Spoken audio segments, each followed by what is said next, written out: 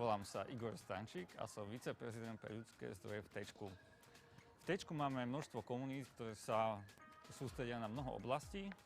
V tomto videu by som vám chcel predstaviť komunitu, ktorá sa volá Green Tea. Tak poďme sa na tu pozrieť, čo to vlastne znamená. Ahoj Nika. Ahoj Igor. Green Tea, u mňa to evokuje zelený čaj. Súvisí to naozaj so zeleným čajom? Áno, radi pijeme zelený čaj, ale okrem iného sa radi staráme o životné prostredie. Mali sme takú skupinu dobrovoľníkov, viacero zamestnancov nás oslovilo ako firmu, že by sa chceli nejakým spôsobom podieľať na zlepšení životného prostredia. Každým dňom vlastne pribudali nejakí zamestnanci a sa vytvorila taká skupinka, ktorí napríklad vysadzajú stromy alebo čistia nejakú lokalitu od odpadkov. A máme viacero aktivít a tak vlastne vzniklo Green Tea. Čo sú také konkrétne aktivity? Čím sa zaoberáte? Napríklad sme boli sadiť stromy. Minulý rok aj v tomto roku sme spolu vysadili 800 stromov vo Vysokých Tatrách. Tiež sme vyzbierali 24 tón odpadu na skládke v Košiciach, alebo vďaka nám vzniklo jazierko v mestskom parku, kde vlastne žijú žaby, majú nový domov. Nika, a aké aktivity máme tu u nás v kampuse? Naši zamestnanci si môžu požičiavať bicykle alebo môžu recyklovať textil v kontajneroch, ktoré máme umiestnené priamo v areáli. V podstate, ak máš doma nepotrebné oblečenie alebo topánky, zbalíš to pekne do tašky, donesieš to sem, hodíš to do kontajnera a príde ekocharita, ktorá tovar vezme a ďalej spracováva alebo rozdelí to na charitu. Počkať, ešte nekončíme. Na budúce vám predstavím ďalšiu komunitu. Máte sa určite na čo tešiť.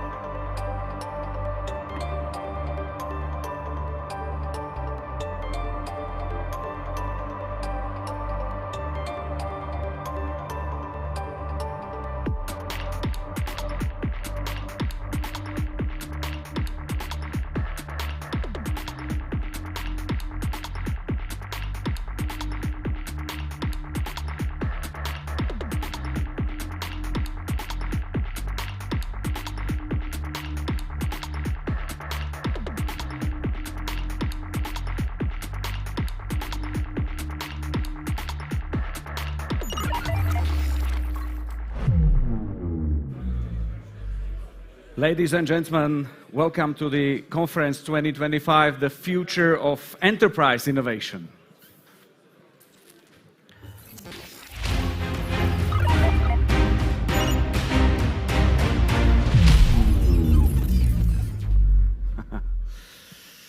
Yes, let's have a seat. Once more, good morning, ladies and gentlemen. Welcome. You can have a seat. Yes, this is the right place. Come and join us, please.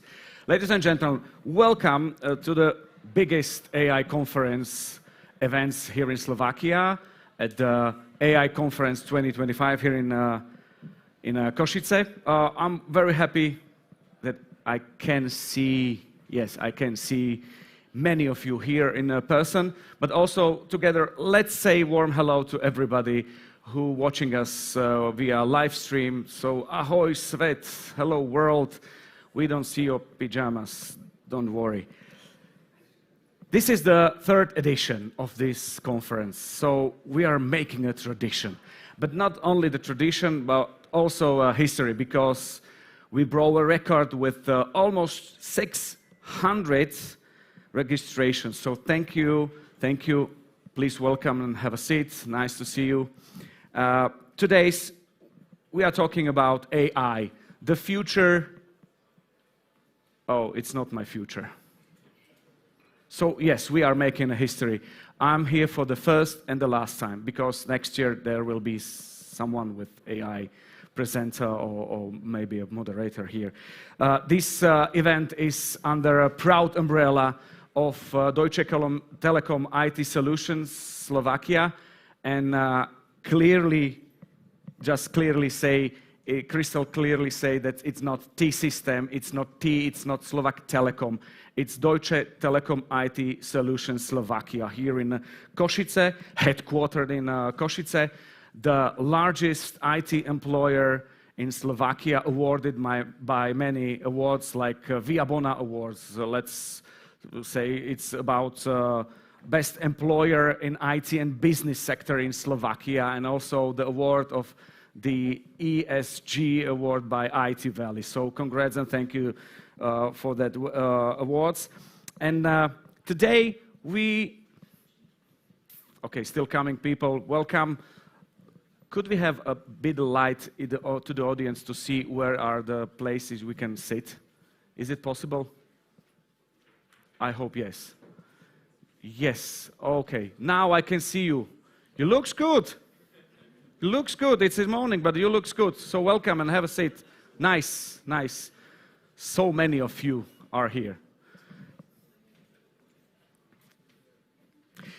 Before we dive in, let's tell you some more things you can have the most of the day, because this is a conference room. As you can see, there is an expo zone open all day, and even at 9:30 there is a very nice workshop. I will tell you more in a minute about it, but in that expo zone you can experience some stands with Telekom, GitHub, and Technical University of Košice, and you could find some fun activities like imagine. Test how you can survive without AI helps, or maybe on the other hand, see how much AI already knows about you. Or maybe make a picture with AI. And talking about that workshop, there is a workshop upstairs running a hands-on workshop, and later in the afternoon there will be a special coffee with the GitHub session. Outside you can test drive Tesla cars, but just registered in a foyer. There will be 2 coffee breaks, 1 refreshment break, and please be with us until the end, because we have GitHub raffle for you today and many nice prizes, because there will be a Deutsche Telekom IT Solution quiz for you. I know the answers, I will help you. So this is all the activities you can experience today.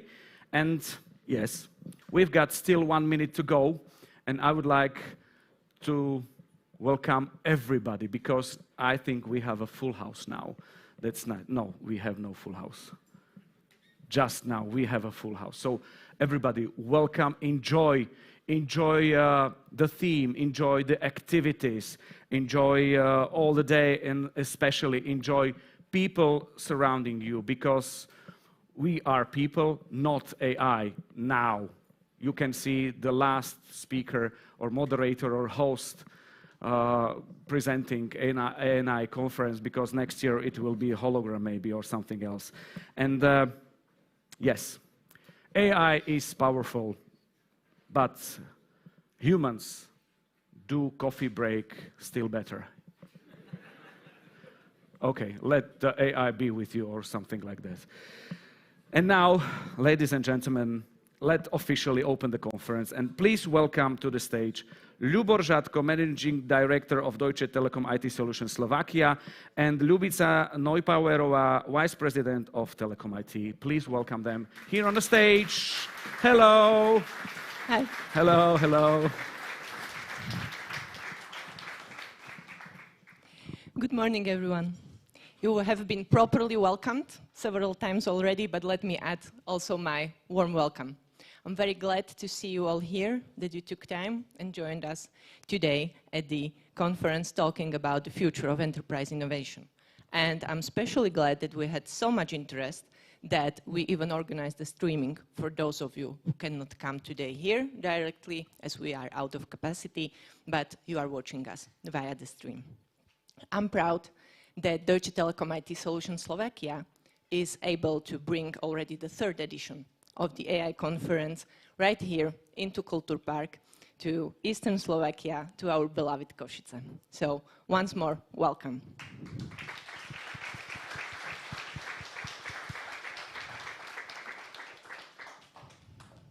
Let me start right at the beginning by saying thank you, because all this would not be possible without our amazing Orga team and content team. So Orga team led by Alexandra Kostelníková and the content team led by Cyril Sadovský and Lukáš Sipský made today available for you. And I think they deserve a big applause.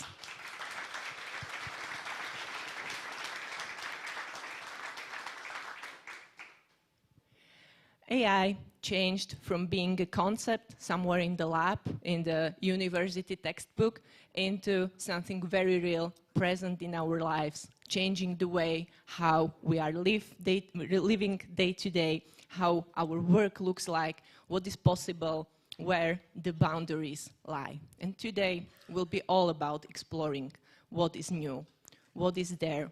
So we are happy that we could bring you the leading tech companies like Microsoft or GitHub with their new stuff that they will be talking about. You will be having opportunities to put your hands on and try out new things during the workshops. You will be able to enrich your networks with all these interesting people that right now I cannot see as the light is in my eyes, but I'm sure we can meet them outside and share our enthusiasm, our passion, and our knowledge that brought us here today.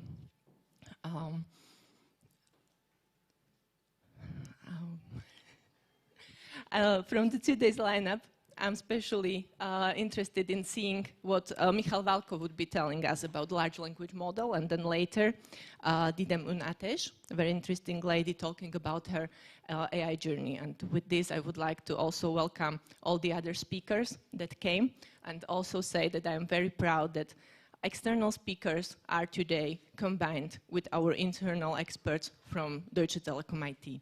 And that makes me very happy about this day. And also that I'm not alone today on this stage, but I'm joined by our new managing director, Ľubor Žatko. Ľubor, so what's your take on the AI? How do you see, and what are you maybe excited about today? Thanks a lot, Ľubica. And really great morning to everyone here in Košice and in the live stream. And I have to say that I'm actually very proud staying here, and I'm being still called new, but I'm already with the company for the 9 months, so that's what you get, you know, when you start in a new job. But for me, it is the first time when I'm here, and it's already the third year, and I'm really proud of all of my colleagues and all of our partners, because, you know, investing so much energy, time, you know, and inventions into organizing such a conference, it's not an easy thing. And when I was thinking about it, actually, that organizing such a conference must be something similar like training the AI model, you know, like it's like you come and collect all the inputs, you know, then you run endless tests, rehearsals, you take all the output from that one, tune up, retune, and you know, and then whenever you are ready, you just hope that it's not going to be the blue screen or it's not going to be just the hallucination, you know, of the AI. So I'm really happy to stand here and really proud of what my colleagues did, and they managed to prepare already the third time in Košice such a conference. And you did mention, you know, like how I feel about it. Any conference needs a good topic, usually the topic which does create the emotions. You know, AI doesn't feel yet, we will see. But it does create a lot of the emotions. It does create, you know, like a lot of some negative, some worries and the fears. It does create excitement. It does create, you know, challenging things, and it does help us actually to break through the limits. So AI is really good topic for such a conference. So I'm really happy to stand here because I think it's a good topic, and I'm really looking forward to all the speeches of you know, all the speakers, because I'm really believing, and I've seen the lineup, that they will amaze us, they will make us a bit of the laugh, you know, that they open our eyes and challenge our way of the thinking. And I'm sure that they will bring the different angles and the dimensions to the AI topic. Because AI, without anything else, it's just a powerful tool. It's just an abstract theory, you know.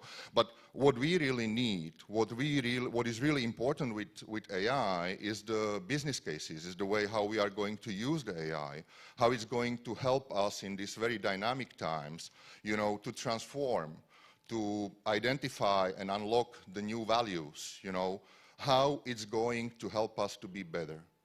And that's very important. And with that one, I just wanted to wish you to have the open minds, to really enjoy the journey today, and have a fun, have a great day, and have a great conference. Welcome.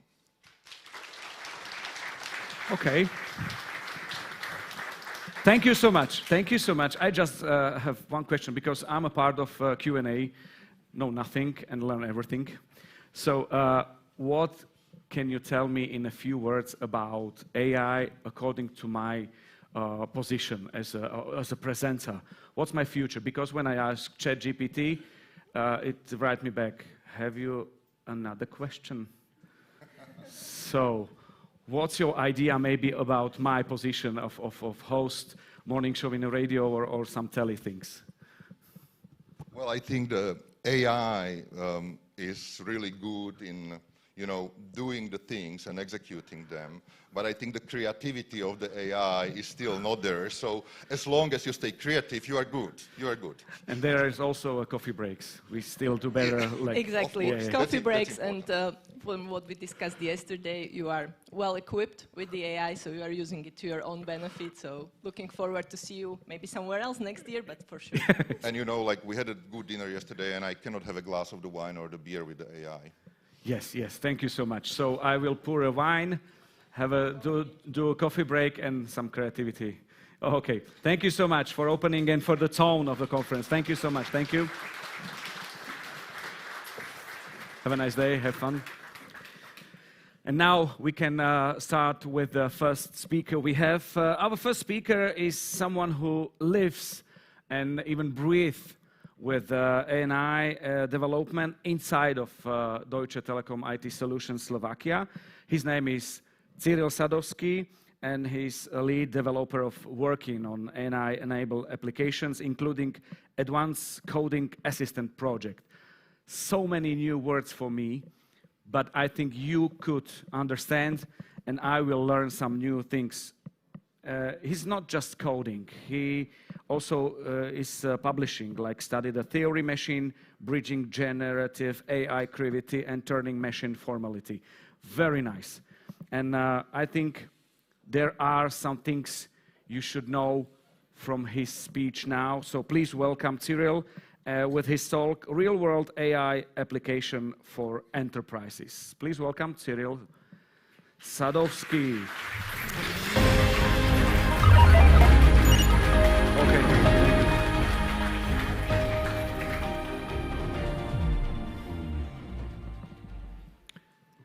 Hello everyone, my name is Cyril Sadovský and I am a lead AI engineer at Deutsche Telekom IT Solutions Slovakia. And today I would like to talk to you about real-world AI applications for enterprises. But before I start, someone once told me that to engage the audience I should tell a joke, so here I go. I told my wife that she was drawing her eyebrows too high. She looked surprised. Okay, so now that we are engaged, let's analyze the simple mathematical formula, starting from the left side, where theta star equals... I have no idea what this actually means. I just gave ChatGPT the instruction to generate something really complicated looking.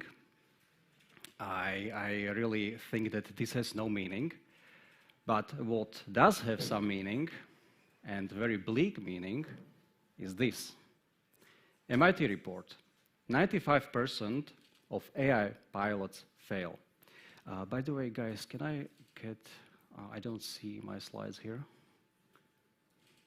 Okay, so about 95% of AI pilots fail. Thank you. So let's put it in exact terms. Just in year 2025, about $400 billion will be invested in artificial intelligence.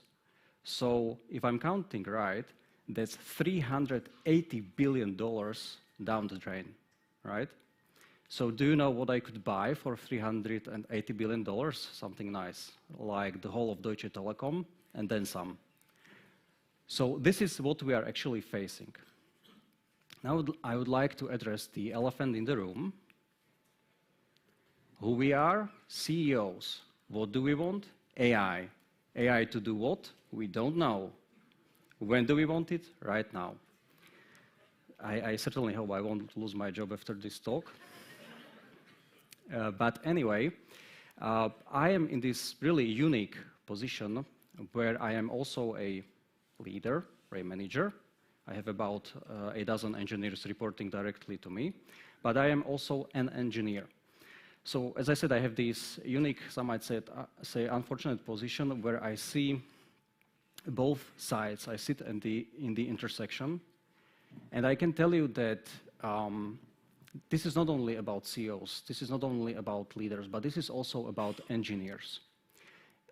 CEOs want results.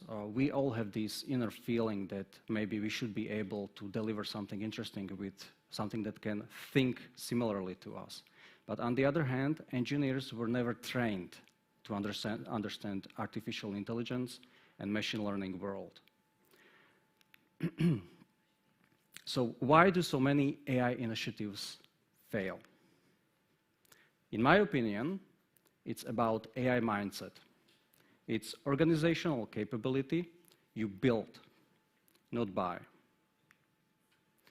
So do you remember that painful transition from waterfall to agile mindset? So when I came and started to work for Deutsche Telekom in 2020, there was already this change on the way.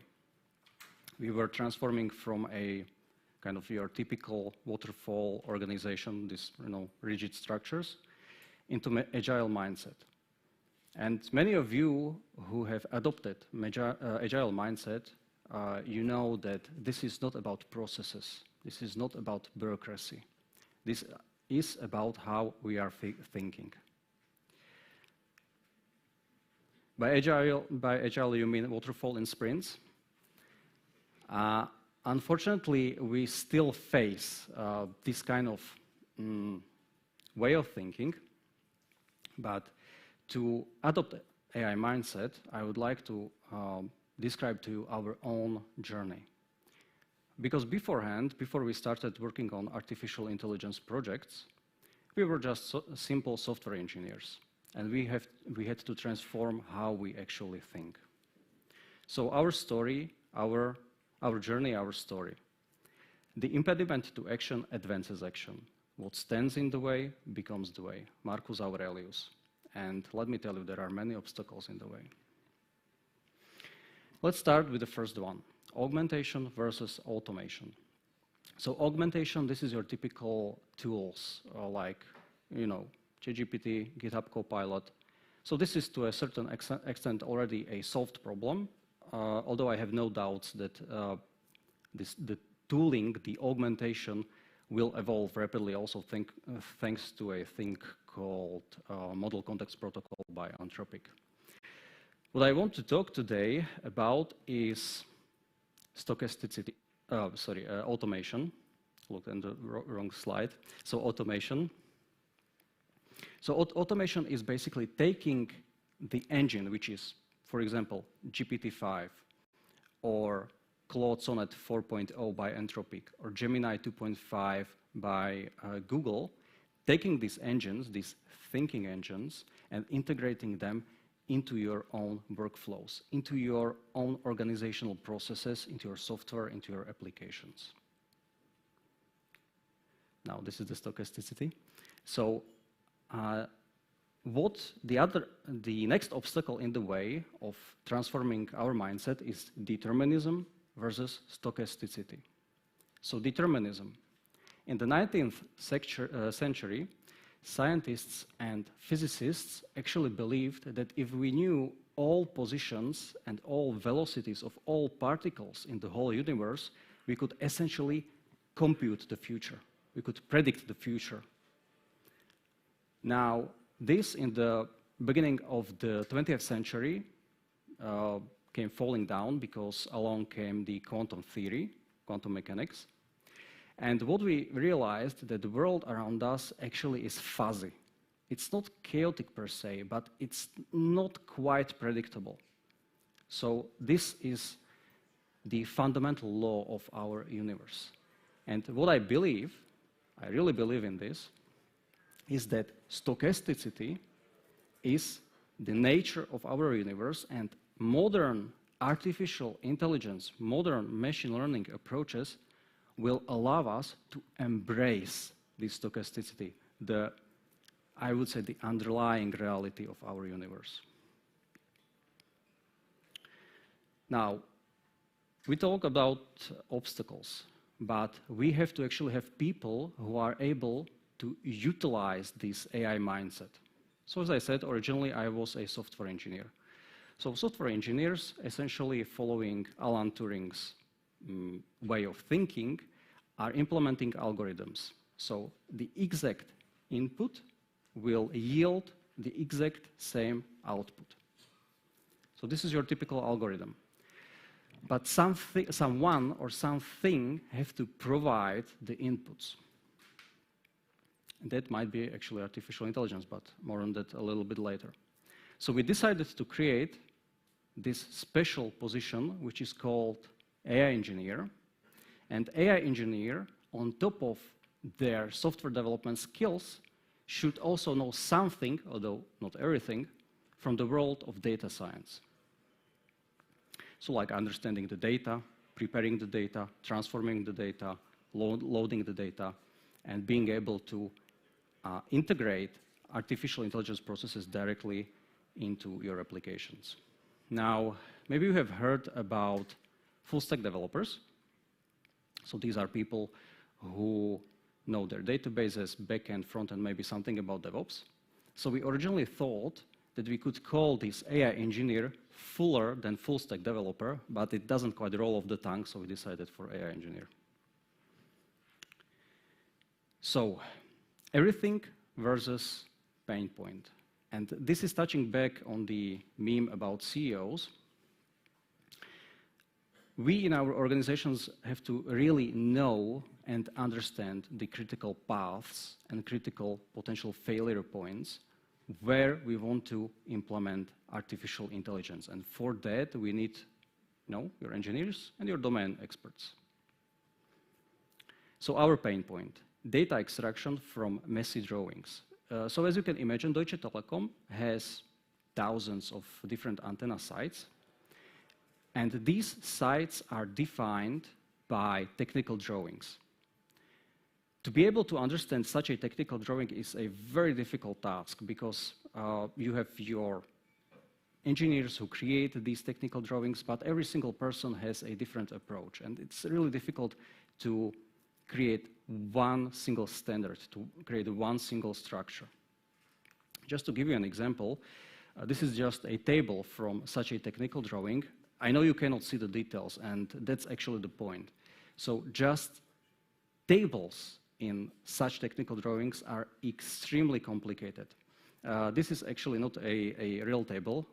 I couldn't show that due to confidentiality reasons, but this is automobile legend. We call it automobile legend, not antenna legend, and this is basically fake, right? But we are simulating what kind of the real table looks like. So how did we decide to tackle this problem? Well, of course, in a scientific, experimental, and iterative approach. We found one paper, one study by Google called Sample, Scrutinize, and Scale, and we decided to follow its instructions and its findings because we thought that Google's findings might be relevant to us. So let's start with the machine learning approach. So originally, and this is roughly speaking, 1/3 of the time was spent on analyzing the data. That's data science. 1/3 of the time, originally, by data scientists and data engineers, was spent on data engineering, so basically preparing the data. And again, very roughly speaking, 1/3 of the time was spent on modeling. So you could prepare your statistical models or deep learning models. But essentially, this was the way how the process, how originally machine learning was done or still is done. Our approach changed a little bit, or how we approach our problem. We spent about 45% time on data science, 45% time on data engineering, and about 10% time on modeling. So you can see here that we saved about 20% of the time. That's a lot. But it's not like you can send to the AI something and the AI will then magically come up with some results, right? So this is just to give everyone a perspective on that we are, thanks to modern models like GPT-5 and Gemini, etc., we are able to save time, but it's not like 95% of the time. So bearing that in mind, this is the experiment itself. The experiment took about 1 month to complete. But remember, we had to have data prepared. That means we spent about 4 months, 5-people team to essentially prepare the data. So before we could even run the experiment, we spent about 4 months just to prepare the data. The experiment is rather simple, although it looks complicated. So what do? We take this table, right? And we generate 50 different candidates for that particular table. So we send, for example, to model GPT-5 or Gemini, that particular table, and then we ask the AI to generate candidates, what it thinks the table represents. Then we automatically reject about 27% of the candidates because they don't have a valid structure. And then we analyze the 73% candidates left with the AI itself. So imagine that we have like 20 JSONs, 20 candidates from that particular table, and we let the AI to analyze its own results, which sounds really weird. So again, just to give you an idea, future learning, what it means. So you can utilize future learning even today with your artificial intelligence. So let me give you a sequence. 1, 3, 5, 7, and the next number is 9. Yes, thank you. So this is exactly what the AI is capable to do. You can show it sequences, examples of the stuff you want to generate, and the AI kind of learns your thinking and can generate what you actually want. So in the image, there is an image of automobile legend. Your task is to extract data from automobile legend table as accurately as possible. AI self-judging. So this is the part where we let the AI to judge its own outputs. And I actually prepared a explaining schematic how this works. So please concentrate. This is quite complicated. Right. So, is it worth it? The big question, right? So let me give you some numbers. At 0.95/0.98 thresholds, the success rate improved from 90% to 97%. Is that good? I don't know. What is the threshold to which you are comparing? So it's like Hitchhiker's Guide to the Galaxy, where they asked, the all-knowing or all-powerful or whatever computer, what is the answer to the ultimate question of life, universe, etc. And the answer, of course, was 42. So this is essentially what many organizations are doing.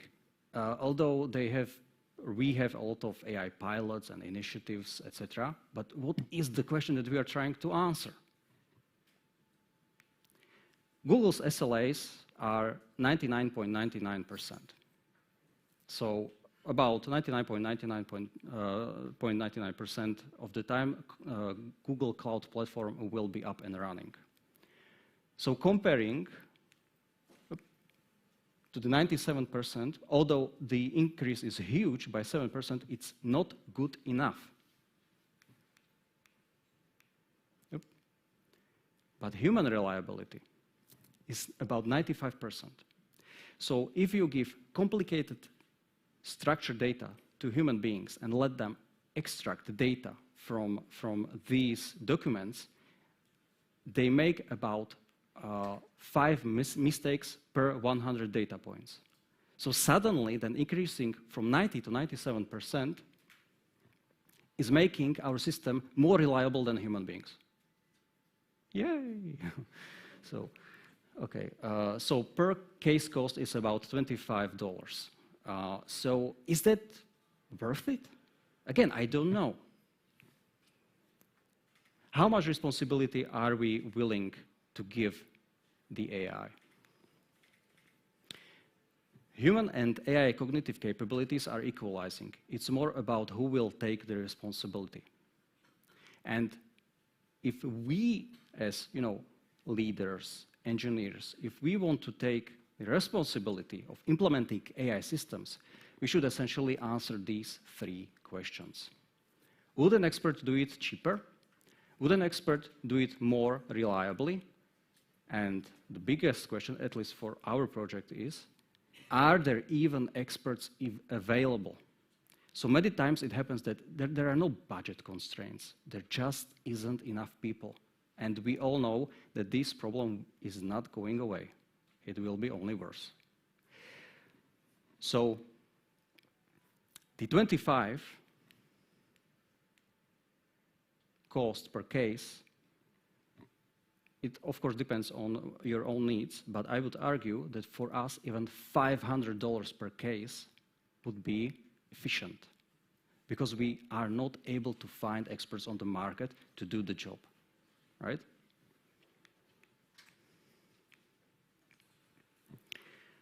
Before I end this talk, I have to take a sip.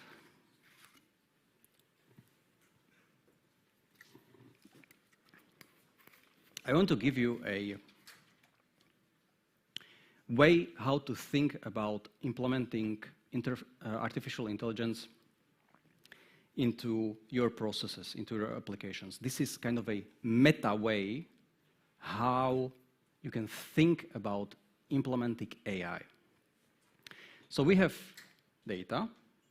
Oop, what happened there? I pressed a wrong button probably. Can you see the screen still? Kind of. Thank you. Okay, so of course we work with data.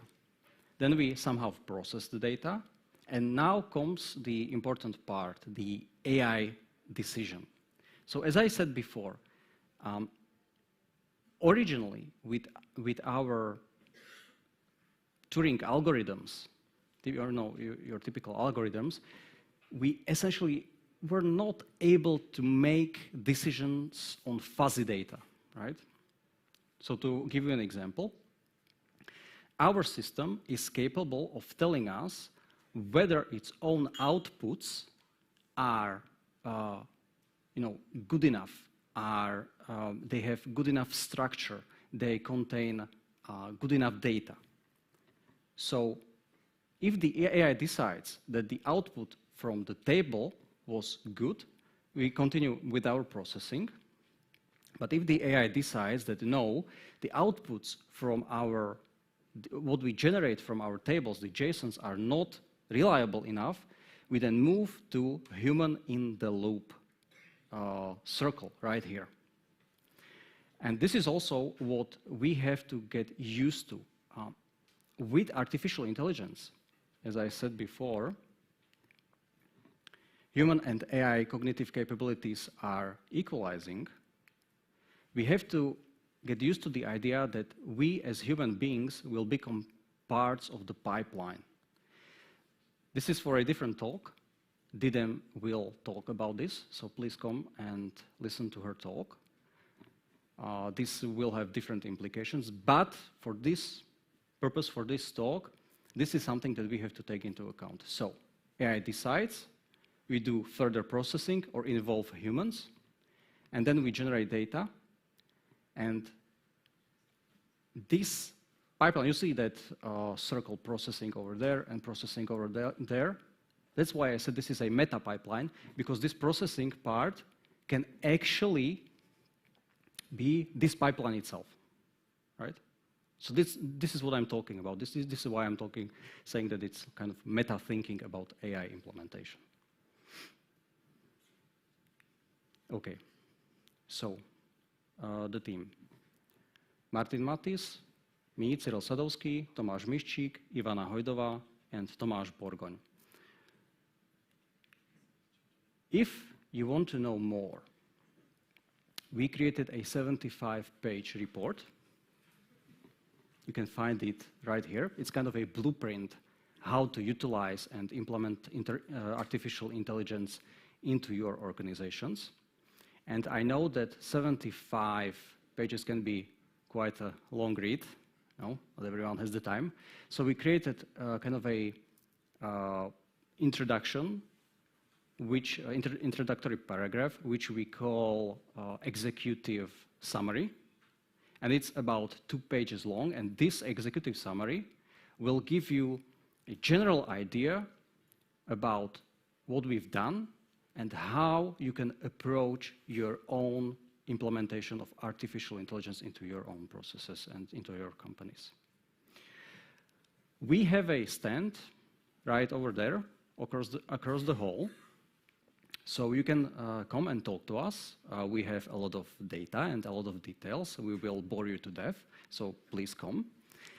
And with that, thank you very much, and thank you for your attention.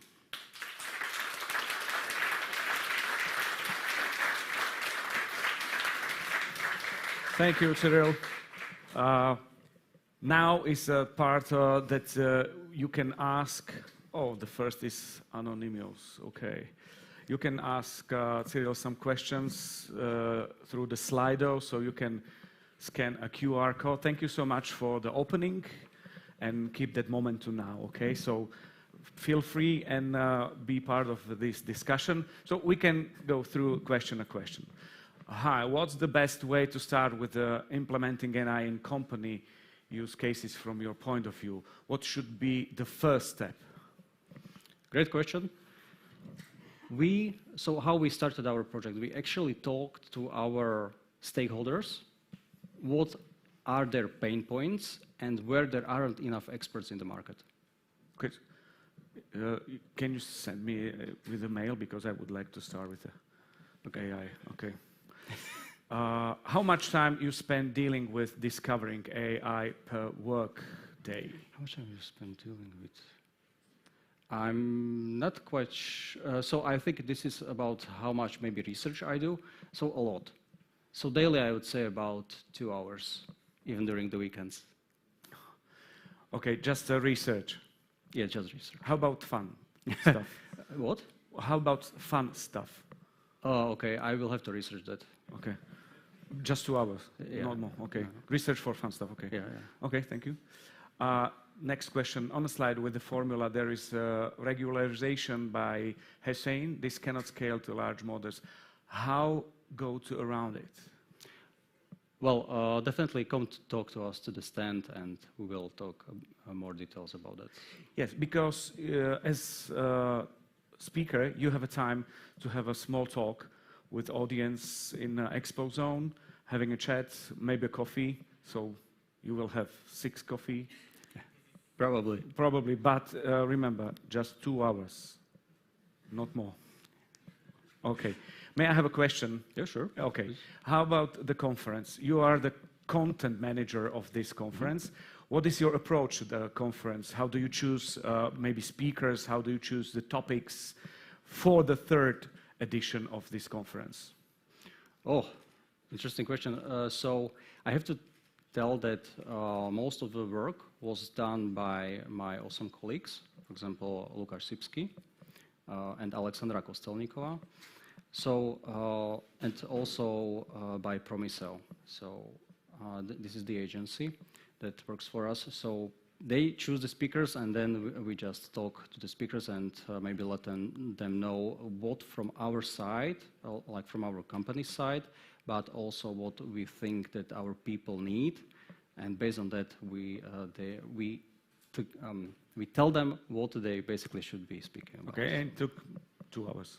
Yeah, only 2 hours, and during the weekend. To go. Okay, we have question, and we have 2 hours just to go. Are you using also local LLM models? Which one, or just frontier LLMs for applications? Okay, so we are utilizing at the moment mostly Gemini 2.5 Pro from Google. You mentioned that $25 per case is efficient. Could you clarify what you mean by case? Could you provide an example? Be aware of 2 hours research. So please, if you have further questions regarding the experiment itself, please come talk to us to our stand, and we will provide more details. Okay, I think all those questions are for the stand you will have maybe in a minute or 2 minutes. We can continue. Did you do also any bias of AI investigation? If yes, what was the result, statistical bias in %?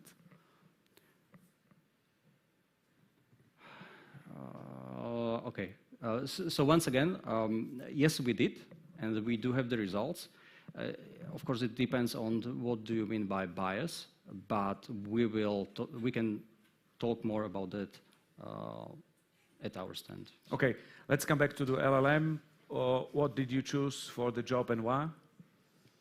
So Google is our Deutsche Telekom strategic partner. So that's why we chose basically Google Cloud Platform with its Vertex AI capabilities. Okay, and now we have the last question, I think. Do you mainly use local deployments or third-party deployments such as OpenAI and others? Is data privacy a concern? Oh, yeah.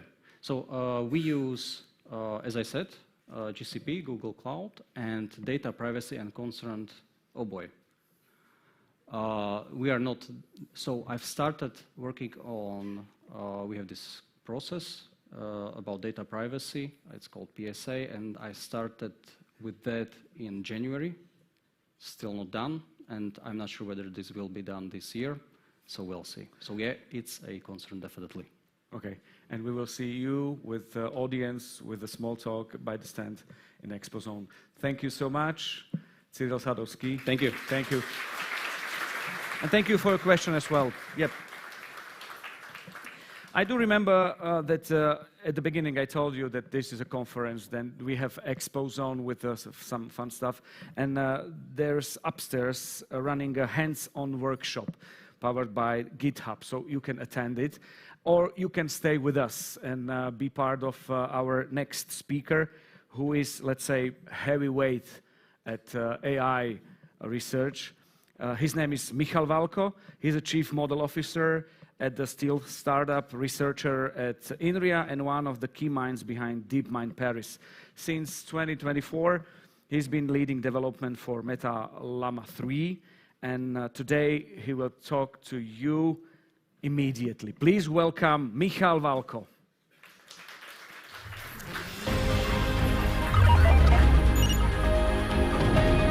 I'm running your time, sorry. Thank you.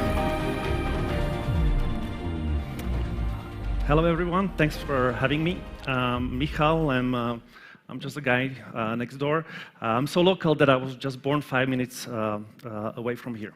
And so it just happened that, that I was lucky enough to be around training models like Gemini, then Llama 3. So right now, if you go to the geminidoodle.com or aimeta.com, I contributed to algorithms and helped to train some models. I also learned I'm heavyweight. I don't know if you even knew that I put on 20 kilos in the last 5 years doing that work. But now I'm trying to lose it. Intermittent fasting is the way. I didn't do it myself, and so there's a bunch of collaborators. So these are some of my PhD students, some of the colleagues from DeepMind, some of colleagues to Meta, some of the colleagues that I brought from DeepMind to Meta, and to my new startup. There is, of course, we publish a lot of the work. So if you want to learn more about details, you can ask me at the coffee break or read one of those papers. Some of them are still being submitted to conferences, and hopefully you get to read more details. You can also interrupt me in the question, even though it's not allowed. All right, so we have a plan, but only 45 minutes, so let's go to it.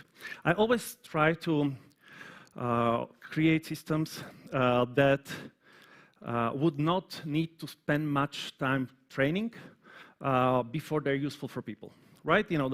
Let's say the more ancient AI system is that you take a huge data set, you spend tons of time labeling, and then you potentially may or may not have something useful. But this is not how humans learn, right? Once you're born, you see your mother. You don't need to create data set. This is your mother. This is your mother. This is your mother. Well, you somehow just know. Maybe nobody even told you. And so, there is a lot of things that we in the beginning did not master how to learn of the systems. And I kind of took 2 ways how to make sure that we as humans, don't need to spend much effort to navigating, training systems or AI that would imitate us or try to outperform us. And so there may be kind of 2, 3 concepts that I want to explore today with you. One we call self-supervised learning, somehow learning something that we already know, so I don't need additional label. And another is games, games theory. As somebody that was a young boy in Czechoslovakia, right? Like we have this quite revolutionary thinker, John Amos Komenský, that says that like the kids learn better when they play. And so this I took quite into my heart, and this is what I try to bake in models like Gemini or Llama, right? And so you probably, after 3 years, everybody knows it, but let's go to just a slight recap how our models train today, right? So traditionally, we have this 3-phase recipe. We download all the internet, and maybe even pay for some extra data sets, and maybe use some our internal Deutsche Telekom data to pre-train the model. And pre-train the model is somehow very simple, right? Like you take the sentence and you ask the model to predict next word. And so what you get is you have kind of the chatter. It's not a conversational system. It's just like something that can predict next word. The thing is that like if that doesn't even talk to you. It finishes the sentence. You start the sentence, or finishes the book, or continues, and you cannot even stop it, right? You cannot make it do something for you, or think for you, or anything, right? It just completes the word. It's like, we had systems like that, for decades. But now there is a second phase that we called either, oops, I turn it off, I think. that we call instruction fine-tuning, or supervised fine-tuning, or imitation learning, we somehow make it conversational, right? So you'll say, well, you know, so we put it like the pair of sentences. For this input, I want this output. Like, for example, if I say I want 3 words, there should be 3 words, and if it doesn't give me 3 words, you know, that's a penalty, and I try to train it not to follow it, right? So now I can make it conversational, you know, me model, or multiple people, and you know, and now I can say, well, for these kind of sentences, output this. It doesn't just complete the sentence. Follow my instruction, make it useful. If the answer is not useful, you know, that's a penalty, right? And if it's useful, that's reward, right? So for that, we usually collect and pay for the sentences for these pairs, for this answer. For this prompt, for this question, this is the perfect answer. But then, you know, at the end, like, we also need a third phase because we went through all this internet. And internet is not a very nice place, you know. Imagine you say something on Twitter or Reddit, and you know, or whatever, you know, discussions under the Facebook or newsletters. You know, this is not something that you would like. So usually after, if you don't do that, when you ask some question, usually probably just the model swears at you.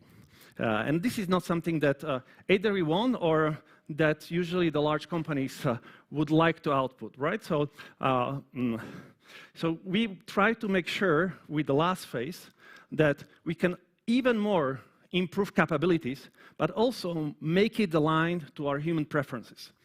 And so in this last part, for example, we'll try the model not to be sexist, not to be racist, not to be financial advisor, not to be doctor, and so on. You can imagine a lot of things, you know, like in the first version, even pre-Gemini, we have all the 20 different things we would not want model to say, and of course, a lot of things that we would like to model to say, improve the capabilities. And spend more of the time trying to improve that last part. And somehow the reason why we define it in 3 is because the time span is different and data is different, right? So here, the input is like full sentences, and we cut it, and we try to predict next word. You know, here, we try to do the pair. Prompt, output. Now, we would like model to improve. So we collect data from the model itself, right? So we already have a trained model. We do multiple outputs for each model, and we ask humans, would you prefer this one, or would you prefer that one? Because sometimes it's very even hard to describe what's the right answer. You know, it's very hard to, for example, describe, you know, how to ride a car. It's like, well, don't go too far, don't kick other passengers, not too slow, not too jerky. You know, it's very hard to say exactly how you should drive a car. But if you compare to driving, it's very easy for us to say. So this is what we do in last part. You know, there are tons of companies, or we can do it ourselves, and we have a lot of like pizza labeling parties. We take 2 or 10 outputs of the model, and we ask humans, which one look you prefer? You know, to satisfy human needs or maybe improve, right? And this large part is called somehow reinforcement learning with human feedback, reinforcement learning with verifiable. But like the difference is that the data we get is comparison between the two. And there are companies that made living, you know, Scale that was just acquired by Meta, Search, Mercor, Turing. There's so many, Labelbox. You know, every week I could talk to one of them because, you know, they all have like different ways how they can make value. And so there is, however, comparison with this reinforcement learning. You know, reinforcement learning is super old. You know, it dates for 1900. Most of you heard about it when we talked about Pavlov's dogs. You know, you see the light. You know, dog has saliva. That's kind of where it started to be formalized, and that's somehow that we as humans just do completely naturally, and somehow this was inspiration for this scientific subfield of AI. The first like huge reinforcement learning successes that general public heard was, you know, AlphaGo and other things that we did in the DeepMind. And so just to compare where we are now, where we are there. So before we had relatively small networks and relatively small, you know, maybe 100K parameters, and we did, you know, 10 to the 10 training steps, right? And finally, we get the Mario Brothers that was able to jump, or like something that could play Go. Now the situation is really different. We take something, Llama 3 had 4 or 5 billion parameters, and that was last year. Now the models could be larger, although we don't go much larger now for many different reasons. But we only do maybe even 100, maybe even 1,000 steps, right? So completely opposite, right? So that little parameters, we spend a lot of time training, and with the huge parameters, spend very little time training, because first, we don't have that much data. We cannot ask, zillions of comparisons. And, that we get something like Gemini Llama, right? So we cannot expect much more, much more improvement. So we need to be really careful, what comparison data we get there, right? So this image became, or this recipe, I would call it, became quite interesting, because this was how first ChatGPT was trained. It's described in a paper called Instruct GPT that predates GPT. And I spent remaining of the talks training. That's wrong. I'll try to see why. This is something that we could improve, and this is something that I worked on, and we will use it both for Gemini and for Llama. And we need to start with describing how those things are trained. So what we do in this last phase, right? Once we have some model that potentially is maybe racist or financial advisor, and we don't want that, or we want just improve capabilities, we give these multiple responses, and we ask people to say which one is better. And this is, you can imagine, as playing chess. So, the game is, all of us can even play a game together. I set a prompt, everybody sends answer, and somebody decides who has better answer, this person wins.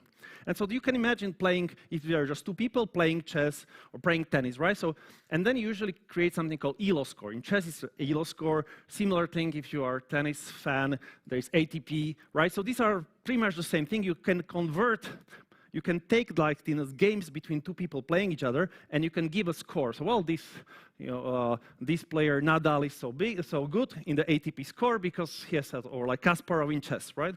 So what we do, we take a lot of these pairs, and we train the model for this prompt. This is not large model. It's usually based on large language model too. We train a reward model. We train model for this prompt, for this answer, this will be the score that we get, right? And when we use thousands, millions, hundreds of millions euros to pay people, then we can train model to kind of generalize, and we don't need people anymore, somehow, for labeling which one is good, and we can train any model. We can just ask for any input, any output that humans didn't see, and the model learn what should be the ELO score without us needing to play the game, right? And so we train it as well. So, and I'm gonna try to convince you that this is not a good site. This is how it's done in ChatGPT still, I think. But in other models, like this is one of the things that help us to get us Gemini to this level. And so do first very slight change what we train. Instead of training just a reward model with the input, prompt, output, we actually just slightly change the input. We train prompt, one possible answer without other possible answer, and instead of predicting the ELO score, we said, what's the probability that average human would prefer one score versus the other, right? So same data, same model, we don't need to do everything, we just do slightly different training. We just change input and output. We don't need to pay anything more than before. But it would have radical difference how we can do things, right? So what we would like to do is, I would like to convince you in the, next 5 minutes that this is a better way of doing it. Because these ELO scores that we have in chess assume something that how humans decide. And this may be or may be not true. If it's true, that is useful, but it's not true, actually hurting us. And I'm going to argue for a second, it's hurting us. And so I will say, well, let's just not assume anything how humans decide. Let's just learn it instead. And so we just will say that if you the only thing that we will require from the model is that if you prefer A versus B 90%, well, the opposite is 100 minus 90, 10%. So this is reasonable assumption, I believe, but nothing else. And now we can say that probability that I prefer one output versus the other, given the prompt, is just if I sample random human from the population of people on the planet, that the human would prefer this output to this output. You know, this may look like unnecessary definition, but it just helps us to define something that we know from 60s, Nash equilibrium. You know, because the models like ChatGPT were trained, well, I have at that point, and to make sure which point, right? At every of these points, we have some model. Here we have pre-trained model, here we have fine-tuned model, and we have after this reinforcement learning fine-tuned model. And so we do in last phase, pretty much, we take this model, and we ask human, find me one model that's better than this one, right? You know, that's reasonable. I had something good, I want something better. But would you like to only have one model that's better than the other?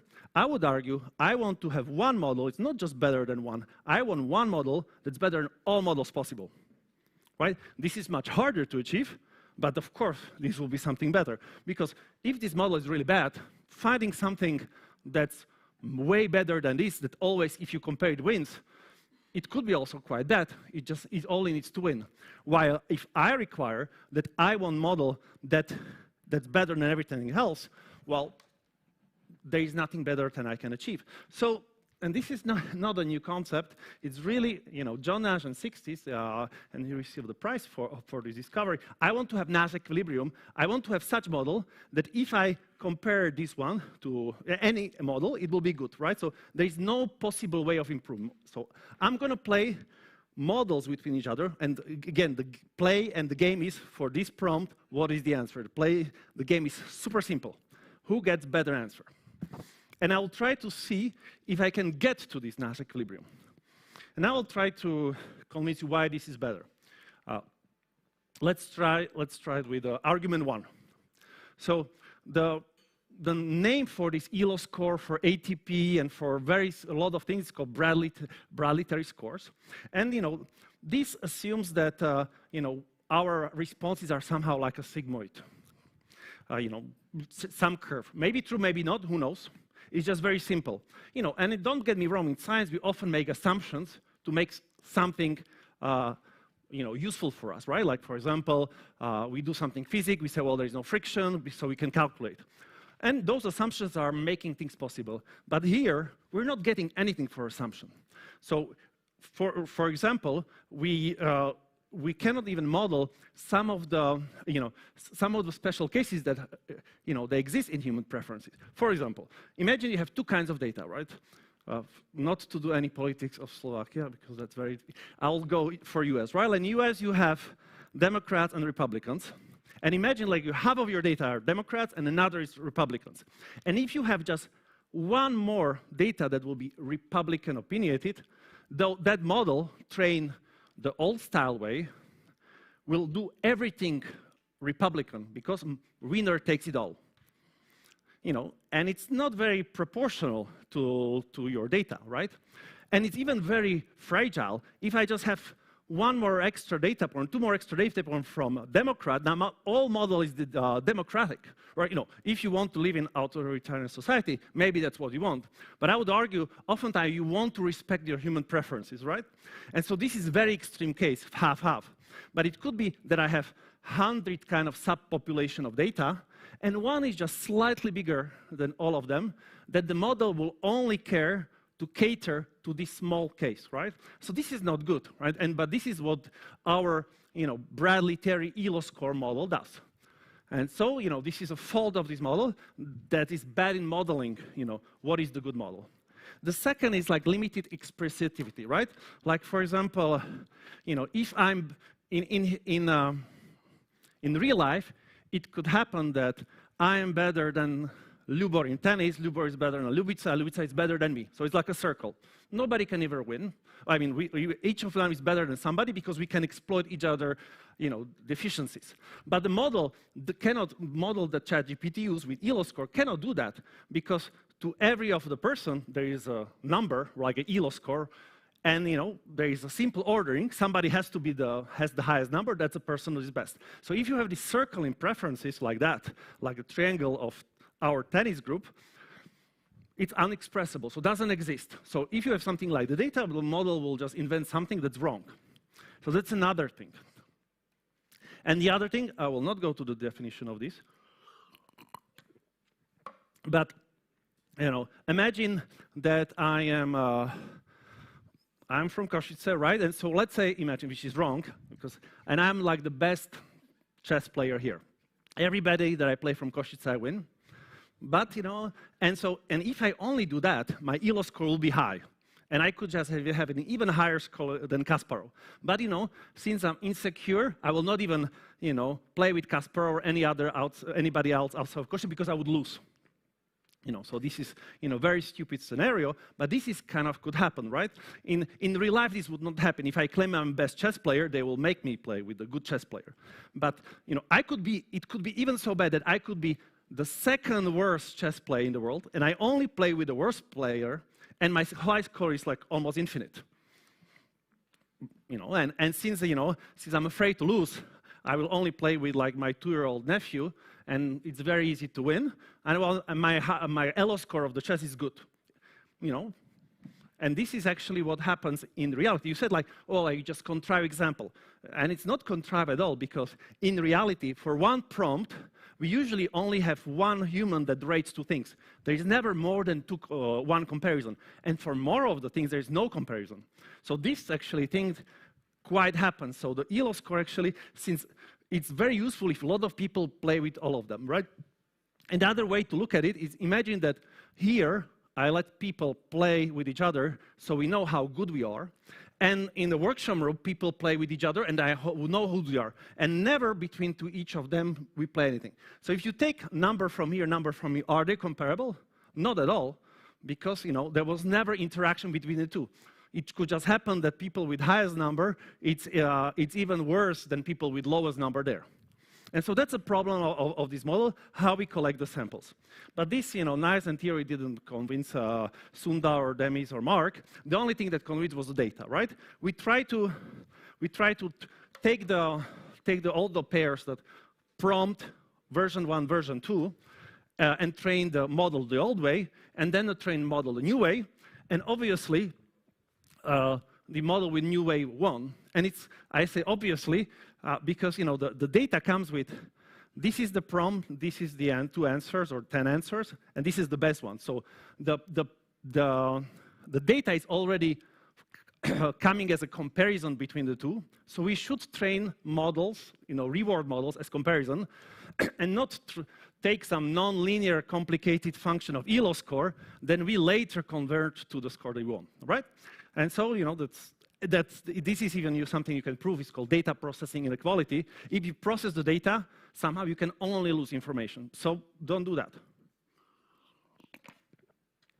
So now I hopefully convince you that looking for Nash equilibrium of the large language model is a good thing. And now the question is how we do it. Because if it's a good thing, but we cannot do it, it's useless. Right? So again, where we are.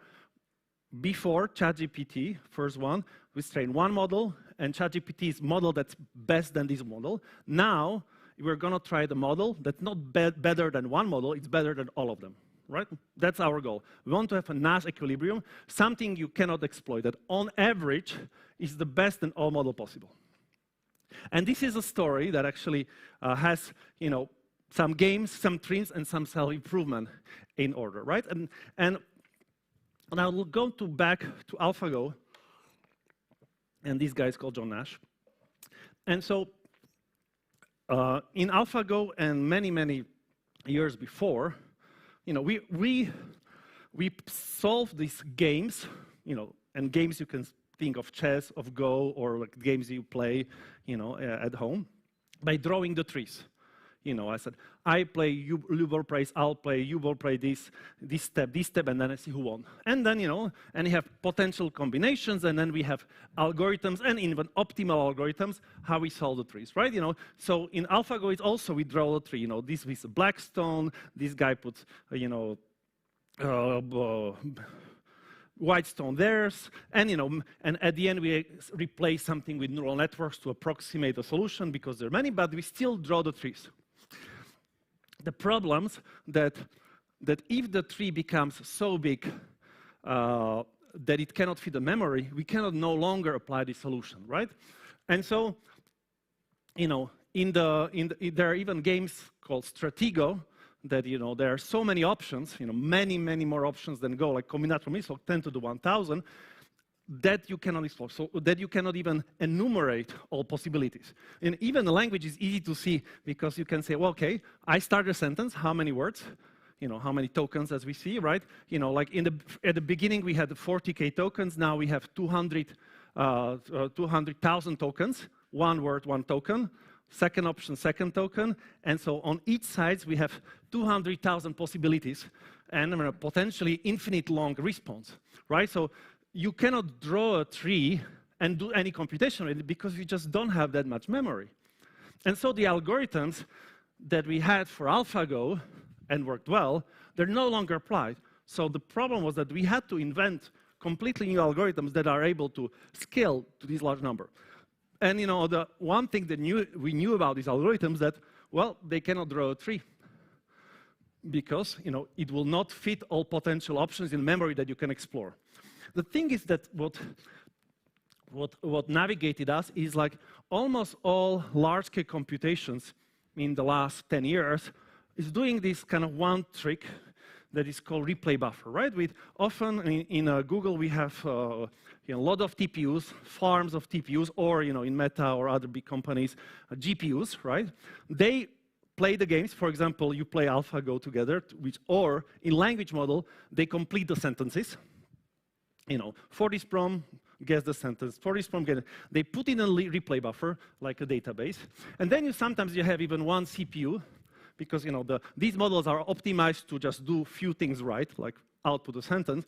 And CPU, like, you know, thinks, takes derivatives, improve the model, but cannot see all of it. So just takes some of the data from the replay buffer, improves the policy, and then distributes this policy, like how to output the model, new version of the model here, right? And this happens all asynchronously in parallel, right? And this is something that is the trick or like the setup that works that we can replicate. You know, like you buy, I don't know, it depends how much money you have, you know, maybe if you're Meta, maybe 100,000, you know, B200, you put in a big farm in New York, and, you know, they spit a lot of words, you know, they put in a replay buffer, here you take sometimes 4, sometimes 64, or sometimes 4,000, you know, sentences and output, you look what could be done better, you improve a little bit and distribute it, right? Like this is how it works.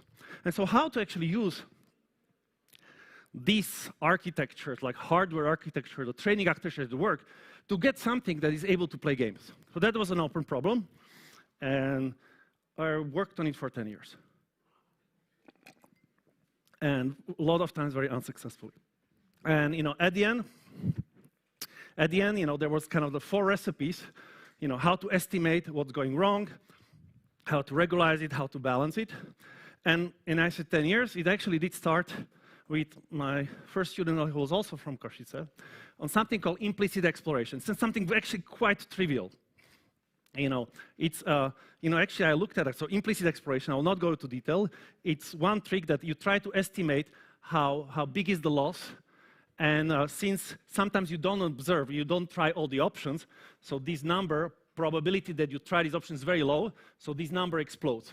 And so the only thing you do, you add tiny small numbers, so this fraction does explode. And then I look at all that I did in my life, and the only thing I did in my life, in my 30 years of AI, I usually, when I say a fraction, I just add a small number.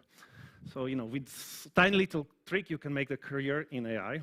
So all the things you see, and so when I have an obituary, you know, when I die, so like if I die in, you know, 2000 something, whenever saw a fraction, you know, he changed it to A over B plus gamma. And so this was actually, we started to do this way, and you know, this was the beginning of this trying to not to use all options, because all options are not possible to enumerate, there's just too many. You know, and people built on it, you know. People in New York created the entropy. This Hungarian friend of mine, you know, proved that it works in high probability. People in Canada, you know, extended to neural networks, and so on and so on. You know, people in Berkeley showed that this could be very used for games. And then we came back to it, and we started to work it for the games like poker. because there are games. And we found an algorithm that doesn't need to draw a tree. But it was not optimal. It was square root of number of states optimal, but number of states is 10 to the 10,000. It's not very useful, right? We still, as a good people in DeepMind, we tweeted about it and we're very happy. But we had to go back to work because it didn't work. And since then, a lot of people continuing building on that research to say, like, we don't need to build a tree, you just peek at it once. But even peeking it once meaning you need to draw it at least once. And even once is too much, right? So we had to go back to the board and we said, like, well, and this is our Berkeley people decided, if you look at a tree only once, we get this last ingredient that was missing in the final soup of discovery. And they said, well, you need to kind of calculate something that's like 1 over number of all potential leaves in the trees, which is also difficult to calculate, right? Because there's just so many. Even it's very simple to count it, it's just too many. And so we decided, well, we play with our adversary. And so we assuming that the adversary is optimal, right? Because at the end of Nash equilibrium, we kind of play with ourselves. And assuming that adversary is optimal, this person needs to know the tree. And so we can see how it plays, and from that, we estimate the tree. And so somehow, we call it implicitly, we didn't fully get this number, but we had an estimate of this number, how this tree should be, and then we use it to find optimal algorithm. And then finally, we could claim that, that our algorithm was optimal. And since then, 2 years ago, this was 2023, we worked hard to put it in the large language models, right? And as we have this, before it was reinforcement learning with human feedback, we created something, it's called Nash learning with human feedback. And so it was actually very simple. Instead of this preference model, that you find ELO score, you just trained, probability that the humans would prefer output A versus output B, and then find the Nash equilibrium. And John Nash already had algorithm for that. And John Nash algorithm from 60s, was quite simple. You want to find Nash equilibriums from large language models. You even didn't know in 60s what large language models are. You said, well, first step, find the model that's good enough and find one improvement. And actually, this is what ChatGPT does. John Nash invented kind of the final fine-tuning of ChatGPT back in 60s. But he didn't stop there. He said, well, take model you find and the original one, mix it together, and find something that's better. Then put it together, mix it together, find something better. Mix it together, and you see you're kind of enlarging the size of the model, finding better and better, and you're better and better than bigger thing. And there's nothing wrong with this algorithm. He proved it's optimal, it is optimal, we didn't find a mistake in it. The only problem is that if all these models that you need to mix together have 4 or 5 billion parameters, at some point you cannot store them in memory. And so we had to actually find some approximation. And our approximation is something that got us best paper award in ICML, that's one of the conferences. And it says like, well, we can just approximate it by building on algorithm of Arkady Nemirovsky that's called mirror descent. You do something similar, like you start with the model, your first one, after the fine tuning.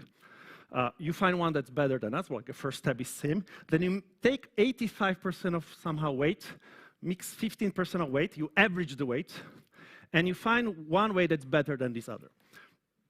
So what you actually do, you compare the current model, so you do output for same from current model, and from this mixture model, you play with each other, you see what is best, and then you try to make the better response more likely. And I had, we could prove that this works, but nobody cared about the proofs. Only care about like that we are able to beat all other models. Because, so these are, potential algorithms, how you can train models, same models, and these are the same, right? And this is on this big table. How is one model, how training with one algorithm is better than the other. And of course, if you look at on the diagonal, it's 50% because you compare the same model to each other. So if you look And the first model that we have is the supervised fine-tuning model. If you look at ChatGPT, he said, how much is ChatGPT better than the base model? Well, 99%. That's pretty good. And our model is only 98% better. So you say, well, it's worse. The thing is, if you compare ChatGPT's output to our model, sometimes 99, sometimes 51, sometimes it's worse, sometimes it's better, because it depends what you compare it to. The thing is that, ChatGPT, the problem is with the objective, right? ChatGPT is only trained to beat one model, while we are trained to beat all of models. So if you compare, this is our output, the bolded one.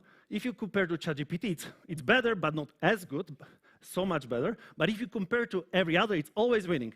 59, 50, sometimes 57, but always bigger than 50. While here, you could be much worse, which is much better, because it's never trained of that. So I have only 5 minutes for question. So I will not go to the sneak peek of the next thing, but you can ask me at the coffee break. I just tell you there is a lot of things to do in this space.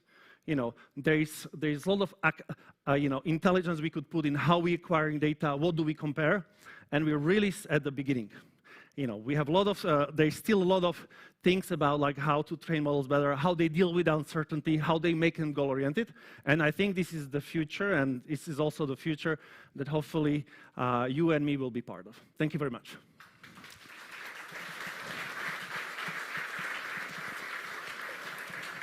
Thank you, Michal. You can have a refreshment because you are like rolling. Thank you for deep insight. And reminder us that there are some people smarter than ChatGPT. Thank you so much. I do appreciate. Whew. Okay, and now second turn, it's a question from Martin. Let's start with a slide of questions. Since Nash equilibrium is about reaching a state where everyone benefits, how do you envision the future of AI development? Do you think we will move toward a centralized AI model where everyone can contribute to improving it, or we will continue with this current decentralized approach? I think there will be always two. It's already the case. The companies probably like Deutsche Telekom maybe at some point will have their own model they don't want to share because of the privacy of the data.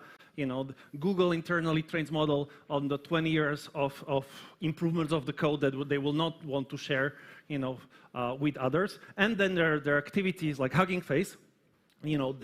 That you can, where you can contribute the data in a pre-training and have a open source community to contribute to that, right? And so we already have both, and academia will be, of course, very happy with decentralized model, and this is something that I think it's of course like one of the challenges that we have is that making sure that the improvements will not be in the hands of few people, and this is something that some of us, including me, try to contribute that spread work. Like so, for example, EML conference that I organized here in Košice 2 years ago, when we brought people from OpenAI, from Mila, from DeepMind, from Meta. Is exactly this initiative that we take in Central Europe to make sure that knowledge is spread. Similar initiative, on Thursday I'll go to Armenia to talk, about improvements of AI and, try to also raise ecosystem there. So, there's up to us also how to make sure that we don't centralize, the AI, benefits, but do we make it more? And sharing the knowledge is part of it. So this is also what we do here today. Okay, Maros asked, is it possible to say which AI model is nowadays the best for answering the prompts? Does it differ based on topic? Absolutely, yeah. Well, that's very easy, right? Like, it changes every day. The thing is that it's very funny to say because, like, the thing is that oftentimes when you have a bad model, you actually don't release it. People actually, all the companies try to see, can I beat it in something? And then we say so. Usually the last one that was released is better because, like, if you release something that's worse than the previous one, you make fool of yourself, even though that happens. So yes, but it's typical thing that the Anthropic focuses more on the code. There's model that focus more on creativity. There's and so on. And which one prefer you? Well, I use I use our own models, because I'm also testing them. but for coding, I use often Anthropic, Cloud Opus 4.5. Yeah. Okay, Jan, what would you like to achieve in next 2 years in the field of AI? Sure, yeah. So like one of the things that that we are good as a humankind, but we somehow already managed to get with the model is that we can summarize a lot of knowledge, right? So the humanity kind of grew because we were able to share information, first by Gutenberg, now by internet, right? So talking to large language model is kind of you can talk it to encyclopedia of everybody, So this is somehow this assemblage of human knowledge on steroids. This is somehow we already have it. But something that the humans are really good at, and models are tables, is like dealing with uncertainty, right? If I'm going to bypass, I'm putting ChatGPT, these are my results. Should I go to bypass? Yes. Are you sure? Yes. Oh, but my mom tried before and it didn't work. Okay, sorry, no. We are as a humans, the models are always sure about something, maybe not, but they're always sure about something. And you can flip it, right? Humans are really good in dealing with this uncertainty. Like we say, well, I'm going from Košice to Bratislava, and I'm not from here. I just came, let's say, I don't know, from Canada, and I never know this country. Well, I ask 5 people around, oh, no, you go from Budapest, you go through, take the train, and we're really good in assembling and also assembling and generally this uncertainty. Well, this person I trust, this person didn't look very trustable.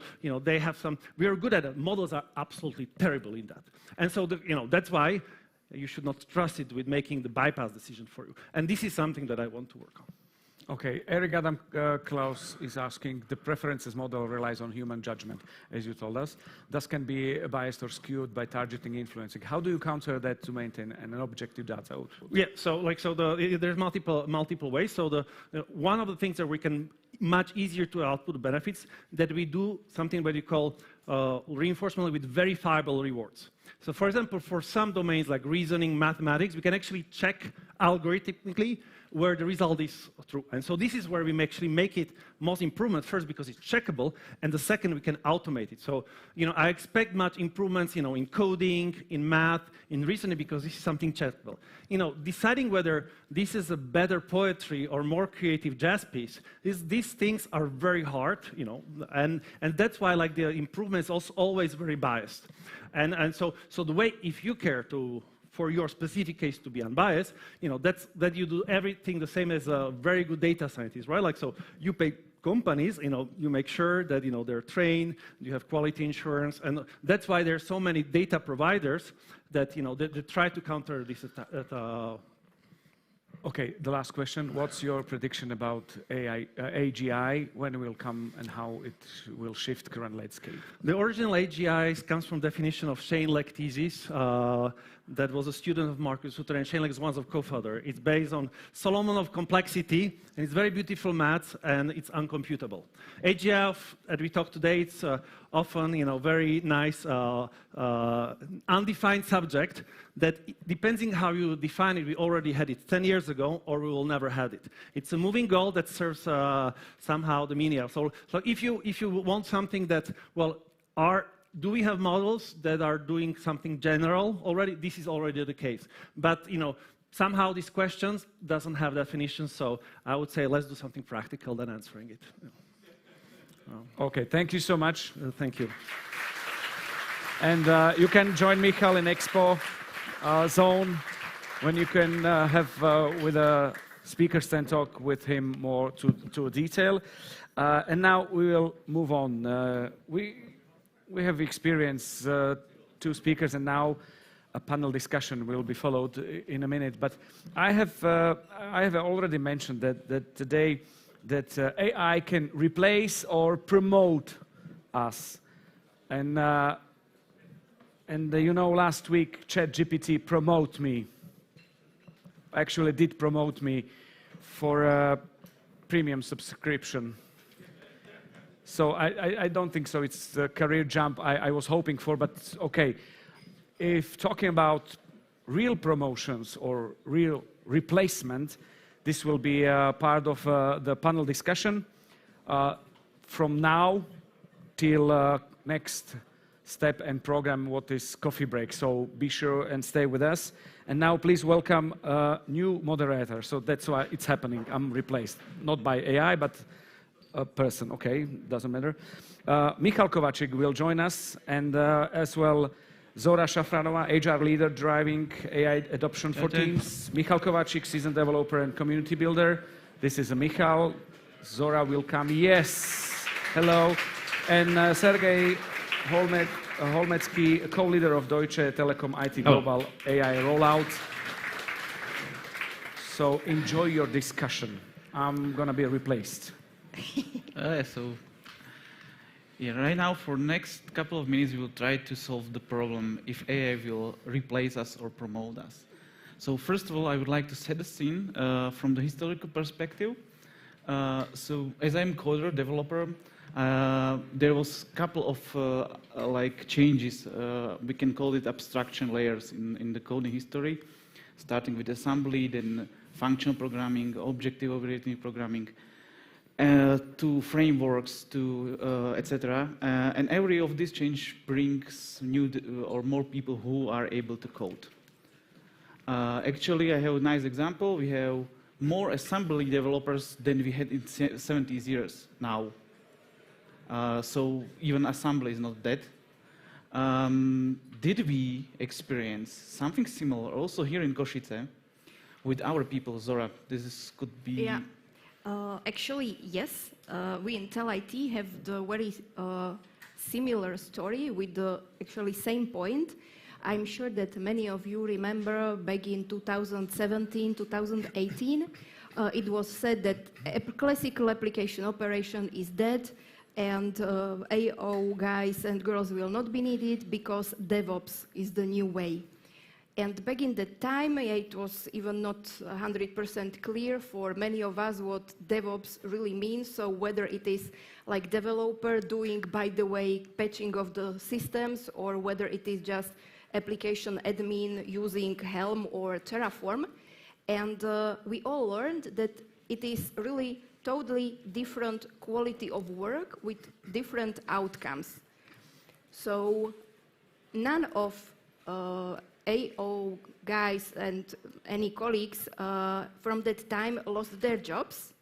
They learned how to do DevOps, and actually currently they are even earning multiply more than they could even get if they would have stayed in classical application operation. So always when there is a quote, okay, AI will replace us, this is the experience we made in our own company. Mm-hmm. So I would say that as long as we keep learning, we are quite safe. So basically, if you take it from historical perspective, the learning for us is that every new age just bring more people which are working within the IT. Looks like. Looks like. Yes, Sergei, so as we're speaking about, because all of this discussion is about more on the augmentation part of the AI, so making humans better in some certain task. So we in the Deutsche Telekom are also trying to help our people to be augmented with some tools which using AI. So can you say us a little bit more about the story, how it's like began and what we would like to achieve? Mm-hmm. And basically maybe not just Deutsche Telekom, but every company right now which is like early followers are doing. Yes, thank you for the question. I would maybe classify first, Deutsche Telekom, and we saw the previous speaker was, that's basically the forefront of development, right? We are at best the early followers, but I think pretty successful early followers, because we are trying to implement things via experimentation. I would like to build a bridge to figure that Cyril mentioned. What was it, 95% of the AI pilots are failing. I would consider it as a prize for the 5% of pilots succeeding. So I would maybe turn it a little bit around, right? Without the form of the letter wouldn't be possible. And we follow the same path, right? We are probably not running into the 95.5, but we are starting with various pilots, and we let our people experiment as much as possible. We also see people who are early followers who are really like on the forefront of development, and they're shaping also the agenda that we're having. So basically the strategy we're pursuing is to give as many tools to people to experience, to test, and to just feel a little bit with their own fingers what does it mean to work with AI, because AI is not replacing people, as Zora was saying, it's replacing tasks, and we are just augmenting ourselves with every step ahead. So on this journey we are since 1.5 years, and I think pretty successful now without throwing KPIs at the audience, but in general it feels we're on absolutely right path, and we can dive into this throughout the conversation. Thank you. So, Zora, so you are also leading the like couple of the teams from the people perspective, also from you are responsible for that they are up to date with all the knowledge and etc. So, what do you think that are biggest obstacles in this adopting AI journey, or not adopting AI tools and step into the journey of AI adoption? Yeah, I would say that the biggest obstacle is always in our own minds. Sometimes we are facing the statement of colleagues that, okay, I used the AI a few months ago, and the answer I received or the solution proposed was not as good as expected, so actually I didn't touch it since that time because it doesn't make any sense for me. And I think that we shouldn't fall in this trap, because as it is clear even from today's presentations, AI and anything connected to AI is evolving very fast. It is even difficult to say where will this end. And I think it's crucial for all of us to keep up with AI, because otherwise it can happen that we will not be the first adapter, but we will be lost behind. So this is something what we need to get used to it, that the change is really continuous even from one day to another, and to get comfortable with that. So this is the challenge. For sure. Maybe I would like to add this. So we see right now like many buzzwords popping up, like prompt engineering, context engineering, like many more, or vibe coding, etc. So probably we see right now that there is, like with always any technology which rise up, it's like it's not just, we heard a lot about LLM right now, about these big brains which could things. There is also some other things which you can add to this, like workflows or tool chains which you are building. So for example, like it was said, Anthropic MCP servers, so model context protocols, then which ensure that your tools and your workflows have knowledge about your company, about your personal knowledge, about whatever you want. Then of course also A2A protocols, which so agent-to-agent protocol, which brings the Google in the game, which define how those like systems could talk each other. So it allows you like thinking about automation. And saying that, I said few like two technical terms which is in the game right now, and all those people need to understand what is the best for making me and also our product or product which I'm working on better. And this is standard software engineering which we live like decades right now. Okay, Sergei, but I mentioned also like very interesting term, vibe coding. Mm-hmm. And we saw, and this is very exciting for me, especially that there is many domain experts, many like experts like machine learning experts or experts from particular field, like, I don't know, from the B2B market, specialists to selling products, which they can build their software without even knowing the code. How you are looking to this? Yeah, actually, you know, the idea is fantastic, and it would be really a pity not to pursue it. This situation we are in right now, and I mean, we both were even talking to some of the companies like Bolt and Replit and Lovable, and there are plenty of those arising. This is basically making sure that there are a lot more builders in our companies and in our world than before, because it's a bit of democratization of the IT development. On the one hand, something simple, something getting from scratch, like putting your own project online. This is fantastic. If you speak about critical infrastructure, if we speak about corporate, with a lot of legacy, I think it is great if non-IT developers prototype the products. It's fantastic. They're saving a lot of time, a lot of useless discussions, and wasted time for the prototypes. However, between these ideas and real life product, there must be an engineer in between, and I think this is where we still stand.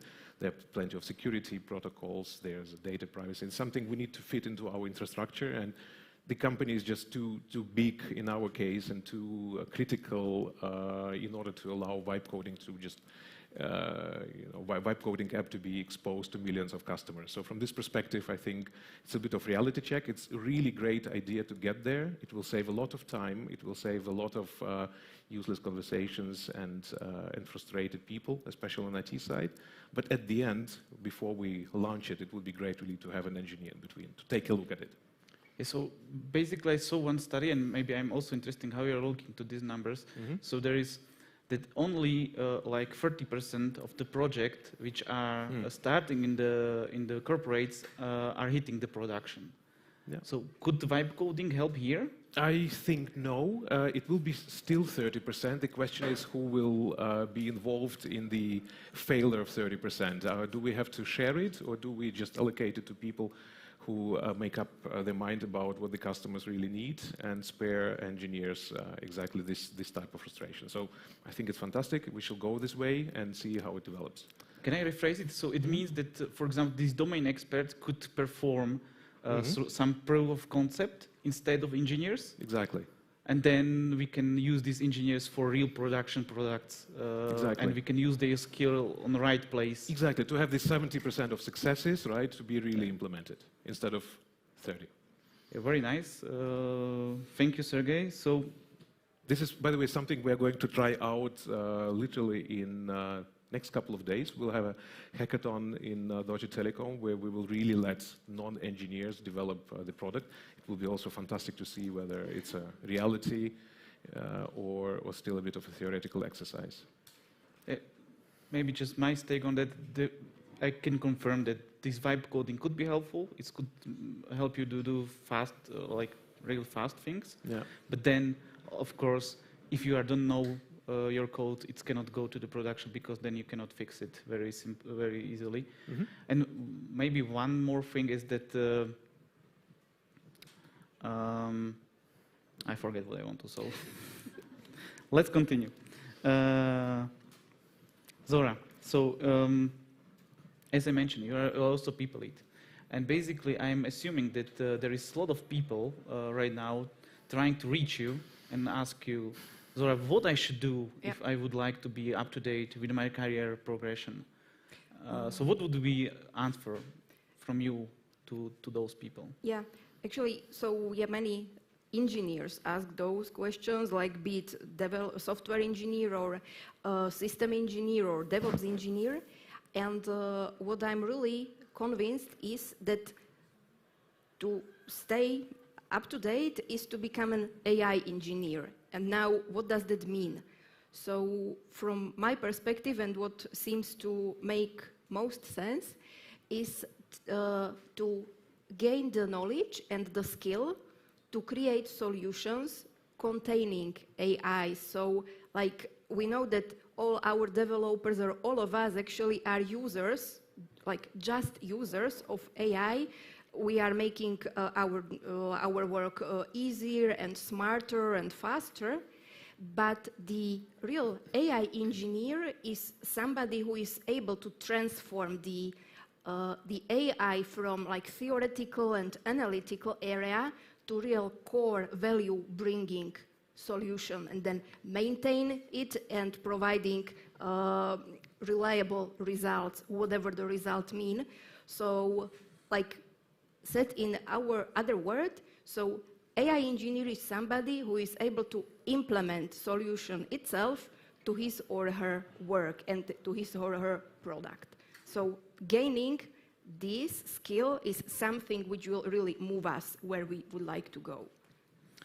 Okay, so if I rephrase it, so the most crucial skill will be to find the next added value which I will be able to deliver to the organization. Yeah, and to the not customer. Not relevant which in which area and which field. I would say so. So, and regarding the AI change, like, do you think that also, because we are speaking about will AI replace or promote me, so there is also possibility that if the people who are step more in this AI era will be like, their skill will be better and better, and then they can earn also like more money, or they can stay more relevant or longer relevant on the market? Yeah, I would say this is definitely expectable, because we even see it on big trends, because we know that some companies are really sending many people off, like Facebook. Okay, so let's replace all the agents with AI. But on the other hand, other companies like Google or Amazon, actually they are sending some people away, but they are hiring people with this AI skills. So actually they are restructuring their portfolio of employees. So most probably, having the skills as described before makes you definitely relevant player on the market. Okay, thank you. Basically, what you're saying is learning to work with the AI, not against it on the one hand. Yeah. Then connecting to your previous comment, I totally agree. I mean, try once. It failed a year ago, or I'll never touch it again. Benefit of doubt, check it out again and learn what AI is good at, what AI is not good at, specifically for your particular tasks. And I would say, there's a common denominator, but for me this is a value. What kind of value people are bringing into the process and organization, and if they just transform the way of thinking, it will be the best way to go ahead. It will be basically inevitable. Remember, we also had Michal, the case, just to finish this, where you can encourage people just by asking them to use AI tools, or you basically leave them alone with the AI tool, and it will come naturally. Because it is so eye-opening once you just experience what it is in your daily life. Yes, speaking to because is also one of the threats, by the way. Will AI also make us more lazy? Or more stupid. Or more stupid. So we are hurting. By the way, this is my next question, Sergei. We were hurting from the big vendor, big companies, that they already observing this skill atrophy within their most skillful people, because they just using AI for regular tasks, and they just forget how to do things because they do not need to do it. So maybe how you are seeing, and we were in the US beginning this year to also digest the atmosphere there and what's happening there. So can you also elaborate what other companies are doing, in real markets where this trend is very hyped? Also compared to the Europe, for example. Yeah, what we heard there is this skill atrophy. It was just one of the comments from engineers who are a little bit nervous to lose their skill set. It's like letting AI play the musical instrument. You just forget how to do this. From time to time, you need to get back to basics, consciously, not unconsciously. But specifically on your questions on what other companies are doing, and I think this is the mission we have right now. We've heard a lot of anecdotes where people are getting 3, 4, 5 times faster in specific tasks and what they're doing, and still this doesn't translate into overall engineering. It's great for them, really fantastic, and we should keep going. But how to translate this efficiency into the overall organizational efficiency? We heard from Google. I think the loss of basically power between individual and organizational is approximately 60%. How to make this gap narrower? I think this is the challenge of organizations. But I think we are just standing in our own way with all our red tape and processes. If we manage to simplify that gap will narrow, and that will really excite people, because no one likes red tape, especially in the engineering community. And other companies, well, everyone is experimenting, everyone is failing in their own different way. Again, back to this MIT report, I think it's a great report, but I would write rather 5% bigger than 95, because we're at the beginning of the story, and is there a way not to fail? I think the answer is no, so I just suggest we go through it fast. Thank you, Sergei. So basically, we a lot of speak right now about the augmentation. There is clear that this augmentation seems like just another layer of the abstraction. We just bring more people who will be able to generate in the not code but value to the organization. Mm-hmm. It's clear with this vibe coding that okay, so right now the people with the next expression layer could be English language. Yeah? So because in the English language you can express what you want, and some vibe coding tool can generate some product. So this is like this plus people who are able to like generate value for the organization. This is clear, but then we have also terms like the AI automation, which Cyril spoke in the beginning, or his first presentation, where I'm honestly really doubting, or it's not clear for me, and nobody who said that have answer, I do not believe him, because we see like on the market, like you mentioned, many different approaches. Like one is hiring, second is not hiring, third is doing that, and I whatever. So it means that there is no like common vision what will be going on with this AI automation. AI automation, I think we will hear more about also from the GitHub, which we'll have after the lunch from the Alain presentation. And this means that we are parallelizing the task. So we are not doing the people better, the machine are doing our task in parallel. So can you also, both of you elaborate on that? So maybe just confirm that whatever. Yeah, I would say that we will see what we will see, and for sure there will be like no only one way how AI will be implemented, because yeah, as it was said, the different businesses have different needs, and for sure it will be adapted to different solutions. So I think what is important for us to stay open-minded, to keep our eyes open, and then just wonder what all is coming and try to enjoy and not to be scared, because probably, yeah, because it is definitely difficult to predict. My stance on this is keep creating value and just don't digitize the process that exists, but rather try to connect it to this value to the customer, right? And this is in the end where it goes. So just recreation of the old processes and the way of working with AI. This is not AI first. I think there was a question on AI first. So what is it? It's just to rethink a little bit on how we approach the value delivery. If we manage to just switch the minds a little bit from incremental improvements. I recently had even here in the tea discussion, are we going to incrementally improve all our software, or we just build everything from scratch and just migrate the customer to the new one? Somewhere in between lies the path ahead, but as you said, every organization will have to figure it out themselves. And obviously there will be failures, but I would say we should be a little bit braver, but in not forgetting the customer, right? We never ever mentioned this notion here, but I think it's important. For whom are we doing it? Yes, Sergei, so Zora, we have questions. Yeah, but I apologize, I cannot see them from that. Sergei, can you help me? I can read it. So how is Deutsche Telekom encouraging its staff to be up to speed with AI? Maybe it's for Zora, and to be AI first. Are there any programs, and how do you measure results? Yeah, so I'm sure that everybody in Deutsche Telekom have heard already that we have many initiatives. Yes, we encourage people, try to find your way of working with AI. So you can hear it from all the angles. So it is even one of our strategic priorities. When it comes to programs, actually, currently, I would say we are at the beginning of forming any, because we know that there are many colleagues who, like maybe Cyril is the example, that doing this and investigating AI in their own free time, but not everybody has so much, maybe free time.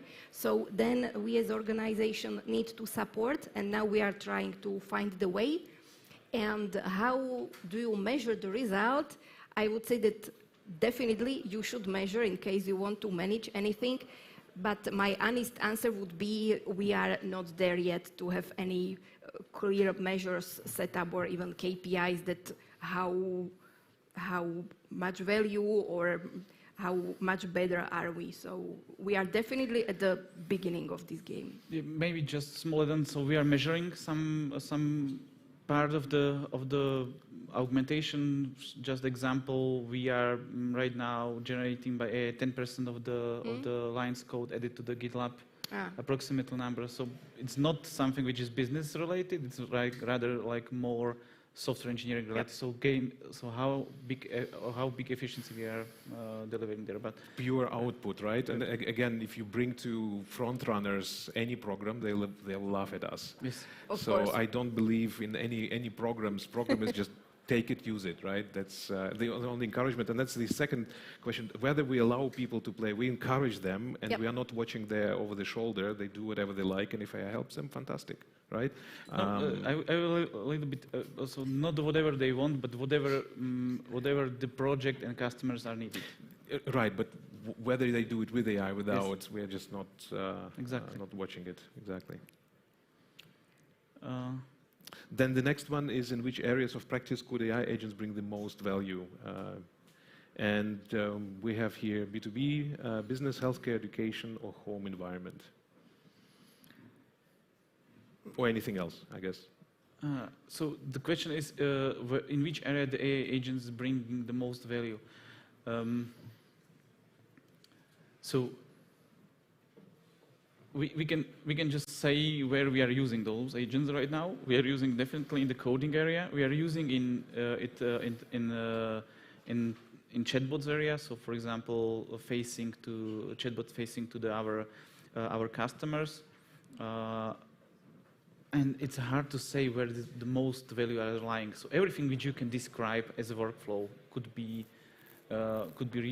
handled by the agent. So, and you have different roles there. Yeah? So real nice examples in the coding. So you can have like coding agent, you can have like testing agent, you can have more types of the agents, or for the more tasks. So you can have those specials. Yesterday we had a really good discussion with experts. For example, it could be that for all like medicine. So you will have like in the medicine you have doctors which are specializing to some topics, like to the health of your heart or your legs or whatever. So you have those specialists, and those could be like agents. As you can imagine them as agents, and you can, if you can transfer this to the any IT process, then it could be valuable and it could help. Specifically also looking at the customer facing, I think this is also what questions are being asked. The tools we are using, and usually they have proprietary AI agents, like within SAP and Sprinkler and Salesforce and everything. Exactly. Right? That will be also, I mean, it's not developed by us, it's developed by the vendors, and we are utilizing it wherever possible. And if I look at the watch correctly, we have time for last question. Responsibility. If AI agent or AI makes a mistake, who bears responsibility? Person, people. Yeah, I would say this is the same question as you would be asking. So if an Excel formula returns you incorrect results, so who is responsible? No, still you. So I think that we shouldn't even try to get rid of this responsibility. Yeah, we keep human in the middle, loop, and accountability is still with us, obviously, right? Mm-hmm. Yeah. So time is up. Yeah. So I hope that you enjoyed the discussion and you take some valuable insights and maybe knowledge. It seems that we manage half to half answer the question if they replace us or promote us, but I think that it's help you to be calm in minimal in next few years. That calm and curious. Yeah. So yeah.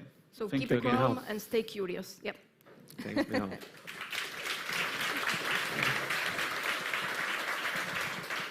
Thank you so much, Sergei, Zora, and Michal. Thank you. Thank you. Okay, as Michal said, we hope you enjoy. And now, grab your coffee, stretch your leg, be sure to explore Expo Zone and meet the speakers at the speaker stand, and be sure come back. I will give you 5 minutes, you hear 10, and in 15 minutes you will be back, okay? Deal? Thank you so much. See you in 15 minutes. You're great, lovely. Thank you.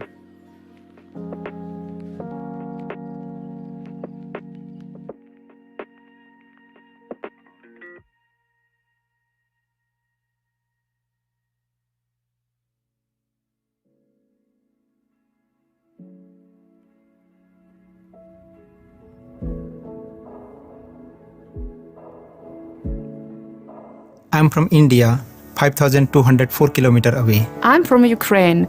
It's 1,357 kilometers away. I'm from South Africa, 9,186 kilometers away. What about you? How far are you from your homeland? When you work with people from different backgrounds and places, you start to see things differently. At Deutsche Telekom IT Solution Slovakia, we believe that diversity makes us stronger. I'm sitting here with Naomi, who is release manager in our company and also involved and volunteering in diversity community. So Naomi, can you tell us a little bit more about people come together under the diversity? So we have women in IT. We have people from all over the world and different cultures. We have a bunch of different age-related groups where we can talk about different generations. And we also have the LGBTQ+ group that we support. And what made you personally got involved?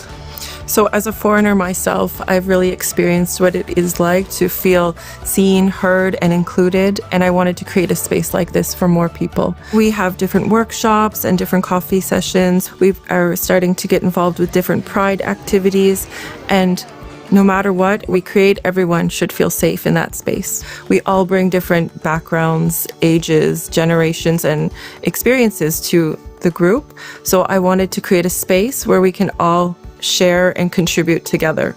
Thank you for helping people to feel welcome. And now let's hear from the age community. Different generations, same team. Let's see how different we really are. Quick answers only, please. At what age did you get your first computer? 10. 26. First social network you used? Facebook. MySpace. Your first favorite singer or band? Justin Bieber. Slovak band Elan. Cool. Everybody is different. We are unique, but together, we are unstoppable. At DTIT, we don't just accept diversity, we celebrate it. Because when we listen, when we care, and when we work together, amazing things happen.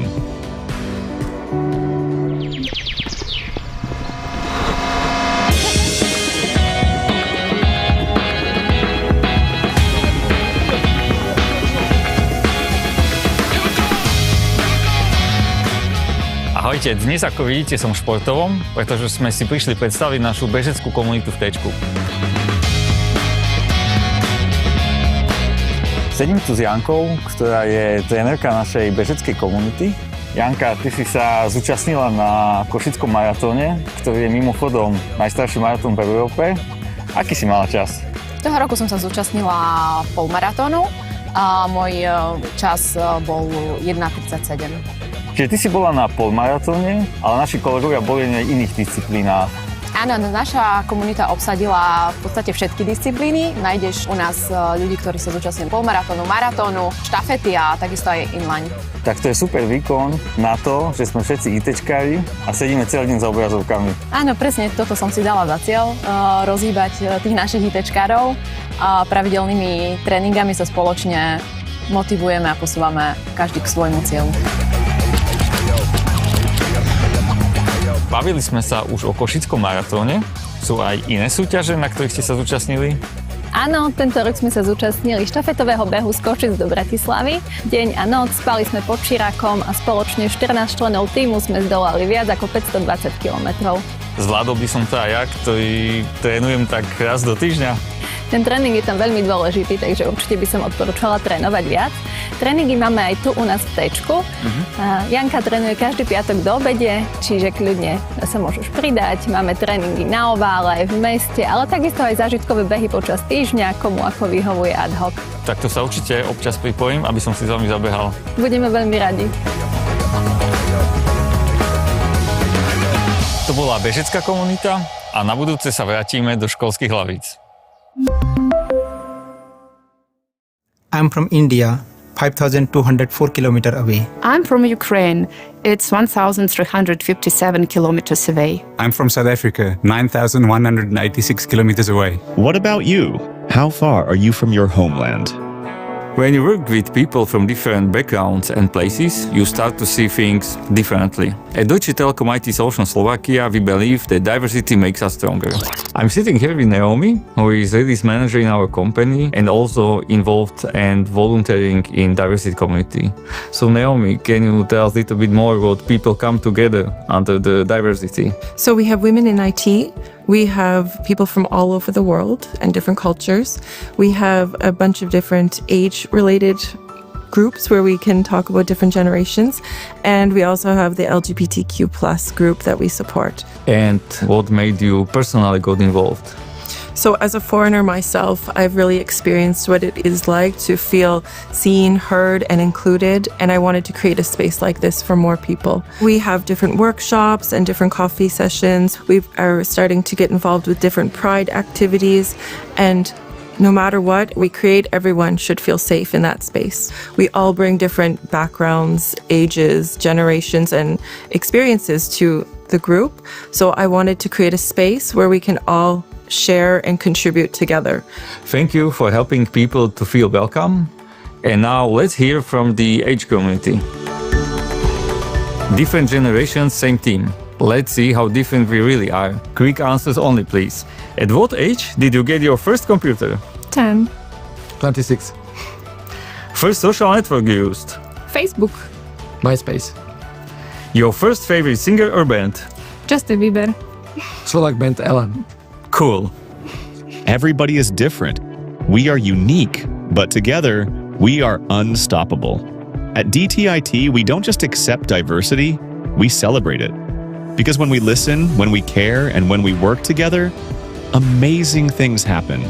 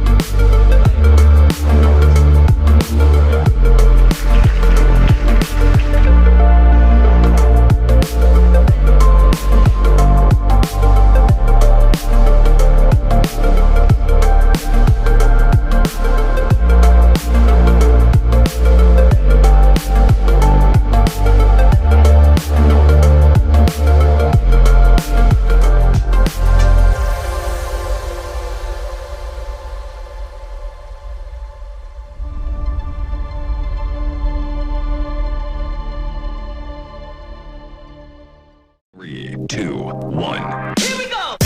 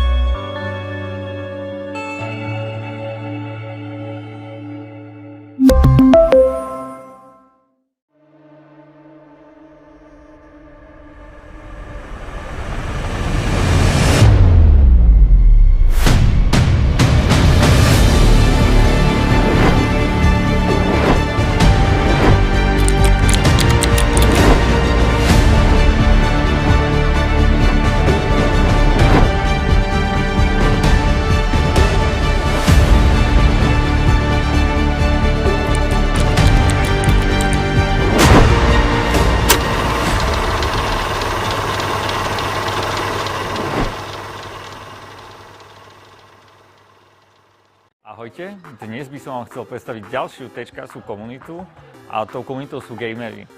Ja mám túto komunitu veľmi rád, pretože veľmi často sa prikladnem na ich eventy, kde si tiež zahrám. A túto komunitu nám predstaví stálica gamerskej komunity David. Ahoj David. Ahoj Igor. Tak povedz nám, aká je tvoja obľúbená hra? Ja som nadšenec veľkých hier s veľa hráčmi, čiže je to MMORPG hra Lineage 2. Zaujímavé. Povedz nám, ako vznikla táto komunita? Začali sme v roku 2018 malou LAN party so zopár zamestnancami a vzniklo z toho obrovské spoločenstvo cez 500 zamestnancov, 5 vysokých škôl, 20 stredných škôl. Wow, to je paráda, to sú už iné počty. Snažíme sa. Ahoj Matúš, vy ako gamerská komunita organizujete veľa eventov. Čo ťa na nich najviac baví? Ahoj Igor, tak za mňa je to práca s ľuďmi a hlavne to také črtanie si nových ciest, keďže spolupracujeme nielen s našimi zamestnancami, ale aj takisto so študentami dualu stredných vysokých škôl, takže najviac to. Wow, to je pecka. Tak vám prajem ešte veľa úspešných eventov s mnohými študentmi a zamestnancami. Díky pekne, ale pane, mal by si dať čo s sebou robiť, čak o 2 kola ťa dávam. Takže trošku zaostávaš. Budem chodiť ku vám častejšie. No mohol by si, no. Ideš príkladom.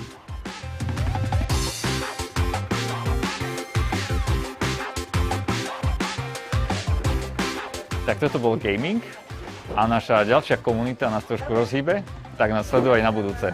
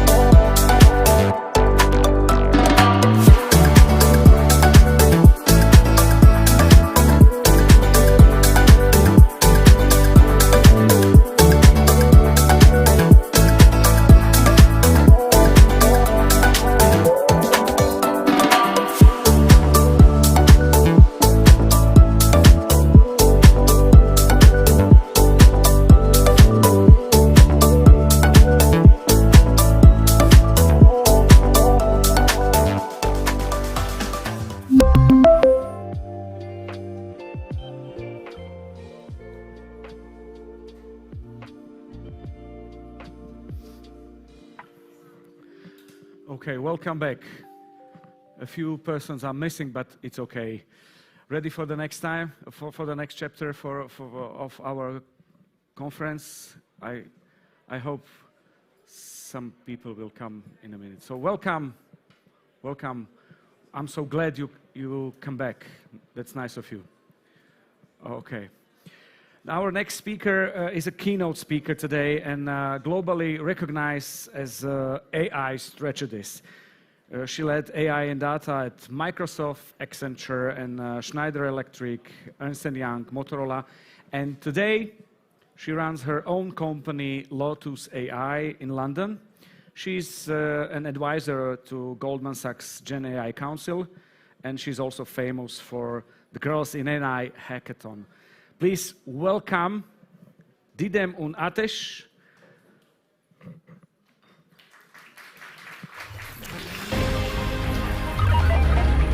Hello, you're coming from London, that's why. Yes. Nice to have you. Sorry. So enjoy, and I hope it will be inspiring for you.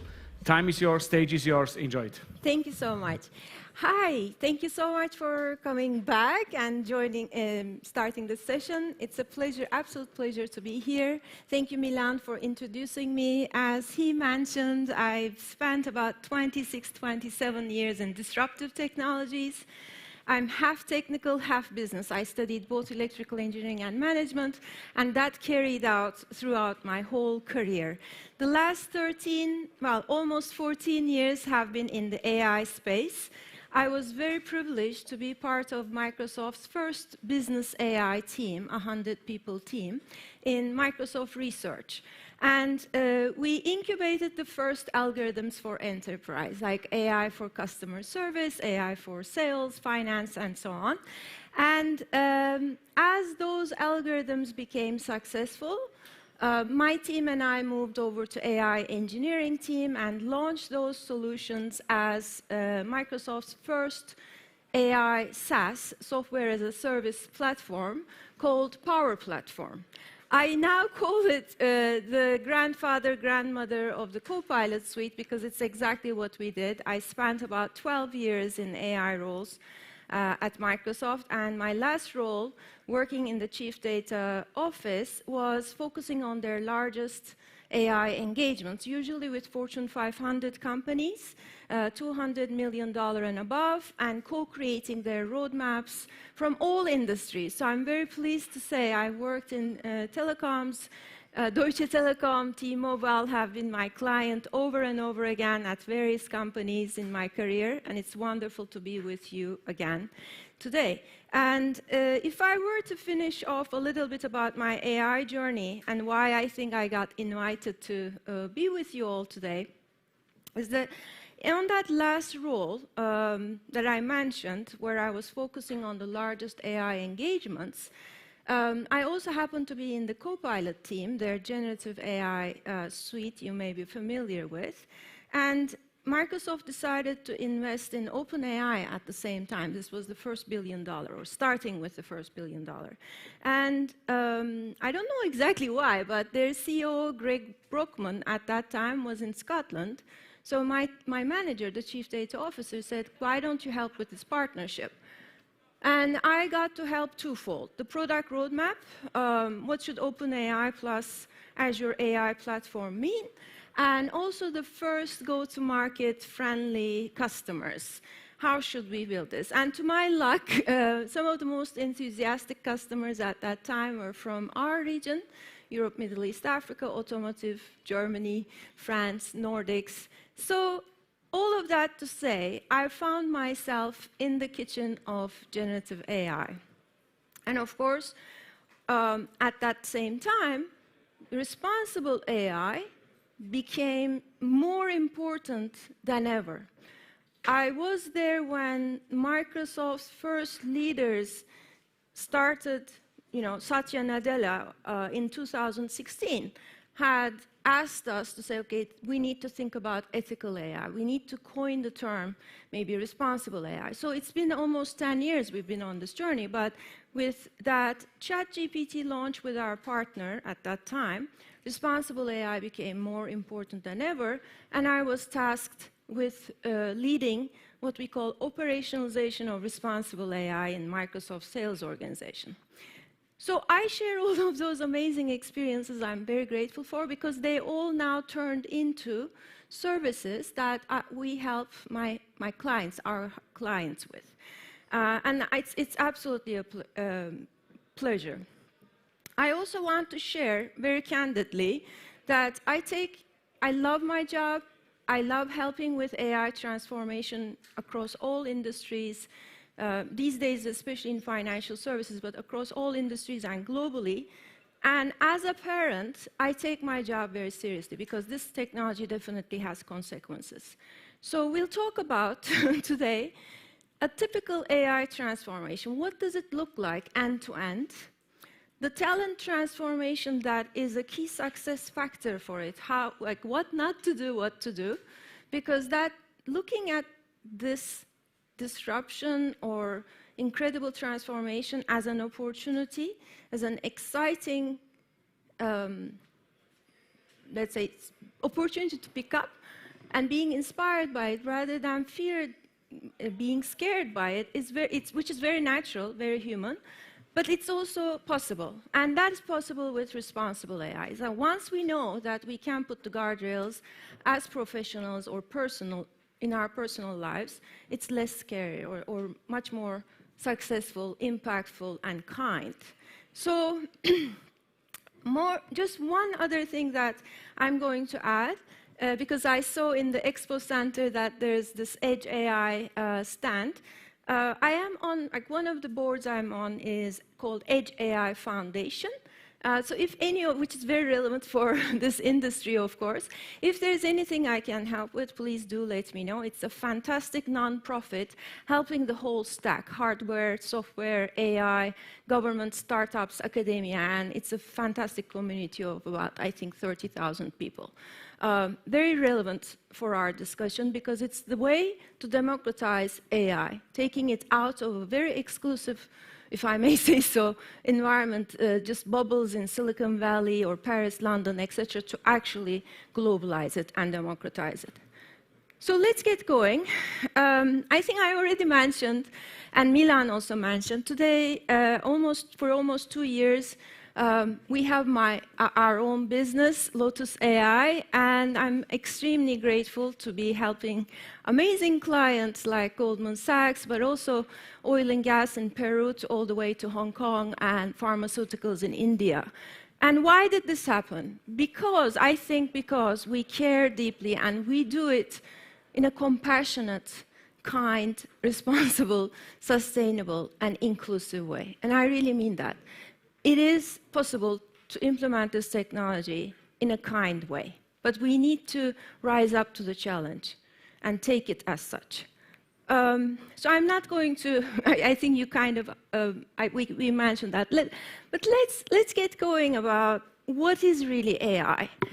I know you're all very much into the technical side of things in this audience, but I don't want to assume that everyone actually feels comfortable with this technology. So let's start from the very basics of what this is and then move forward all together. May I ask, what is the difference between automation and AI? Let's start with what AI is not. Anybody?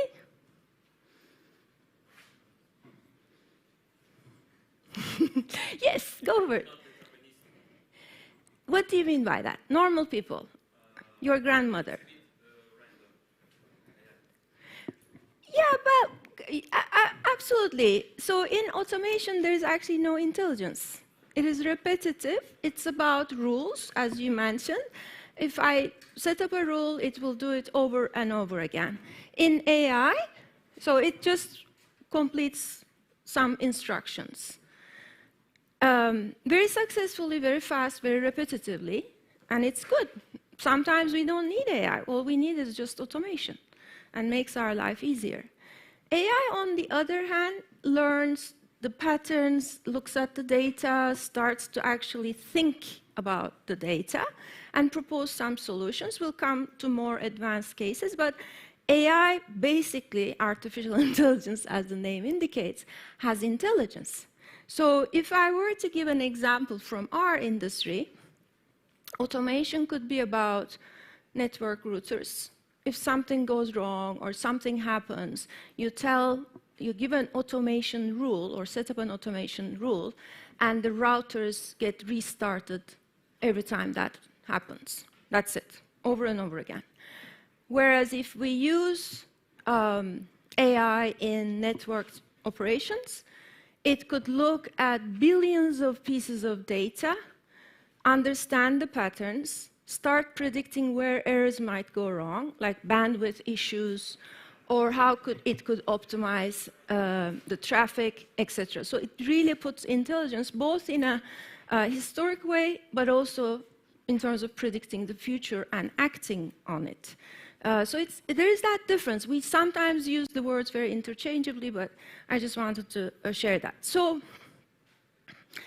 even when I work with teams of thousands of data scientists and AI engineers, there's a bit of confusion in what's what. This is a very simple way to say AI is an all-encompassing concept.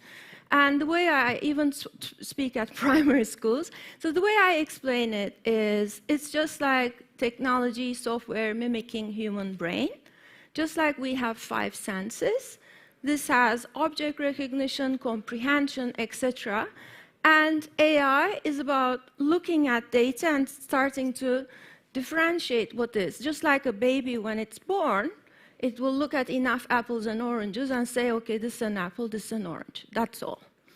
And then with machine learning, it starts to make sense of that data. It could be by putting words together in a sentence, making paragraphs, explaining its problems, etc. Deep learning is when these neural networks start actually talking to each other. So the 5 senses, in a way, start coming together. And then we, of course, had generative AI.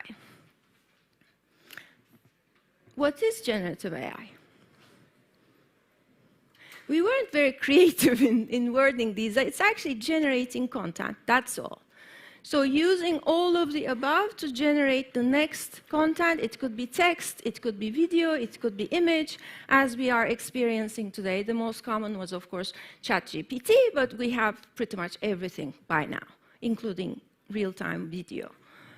And now, since last November, we also have AI agents. Who would like to give a shot at what an AI agent is? Are anyone using AI agents today? Yes. Okay, so why don't you try to give an example of, or explain what AI agent means? It's not easy, I know.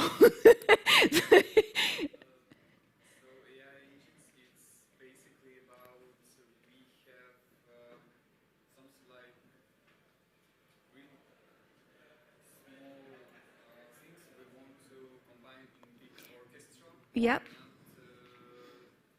Don't tell only for one AI that we want the whole thing to make. Mm-hmm. We can separate it to several stages or small parts of, like, to make one HR, one software, or one database. Absolutely. So again, in my much simpler words, because I do get asked these questions very often, it's AI agent. The most important thing about it is it's proactive, acting on behalf of humans for end-to-end workflows or journeys. So we could think about my, let's say, expenses or a customer service journey. It's about a journey. And for that, we could maybe use one AI agent to complete my expenses. Or if it's a complicated journey with many milestones, as you were explaining, it could have different AI agents being orchestrated or communicating with each other to complete that task proactively and end-to-end. So things get complicated here. And I'm sure most of you, if not all of you, have heard of DeepSeek. It created a huge, buzz. Why? because the fact that it was so fast, so affordable, it was basically using teacher agent and student agents, if that makes sense. So everything gets much more efficient. And let's move forward. And I think all of us in this room have to be aware of some important terms, because this is the next 6 to 12 months, not years. So things are moving so fast, we owe it to ourselves, our companies, but most importantly maybe our families and society, to be aware of what's going on and take action accordingly, individually and as teams. Why? I think we explained AI agent, but maybe let's have a little bit of a fun break. Who knows what vibe coding is? Okay, I'm not going to ask you to explain. I will explain it myself. So vibe coding is now, for years in my career, we have been talking about, oh, you know what, not everybody will have to learn coding. Not everybody has to study computer science. And I really believed in that for years, at least a decade. It has happened now. Vibe coding is a term that was coined literally this February, just 7-8 months ago. And it basically means we can talk to our computer, our software, or just chat with it, just like you're doing with ChatGPT or whatever tool you are using, to say, build me an app, build me a website. And it spits out a good enough website, and then in an iterative manner, we improve that website or app. Now, this was originally used as, or thought of as, simple prototyping tool, nothing to productize, nothing too serious. Guess what? In June, there were 750,000 businesses built by micro-startups, one-person startups, using vibe coding. And they are making millions of dollars in months. So this is serious. It's a democratization of IT, AI, all these amazing technologies, if you're aware of them. So I don't get commissions or anything, but for instance, my favorite tool, vibe coding tool, is Lovable. I mean, when I first heard of it, I was saying, like, who would call their company Lovable? But it's so lovable, it's the right name. I would highly recommend all of you to at least give it a go, free of charge. You have to, for yourselves and for your families and for your society, and of course, company. Now, why do we have to? AGI is a very important term we should all be aware in this room. How many of you know what AGI stands for? Okay, some people. It stands, or maybe it's a language thing, maybe you're aware of it, but apologies if. So artificial general intelligence and superintelligence are two terms that have been debated very recently, and why? I mean, to me, they're all the same, but they're almost the same. But superintelligence is when the algorithm or available algorithms we are aware of are as smart as the smartest human on Earth. And AGI, artificial general intelligence, is when they get smarter than the smartest human on Earth. Very close. Now, the reason why these are being debated is very legal between OpenAI and Microsoft contracts and so on, but it doesn't matter. The essence is this is so close, and in my personal speculation, I don't have evidence, but my sense is it's already here, we just don't know about it. So we are that close. And that's why I highly encourage you to step up to the challenge and opportunity, because there's both, to say we need to upskill, reskill ourselves. I need to make the most of this opportunity. I need to think hard how to make the most. And I need to think about how my job gets augmented, my life gets changed, and if things go wrong, how do I take action from a responsible AI perspective? So that's why I wanted to mention a couple of terms. Now let's get going in terms of industry. How is this industry and enterprise level? I will switch gears a bit, and I would welcome your questions. We can pause. I mean, if you have, I'll try to be careful about the time. But so I'm not, obviously super busy slide, apologies. But the point here is, even today, September 2025, and I work with very smart, amazing, well-educated people, I still get comments or questions. Is this a hype? Is it real? Yes, it is very real. It has been having impact. Even traditional AI has been having impact for years. Forget generative AI or agentic AI. Now, there are some data, obviously, and I love the quote which says, oh, in God we trust, all others bring data. Yes, data does get fudged or whatever, massaged, but I see it with my own clients, my own eyes. We monitor the progress for years. Of course, the data-rich industries like financial services, telco, retail, manufacturing have had an advantage, or they have been more advanced because they have tons of data they can make sense of using AI.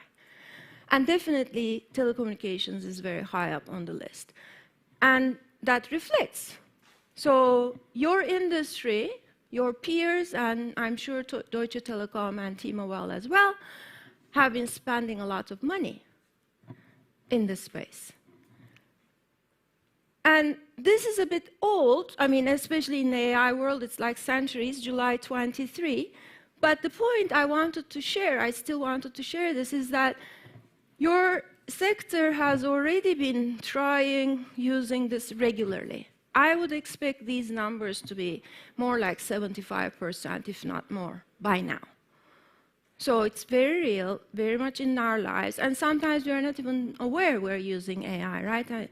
It's like, imagine a world without AI, like Uber or Bolt or whatever you're using. It's been there for years. And where is it having its most impact? In our industry, it's product, service development. Across all the board, I think it's marketing, sales, service, customer service, which, I'm sorry. And we can, I mean, for me, I love what I do, and this is just a teaser conversation. If there's anything I can do to help you as your teams, your companies, or you individual, please feel free to reach out. Because it's very important that we are aware of what's going on and what we can do about it, because there's a lot we can do about it. So how does an AI, end-to-end AI transformation work? This is a couple of years old. It was just after ChatGPT announcement, maybe a couple of months later, but I still wanted to share it because the methodology is exactly the same. How we look at things, what not to do in AI transformation, and unfortunately the more common way that I see is have a POC developed by some excited junior young amazing talent in some satellite office, and the others are like, it's just not holistic, it's not end-to-end, nobody is involved, and there are these cool, amazing technical people doing their geeky stuff. And of course, that POC doesn't scale.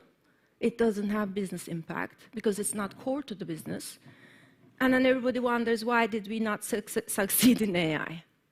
Of course it's not, you know, what did you expect?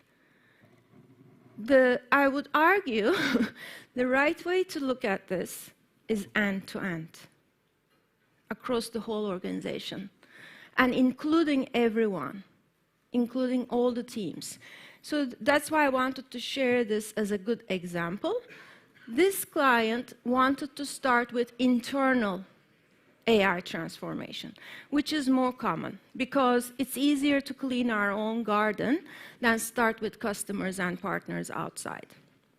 And it's also a good experience because once we go through this experience, it's a painful, expansive journey, but it's worth it because not doing it is not an option anymore. It's about survival, basically. So what we did with 200 amazing leaders is to have 60 workshops and basically 2 or 3 per function. Originally, we had started with 20 functions like R&D, marketing, legal, etc. Then 5 more functions teams wanted to join. And with each of these teams, we held workshops to say, okay, you decide, like, basically, people themselves know their jobs best, of course. So we give them a menu of options. Here's what you could use in HR or marketing or were you aware of it? The usual answer is no, because people are very busy doing their own jobs, of course. So long story short, they came up with 200 amazing use cases. And then we said, okay, we're not going to get rid of these use cases. We'll put them on a long-term roadmap, let's say 3-year roadmap. But let's be real. We have to have impact. We have to show impact so that we can arrange our budgets. Let's face it, this is expensive stuff. So we said, okay, in the next 12 to 15 months, which ones are must-have for you? And then for those, do you have to buy them, build them, or partner with someone to make them real? So on and so forth. And then, of course, you would have some investments in responsible AI, data privacy, legal, because legal teams don't know about AI typically. So there is this reskilling, upskilling, change management, whatever we call it, investment also, in addition to technology. Now, in the last 2 years, I work with much smaller scale companies. I still want, it's the same methodology. These are private equity firms, IT consulting firms that are wanting to become AI consulting firms. I help, for instance, private equity firms are typically 30 to 100 people companies. They still implement AI. And let's say with Goldman Sachs, for example, which is a gigantic organization, they have 300 portfolio companies they have invested in. These companies need this. So it's the same methodology regardless of the size. You could be a Fortune 500 or a small team in a Fortune 500 company. You still have got to do the same thing. Now, what does this mean? I know for a fact that Deutsche Telekom, T-Mobile are doing amazing stuff in this space, but just for our general, let's say, refresher, network optimization, of course, is, and this is started with traditional AI, today we may be using generative AI and agentic AI, of course, but these use cases have been there for years. So customer service is across the board, regardless of industry. Fraud detection, definitely. Predictive maintenance, this could be for the tools, for the infrastructure and everything, but also across facilities, for example, saving billions of euros and dollars. The large example that I gave, just so you get kind of the scale of the numbers, 35 billion euro revenue company, 3-year impact, 3.5 billion euros, 3 to 3.5 billion euros from AI. Upfront investment, 200 to 300 million. And then there are ongoing investments, of course, because there's cloud consumption with this technology. Those are the numbers, and the ratios are similar. When I get asked, oh, what's the impact? Is there an impact? Of course there is an impact. The impact is roughly around minimum 10% to 40%, depending on the function, the industry, the company, because of, there are factors like data, etc. But by far, the most important success factor, in my humble opinion, after years of doing this, is culture, not data. I used to speak, of course, at these events, and I used to start with data. If you don't have data, forget about AI. No, it's the culture and how we are treating our teams, our people, actually is the critical success factor. So we'll come to that. So let's move forward. I'm conscious of time. Again, a bit outdated, but this like 23 or something. But basically, what this is saying is, even before generative AI, everything was moving so fast, automated, etc., but that by 2030, 30% of whatever is being done would be automated, or whatever. Right now, I think it's more than minimum 50% already.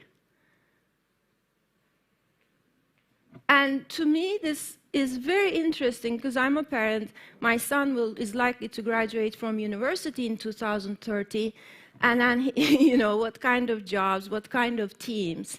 He'll definitely be working with agents.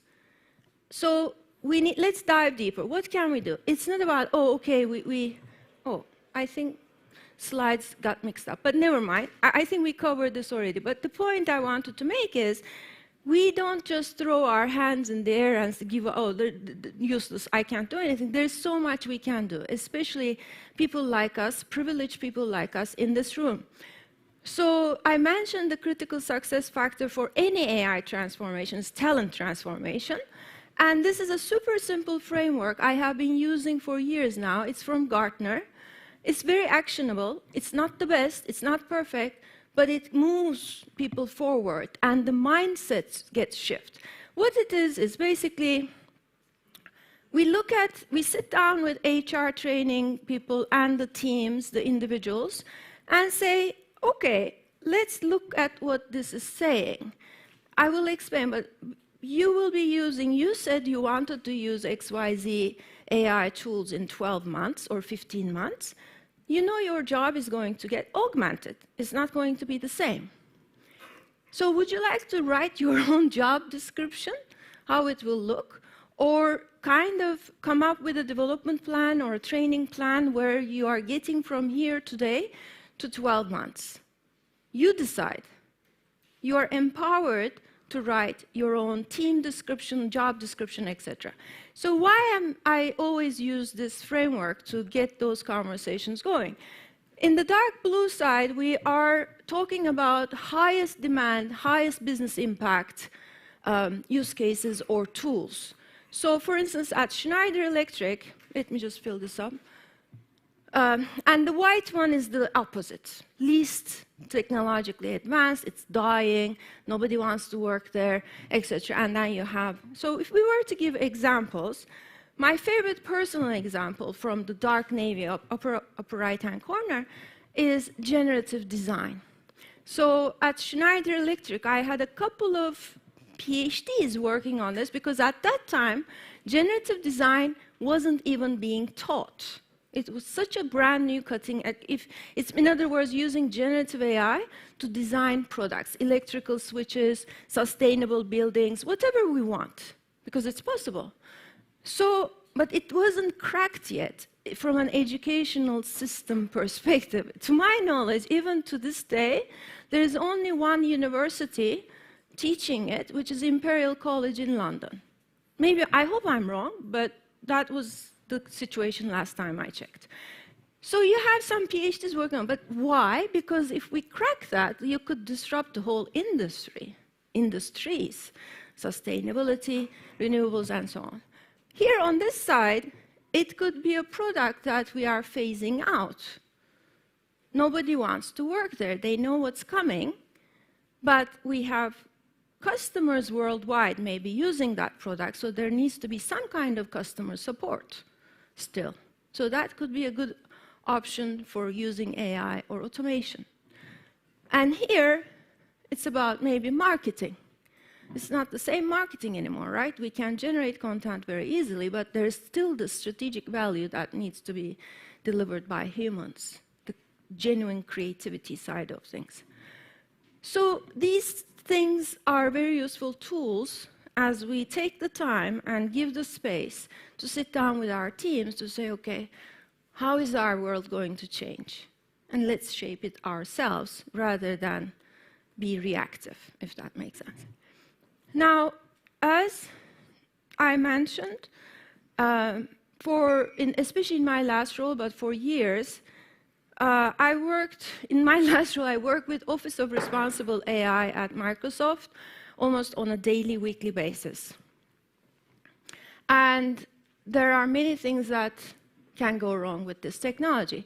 And just like humans, we can't say, don't make mistakes.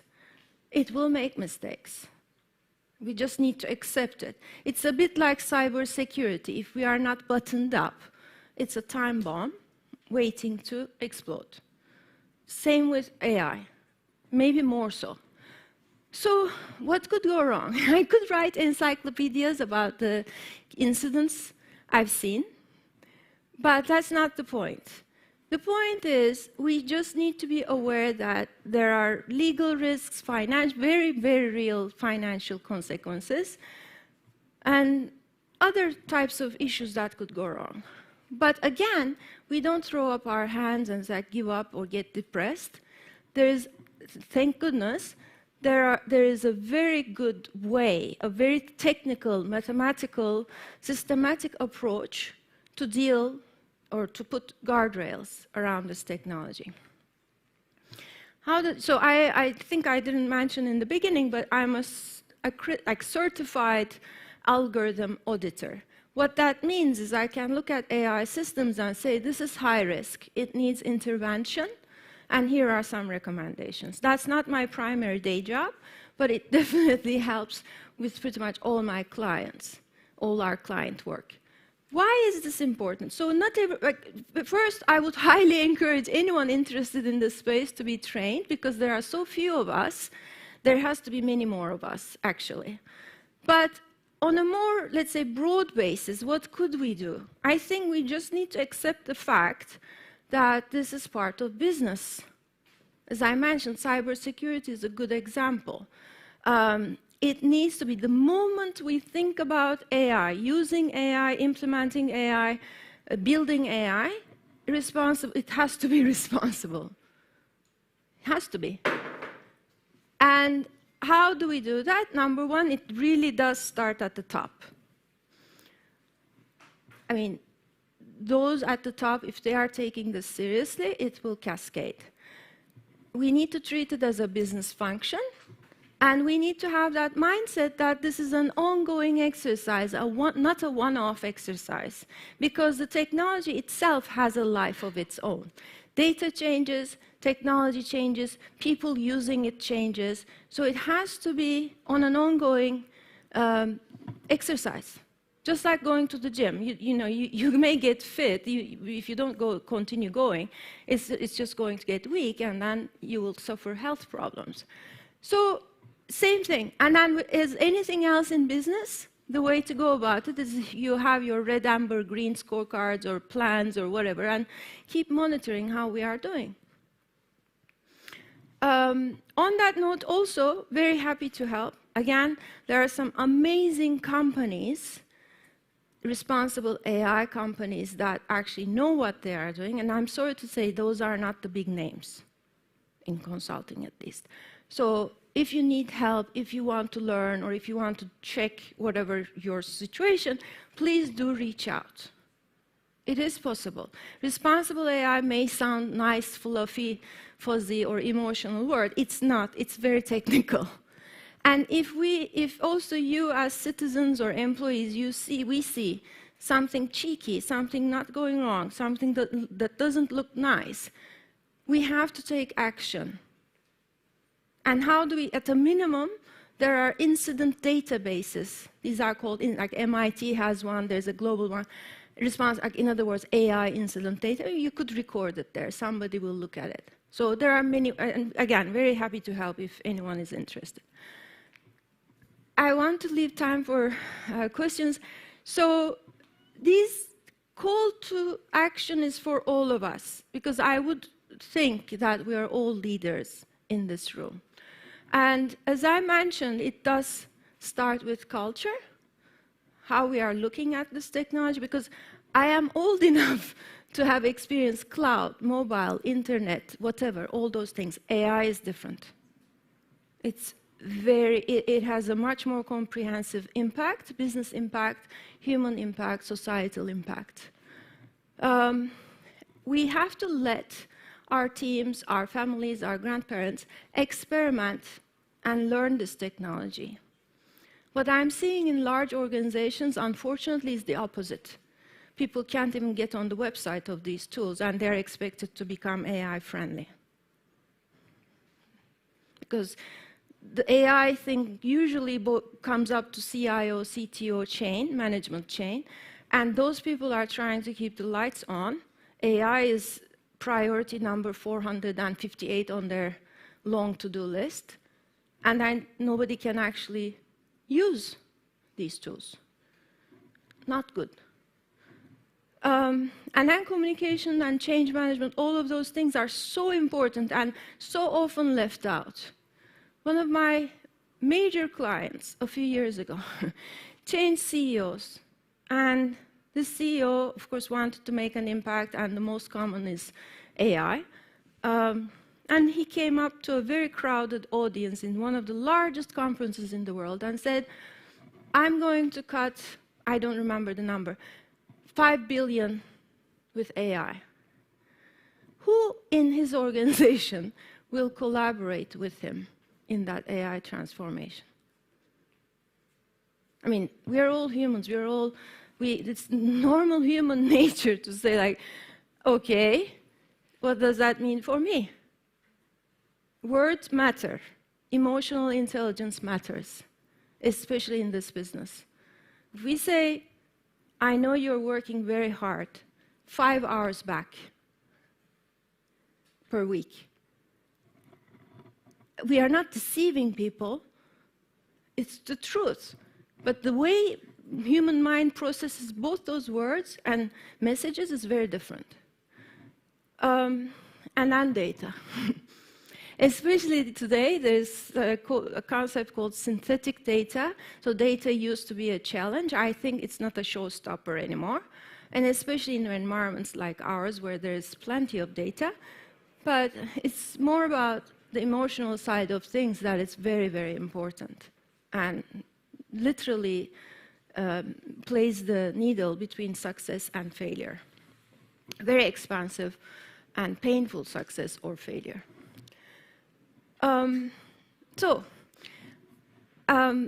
I would like to wrap up my comments by, I hope you just walk out of this session with a few actions, personally and professionally. Regardless of where you are in your journey, it's all right, because it's a journey for everyone. The companies or the individuals who've started this journey a little earlier, yes, they're a little more advanced, but they failed. You know, Goldman Sachs CIO, she was saying something like, yes, apologies, JP Morgan, we are very, very successful with our coin platform, contract intelligence, blah, blah, blah, whatever, they save billions and this and that. And she says, you know what, the reason why we succeeded is we failed so many times before, for almost a decade now, in AI. That is the reality. And I would just say partner with it. Just partner with it, if you're not already. And anything I can do to help with your personal curiosity or training efforts, I'm here. I love what I do. So thank you so much. Any questions for me? Anything I can help? Thank you. Thank you so much. Thank you. Inspiring, practical, and inclusive. Real highlight. Thank you so much, Didem. And now we've got some questions, Slido questions. So let's go through it. How can I adopt an AI culture in my IT company? To whom convince and what I need to be successful? Yes, great question, and thanks for asking. I want to give an example. So an AI culture, it's about, the first question, one of the first questions I ask is like, what tasks in your job or daily life do you hate the most? Like, just eats up your time, you hate them, you have to do them, but you can't escape. Those are great places to start. And then we allow our teams to experiment with whichever tools are helping with those tasks that they really dislike. And we welcome ideas. So a good example is Moderna, and this is like a year and a half ago, so they must have really advanced in the meantime. when they basically asked their employees, I think they had 600 employees at that time, and they said, build GPTs. Whichever things you hate in your job, try to build GPTs to do them for you.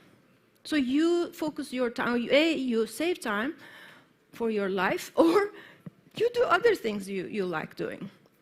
And the employees built 750 GPTs, Expanse GPT, Didem GPT, whatever I don't know. And they have been an amazing role model of AI. I mean, I don't think there's an AI culture, but being innovative. So it really is having the space, the time, the human conversation to say, like, there is no way back. There's no option. I mean, it's like saying, I don't want to use internet in my life. Okay, live in a cave.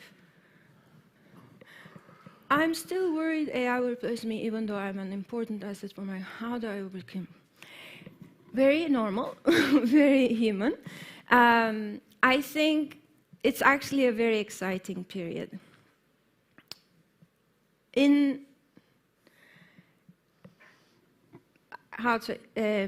personal example, real story, and something on Monday that is coming for me. I think it's very human to be a little bit, let's say, anxious with change, with implications of change. But I was in the Copilot team, and as some of you may remember, ChatGPT was launched in November 22, and then Copilot Stack, Microsoft Gen AI Suite, was launched in March 23. And there was a 10-day period where there were so many feature announcements, even I, in that team, could not keep up with it. I was like, where did that go? I wasn't aware that was happening. And I woke up one day and sat back and said, my job is being augmented. Like, how do I add value now? And that was a semi-traumatic moment for me. I really mean it. And I said, like, look, if I am feeling this way in the data, like not even data, AI team of Microsoft, how will Joe Schmidt on the street feel? And that's how I built my business.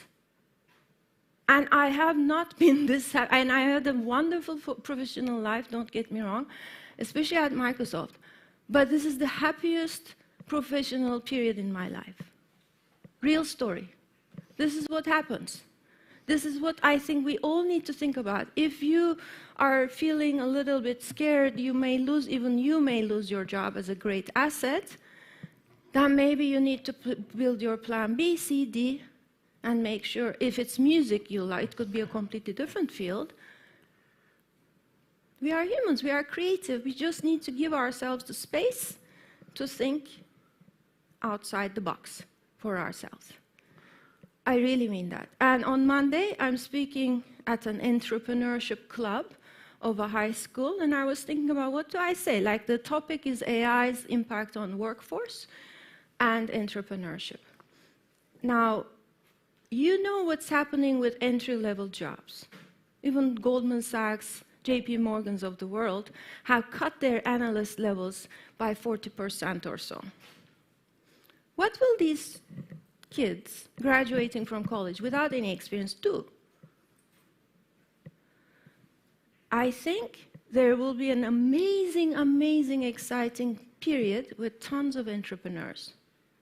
I really believe that.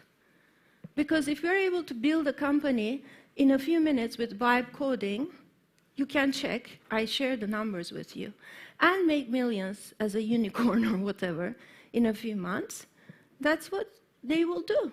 Because they can. They are smart people, educated people. And I am actually very happy. I have huge respect for large corporations, but we all know it. They are too structured to have your human soul be very happy too long. Even in the best of those companies, 70–80% of your life is spent on internal stakeholder meetings and politics and whatnot. Sorry, I mean, it's very real. So let's use AI to actually get rid of that useless stuff in our lives and create real stuff. Okay, thank you.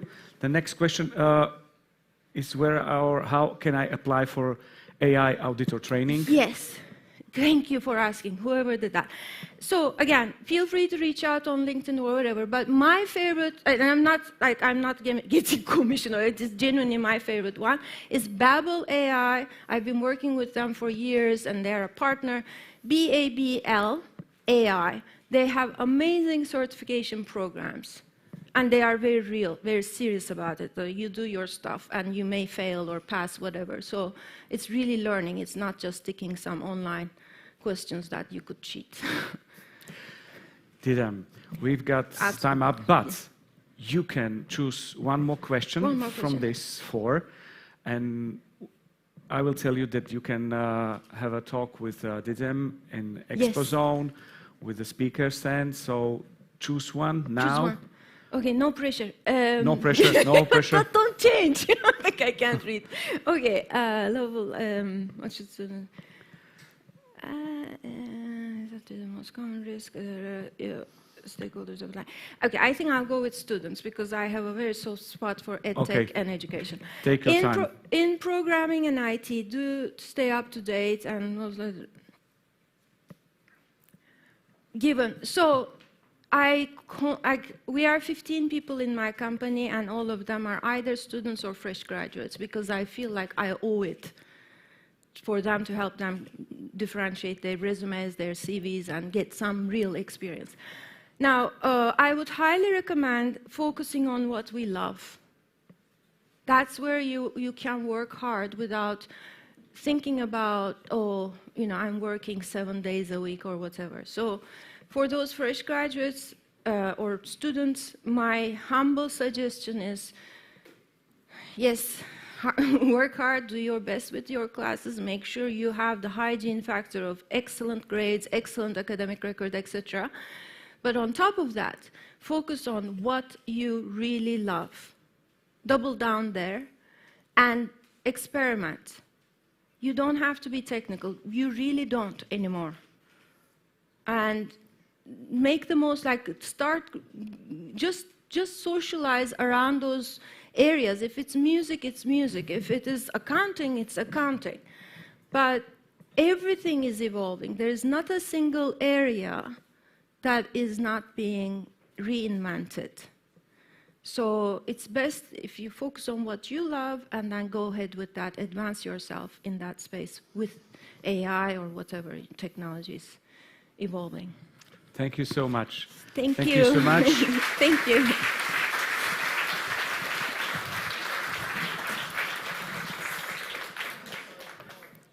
I think you can clap your hands and give a round of applause and say bravo if you like it.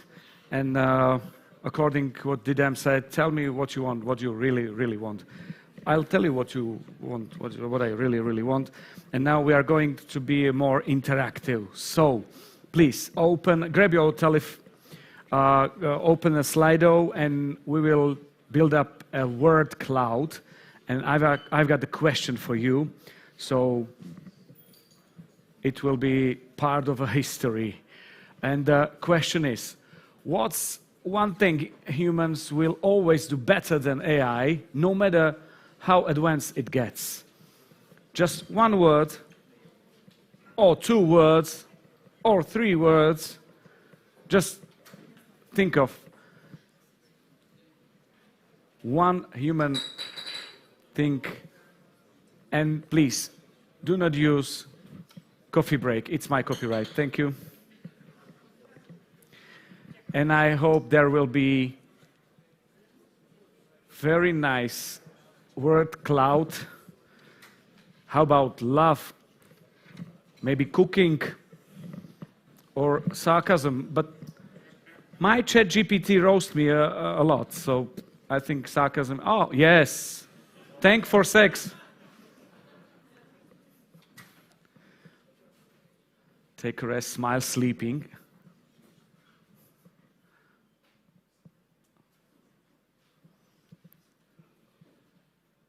Sleeping, nice. Very nice triangle. Sex, love, sleeping. across all the cinemas in Europe. September 25. Hugging, nice, snap, smile, enjoy, emotions. Fishing, gossip, yes. Dancing, nice. Mistakes.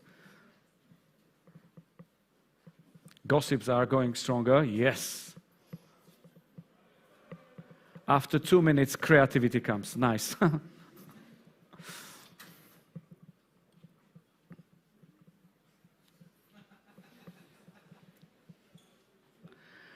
But as a humans, it's a step forward because it was sex, drugs, and rock and roll last period. Now it's sex, love, and sleeping. Nice, nice. And what are your favorites? My fishing. Composing a music? No. Enjoy eating? Yes. Making Zdenos Popradu, nice. Thank you.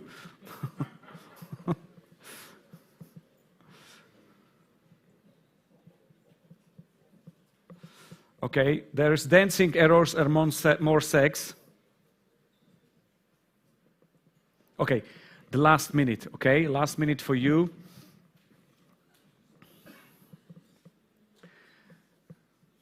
I would like to thank for love. Oh, humor comes. No way. A smell.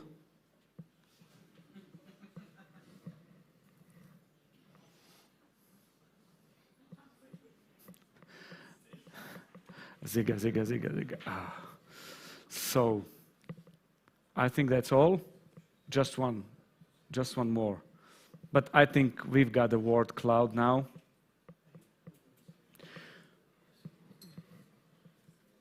We will send you this word cloud, okay?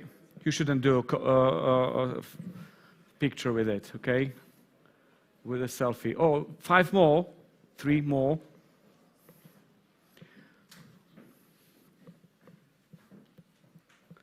And mistakes on the lead, maybe, but love is bigger.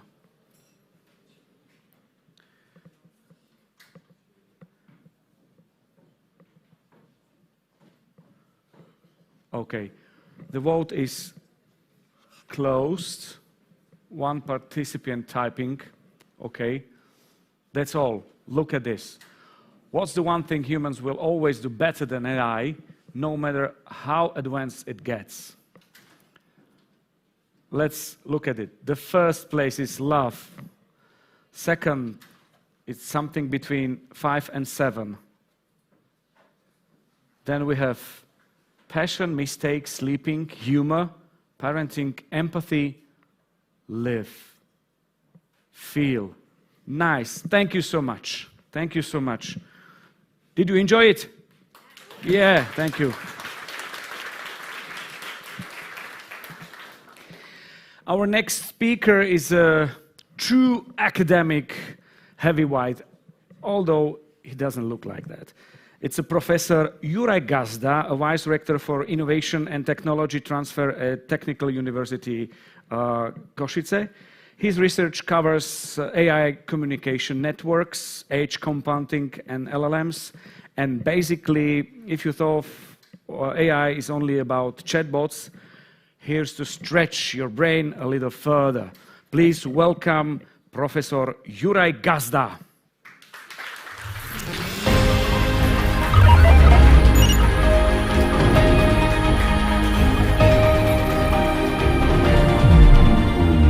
Hello. Hello. Hello. Nice to meet you again. Nice to meet you again. Okay, okay. So take your time, take your audience, and go further. Yeah, many thanks. So, ladies and gentlemen, I feel really very privileged to be here today, sharing the same floor with the other esteemed speakers, taken from almost all Europe, I believe. And I'm also very thankful and grateful to the event organizers for making this event possible, of course, namely Deutsche Telekom IT Solutions Slovakia and company Promysel. Since, unfortunately, I am the only one representative here from the academia, my talk will be a bit more theoretical, but I will try to do my best to keep your attention as long as possible, of course. And my talk will be about the past, about the history of the AI, about where we are currently standing at, and where we are heading to. So, of course, the history of the AI is really long, going back to the Second World War. But I will start with the 90s of the last century, when the first specialized tools for solving some particular tasks were developed. We are talking about the so-called weak AI, or artificial narrow intelligence, because those concepts were designed for some particular tasks. Mostly they were based on so-called search optimization methods, and they had no generation capabilities. Very nice and important landmark of this so-called narrow intelligence was the product of IBM called Deep Blue, which was announced in 1997, and the guys from IBM, they challenged Kasparov, the chess world champion, and there were a couple of games playing against Kasparov, and few of those games, in a few of those games, Kasparov lost.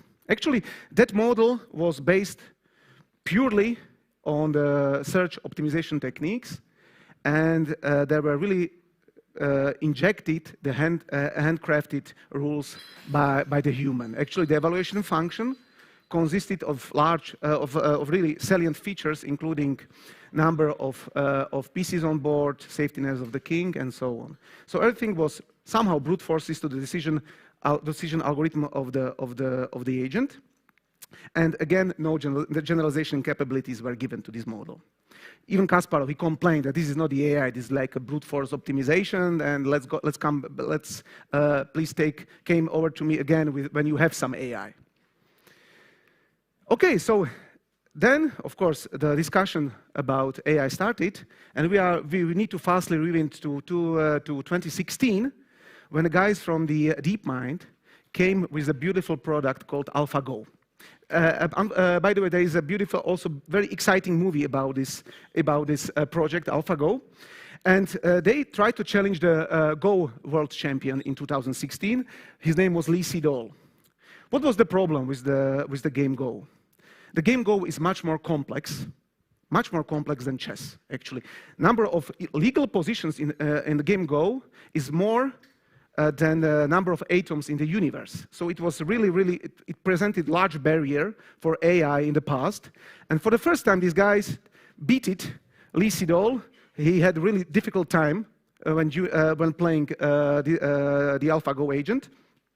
And for the first time, the guys from DeepMind, they implemented at the first stage the so-called supervised learning, when they injected to the training process large data set of experts in Go, playing their games, which was later tuned by the so-called reinforcement learning concept. I don't know if you are familiar with reinforcement learning, but reinforcement learning, long story short, is a machine learning algorithms which actually penalize the agent when it makes wrong action, and which gives him a positive reward when he's making good action. It resembles, our childhood. When we are infants, of course, when we made some first steps, we gave some positive feedback from our parents, of course. Or when we fall on the ground, of course, we get some negative feedback in terms of pain, of course. So this was, for the first time, the guys implemented the deep learning approach, of course, and the results were really amazing. The project continues with AlphaZero in 2017. AlphaZero was another breakthrough because for the first time, the authors decided to get rid of any data sets. They said, we don't need any human knowledge, nothing would be pre-programmed. We will try to learn the agent from the scratch without having any intuition, without having any knowledge about the game. And actually, it turns out that this project was extremely successful. It had a lot of generalization capabilities. It could be used in game Go. It could have been used in game Go, shogi, chess, and whatsoever. And it achieved superhuman skills without having human intervention. So that was another leap in the AI. And everybody was started to talk about, of course, about the AI at the time. And right now, we can see really the paradigm shift. In the past, we are talking about, about some handcrafted rules in the AI. There must be some expert annotating the actions of the AI. And right now, everything is about being self-learned. Not everything, of course, but at least part of the decision process in the AI is based on the self-learning. So the same could have been witnessed with LLMs. For those who are familiar with GPT, which was before ChatGPT, the GPT is based on the transformers architectures, which actually digested the whole internet scale data. Yeah? The problem with transformers is the fact that they are just the token or words predictors based on the autoregressive model. So it means they are just, at each step, they just predict the next word. And how actually looked the output from GPT-2 or GPT-3? It was just the continuation of our prompt. So it didn't give us any additional feedback. It just unfolded the story, yeah, as it continues. And actually, that's nice, but it doesn't give us any positive feedback. Yeah, it doesn't. We can't give him any instructions, which is required these days, nothing like that. So two things were actually added later in ChatGPT 3.5. The first one was base model pre-training, where the authors injected the new data set having so-called instructions answers data set. So the agent started to know that there is some motivation for me to answer the user query. And later, it was reinforced by the application of the, again, reinforcement learning with human feedback. So the guys from OpenAI, they hired a couple of people, actually a lot of people in Kenya, in Africa, and those guys were manually annotating the answers from the model. And they were, of course, assigning positive feedbacks for the good answers and negative feedbacks for the bad answers. There's long discussions about that because it turned out that they were, those guys in Kenya were largely underpaid, and there were a lot of disputes about that. But anyway, the project was working, and the key takeaway from this was that models were not programmed, they were trained to learn a desired output, right? And of course, this is the situation where we are right now. So ChatGPT can answer our queries. Of course, with the rise or with the introduction of GPT-4 and 01, we've got some reasoning capabilities, but this is something completely different story, and I don't have time to discuss that. But that's the main takeaway, actually, where we are standing right now. The problem right now, we are talking about the business, right? Although I'm not from business. The problem with AI is the so-called, or with LLMs in general, is the so-called jagged intelligence. This concept was proposed by Andrej Karpathy, by the way, also a guy from Slovakia, really recognized researcher, who claimed that AI intelligence nowadays is really spiky, is jagged. What does it mean, actually? It means that it demonstrates superhuman performance in some tasks like math or programming, but still can really falter in very, very simple tasks. For example, here's some very intuitive graph, what we actually expect to have and where we are currently right now. So actually, as we can see, LLMs can still fail in very simple tasks like letter counting or spelling or solving logical puzzles. And we would expect to have the target score a little bit higher, of course, but it really excels in solving the math Olympiad problems. Here I can, let me show you a couple of examples. Yeah? I don't know, maybe this is the output from Anthropic or Gemini, I'm not sure about it right now, it's not so important. Asking whether 9.11 is bigger than 9.9. Yes, it's bigger. Well, obviously this is not true, of course. That was the problem with GPT-5, which was released a couple of months ago. How many times does the letter B appear in Blueberry? It's obviously 2 times, but unfortunately, the agent was claiming there are three B letters in that word, which is also obviously not correct. The problem is, again, it's because of the nature of the transformers. Transformers are not working with the letters. First of all, we need to tokenize the text, chunk it, and embed it to the vector space. So the GPT doesn't know what B is in that sense. And of course, when talking about multimodal language models, we can process also the frames or the pictures. Very simple question, do the 2 circles overlap? And there is a small overlap over there. Oh, okay. But actually, he was claiming that these two silicons do not overlap, so another problem, right? So that's one problem which I wanted to emphasize. And second problem is the problem that the LLM models were not trained to solve really complex, intricate problems, like, for example, planning and optimization. Let's imagine a situation we need to handle the Schiphol airport in the Netherlands, where hundreds of aircrafts are landing and departing daily, and we need to we need to handle this traffic. This is very, very complex problem, called in computer science constraint satisfaction problem. And I would not let LLM to decide about which aircraft should land or departure at a particular time, because that would end up in a disaster. If you are an engineer at Schiphol, you would be fired for sure next day. So that's the problem again, is that the problem is that the transformers themselves were not actually proposed to solve these problems. So the question is, right now we are talking, everybody's talking about the AI, how to leverage LLMs in their daily business activities. The question is right now how to move forward. The idea, which we actually currently also see in the business, is to combining neural networks with some external tools to offload the reliable computation. So that's the idea. This is the so-called concept of the agentic approach. We have the reasoning core, we have the LLM. So we ask something LLM can grasp the information and then can extract in some particular structured form like JSON all necessary data, which are later offloaded to the execution layer, which could be like some kind of tool, calculator, planner, or whatsoever. By doing that, LLM understands the problem and delegate the other agent to compute that.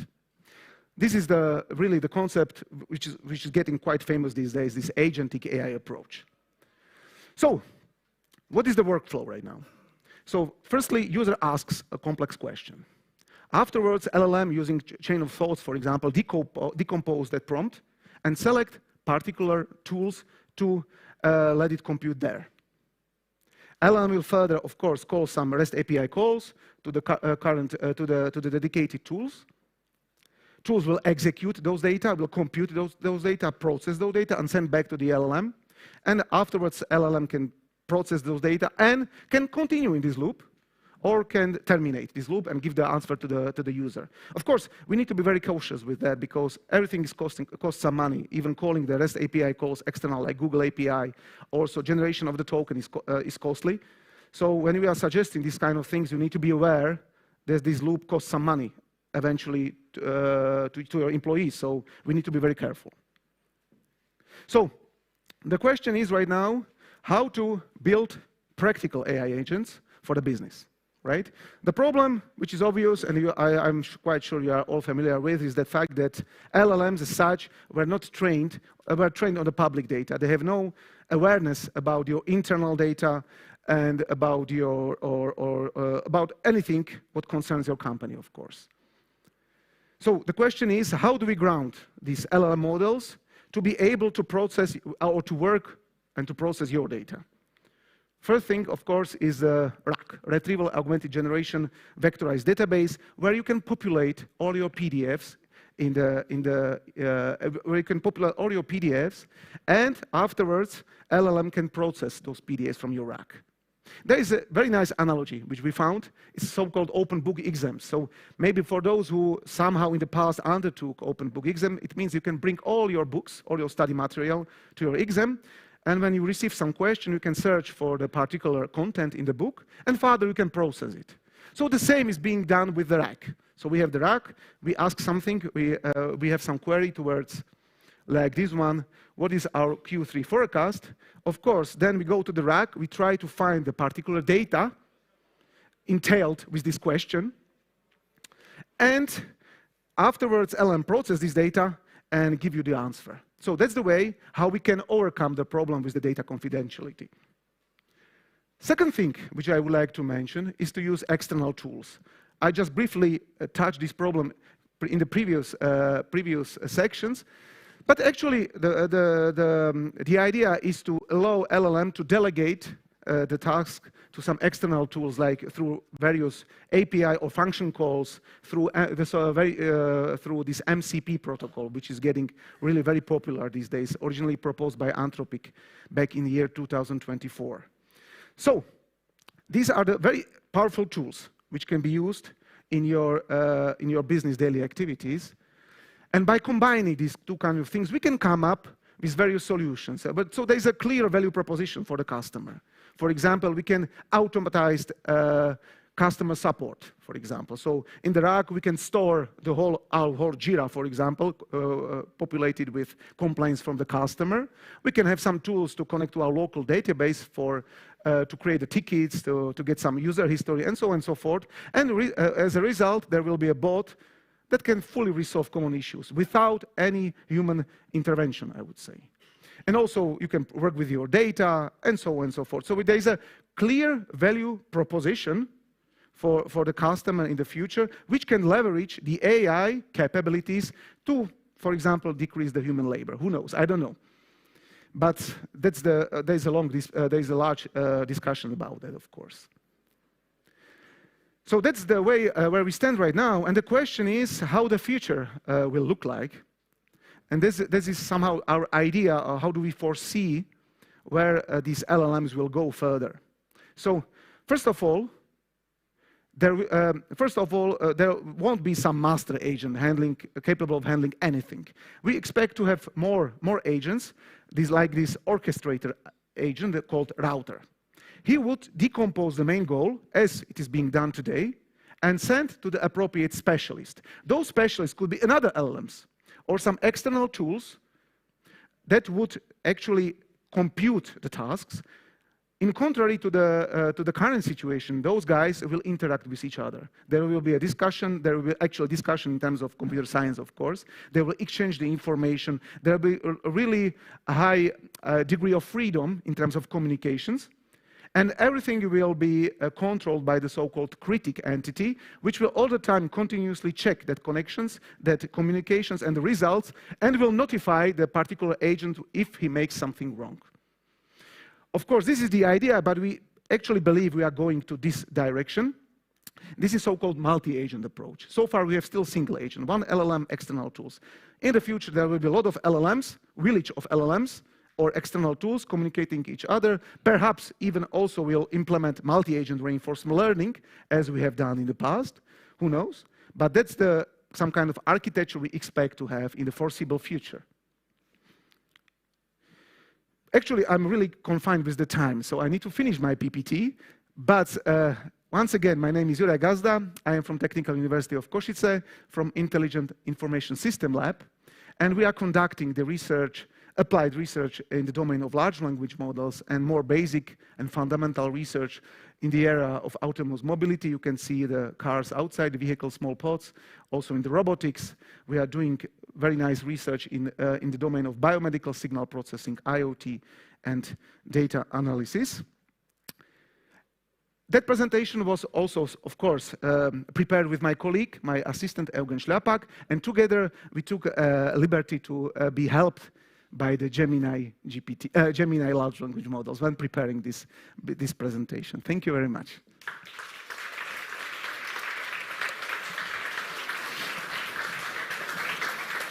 Okay, thank you so much. Thank you. Okay, let's go to questions. Are the students interested in understanding AI in the way you have presented today? Well, that's a pretty straightforward question. I don't know. I would say yes. Somehow, actually, I would say that my lectures are visited by the students quite often. Yes, so I have a chance to enjoy the presence of the students, and I really like that. But maybe that's the question towards my students, so they should reply, not me. But somehow I'm feeling that's fine. I don't know. Yeah. Are they online now? Oh, of course, I force them to come online, of course, and part of them should be here somewhere. So, maybe they are online, they are watching it, and yeah. Okay, is the only question we have now, because there is possibility to talk with Juraj, with a speaker stand in Expo Zone. Okay. With a coffee break, we are a little bit Late. close to. Yeah, okay. Yeah, so okay. this is possible if it's all. Thank you so much, Mr. Professor. Thank you. Thank you, Juraj. Thank you. Nice to meet you. Thank you. We appreciate it. Juraj Gazda. Yes, talking about Expo Zone, you could have a small talk with speakers by a speaker stand, but there are so many activities, like fun activities, having a AI photo booth picture, or you can imagine world without AI. Maybe there will be a new song. Imagine there's no heaven, but there's no AI by John Lennon. Okay, sorry for the joke. And we have a coffee break for you, and we will see each other, and I will be very pleased if you come back at 20 minutes past 1. If you get hungry, there is a food truck outside. Don't eat Tesla, eat hot dog, okay? Enjoy your coffee break, and 13:20, we will continue. Thank you for your attention. Thank you. Yep, enjoy your coffee. Talk.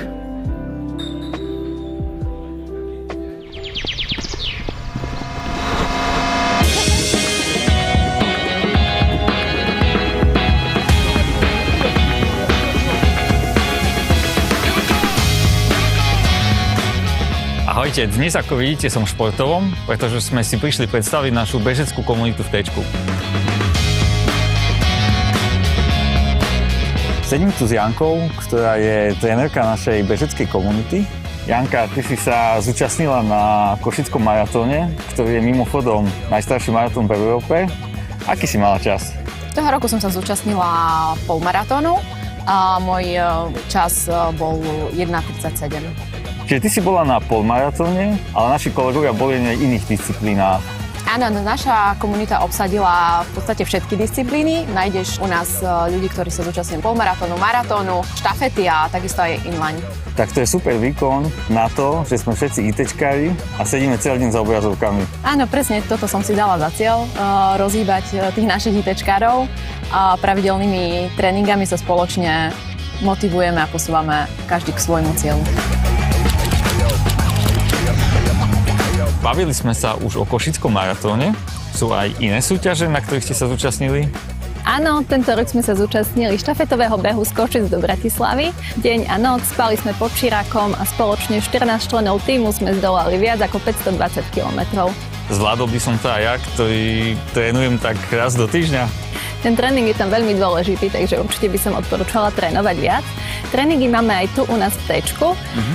Janka trénuje každý piatok do obede, čiže kľudne sa môžeš pridať. Máme tréningy na ovále, v meste, ale takisto aj zážitkové behy počas týždňa, komu ako vyhovuje ad hoc. Tak to sa určite občas pripojím, aby som si s vami zabehal. Budeme veľmi radi.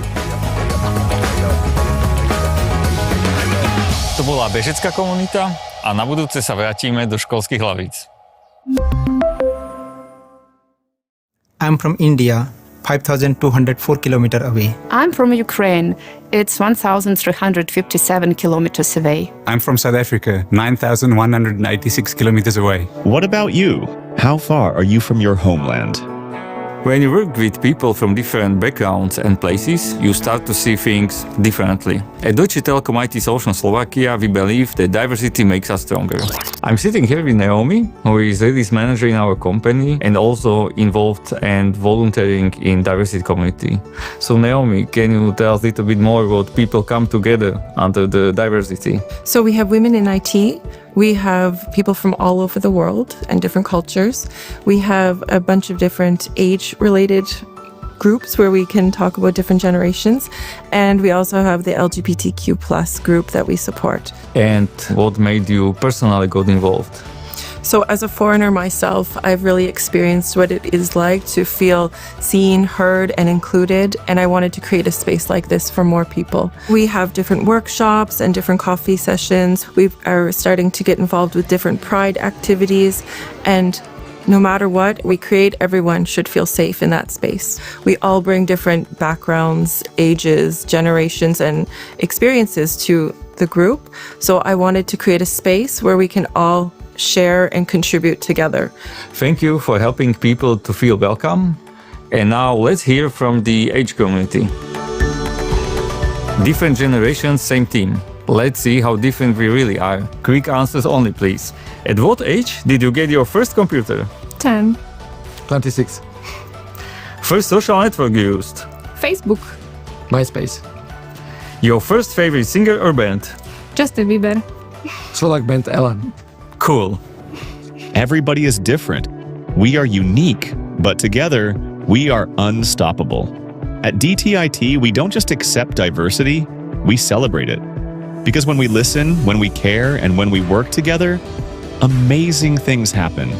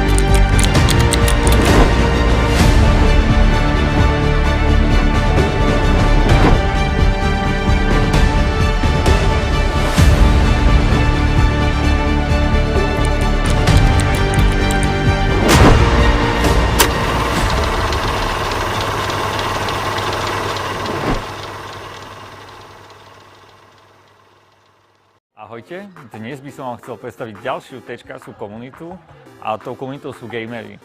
Ja mám túto komunitu veľmi rád, pretože veľmi často sa prikladnem na ich eventy, kde si tiež zahrám. A túto komunitu nám predstaví stálica gamerskej komunity David. Ahoj David. Ahoj Igor. Tak povedz nám, aká je tvoja obľúbená hra? Ja som nadšenec veľkých hier s veľa hráčmi, čiže je to MMORPG hra Lineage 2. Zaujímavé.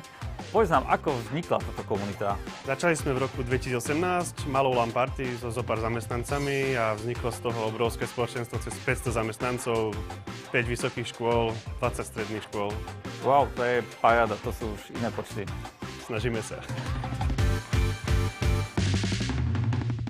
Ahoj Matúš, vy ako gamerská komunita organizujete veľa eventov.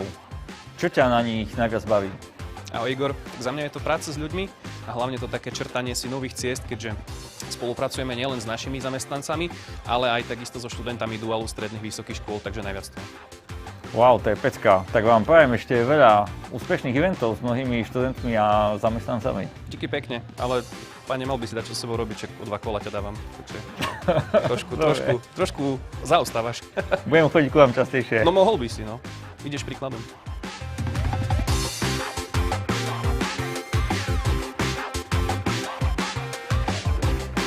Tak toto bol gaming a naša ďalšia komunita nás trošku rozhýbe, tak nás sleduj aj na budúce.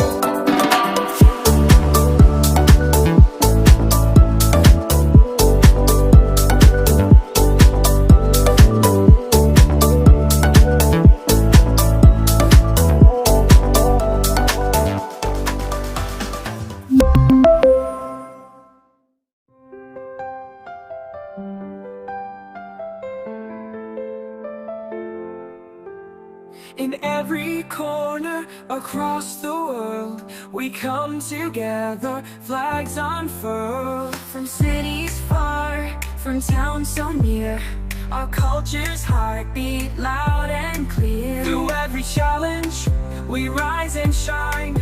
Our values guide us, they're the sign. Technology is colorful, bold and bright. Together we stand, against hate we fight. It's the power of we, it's the strength of us all. Together we stand, together we call. From every nation, we break every wall. With heart and soul, we give it our all. The power of we, the spirit of our team. Chasing the future, living the dream.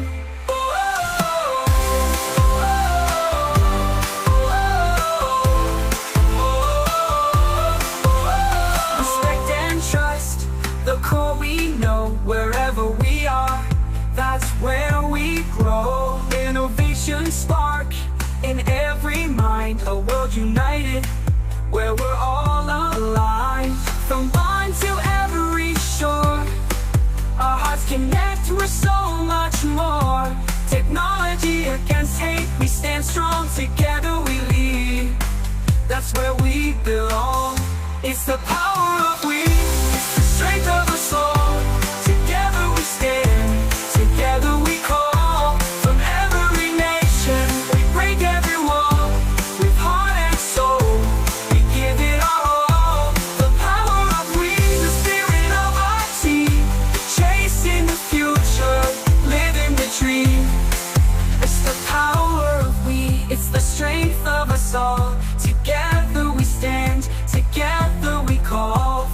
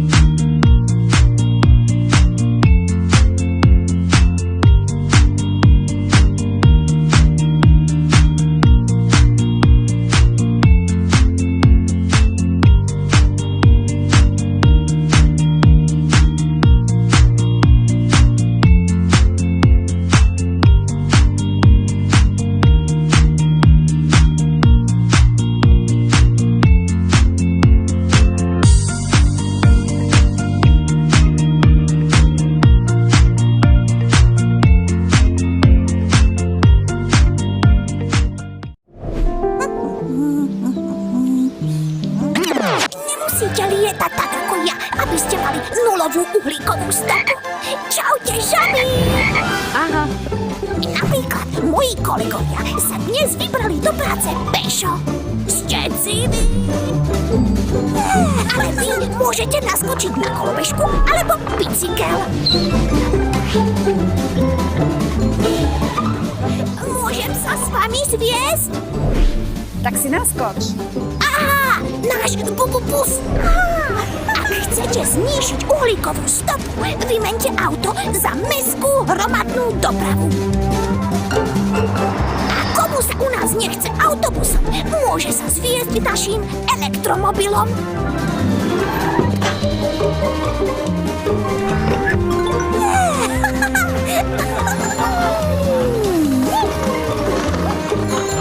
Káva, to bude poriadne nabudený.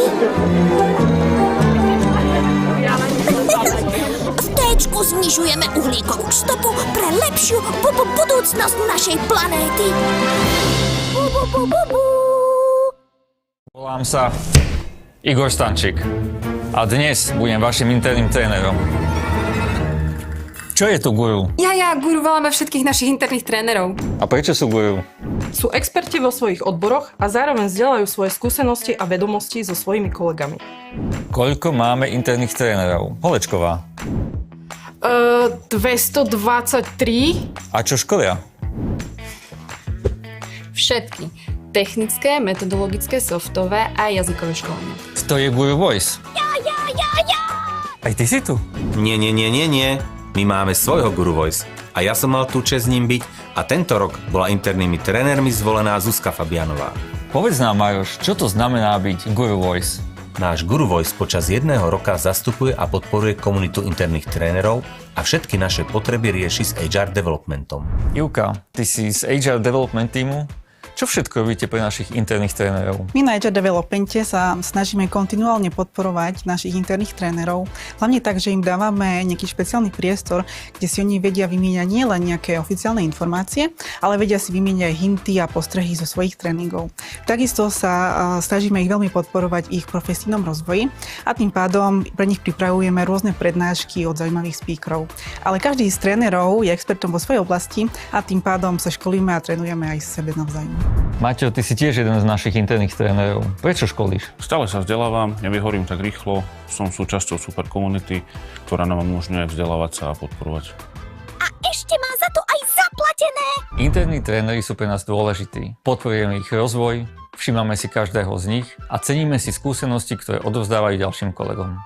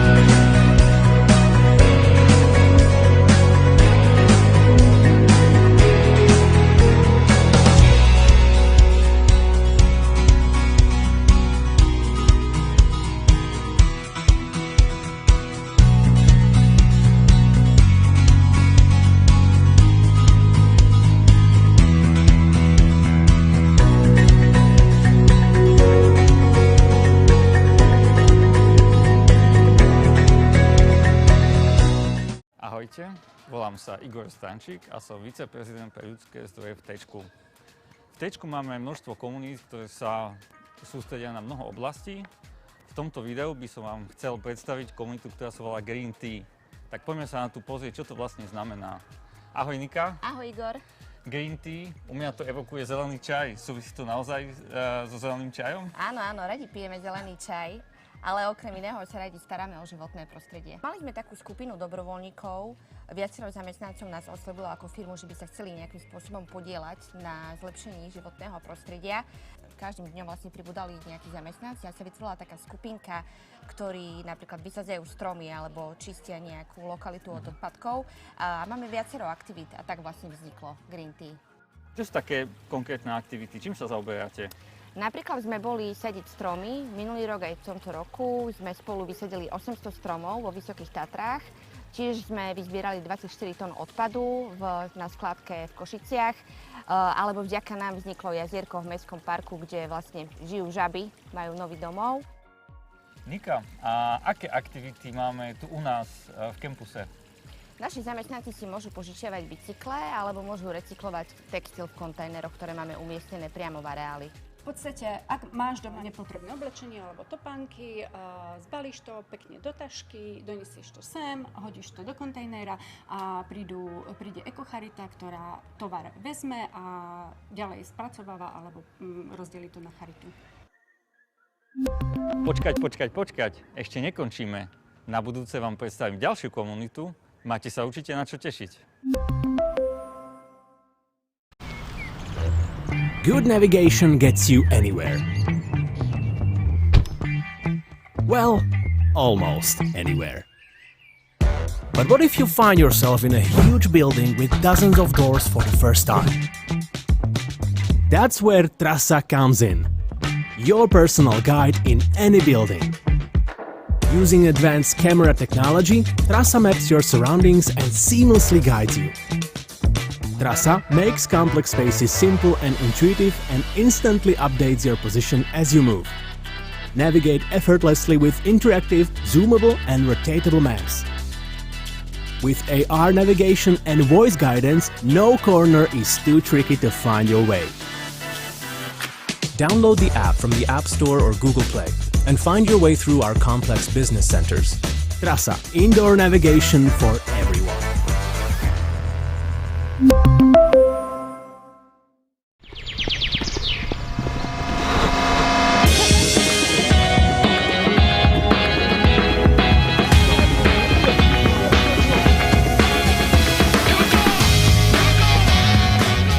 Ahojte, dnes ako vidíte som v športovom, pretože sme si prišli predstaviť našu bežeckú komunitu v Tečku.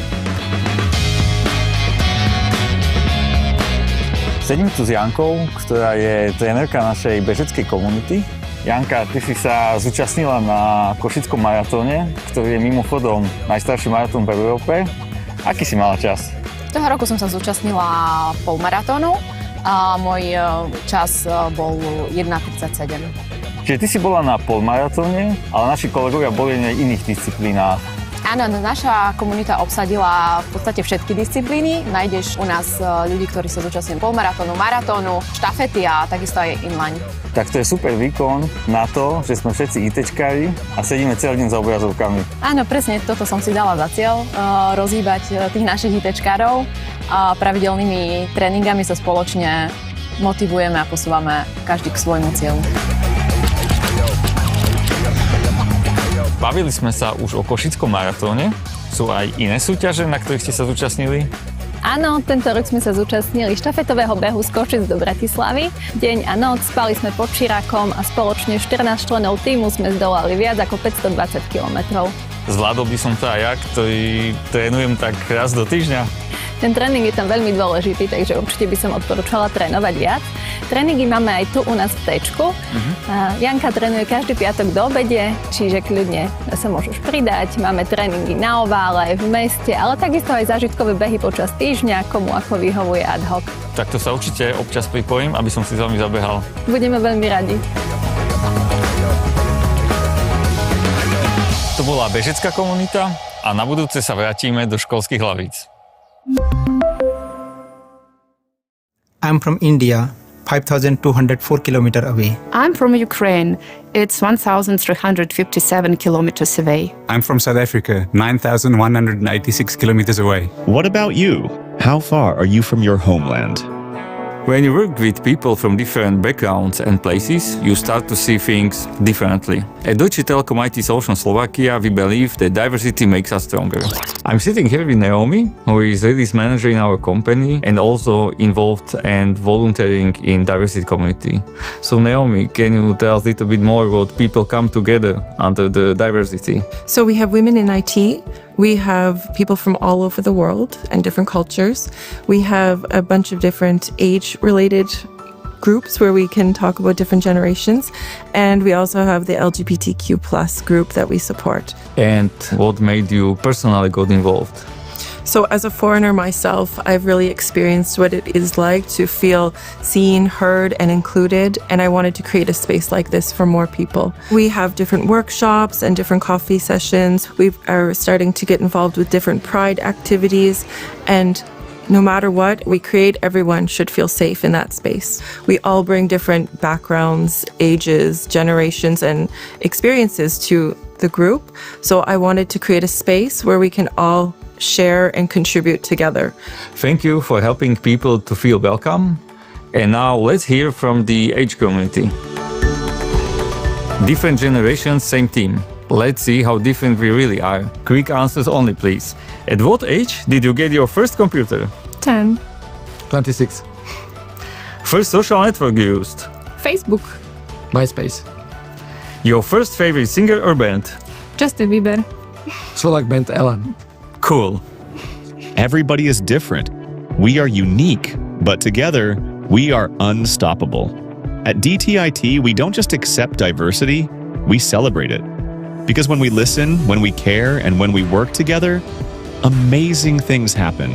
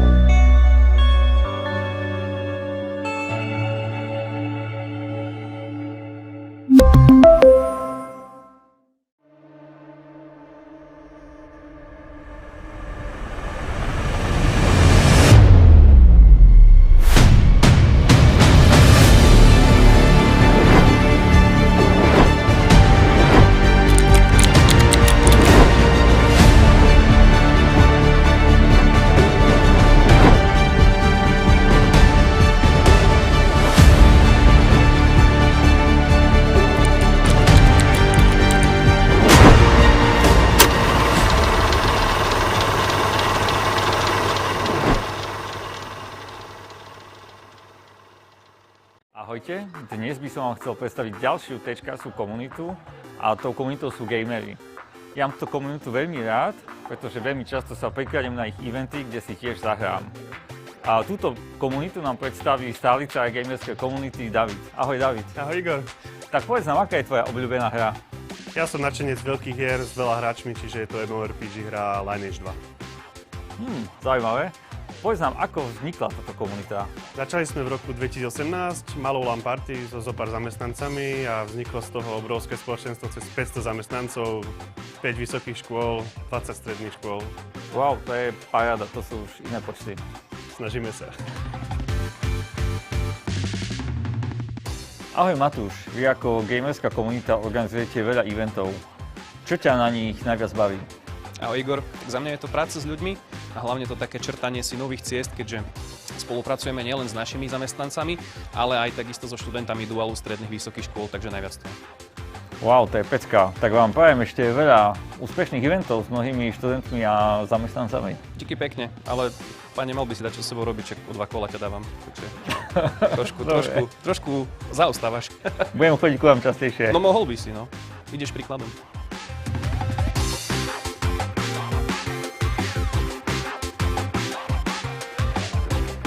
Tak toto bol gaming a naša ďalšia komunita nás trošku rozhýbe, tak nás sleduj aj na budúce.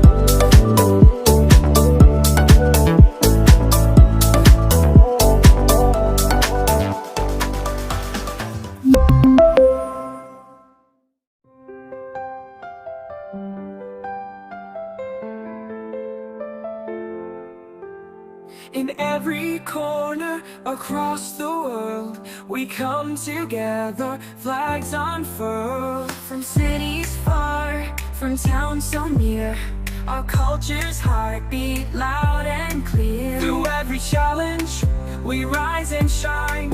Our values guide us, they're the sign. Technology is colorful, bold and bright. Together we stand, against hate we fight. It's the power of we, it's the strength of us all. Together we stand, together we call. From every nation, we break every wall. With heart and soul, we give it our all. The power of we, the spirit of our team. Chasing the future, living the dream.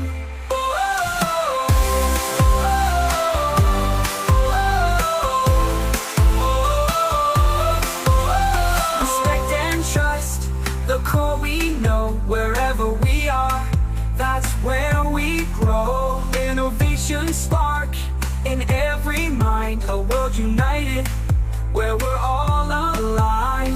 From bond to every shore, our hearts connect, we're so much more. Technology against hate, we stand strong. Together we lead, that's where we belong. It's the power of we, it's the strength of our soul. Together we stand, together we call. From every nation, we break every wall. With heart and soul, we give it our all. The power of we, the spirit of our team. Chasing the future, living the dream. It's the power of we, it's the strength of us all. Together we stand, together we call. From every nation, we break every wall. With heart and soul, we give it our all. The power of we, the spirit of our team. Chasing the future, living the dream. It's the power of we, it's the strength of us all. With heart and soul,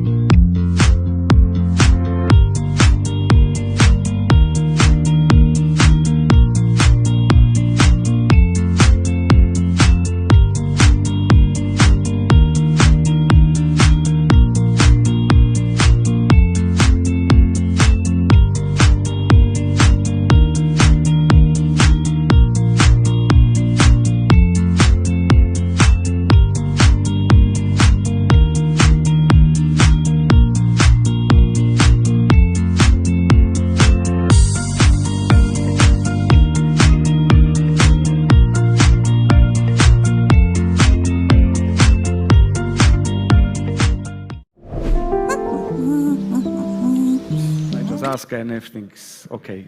We managed that.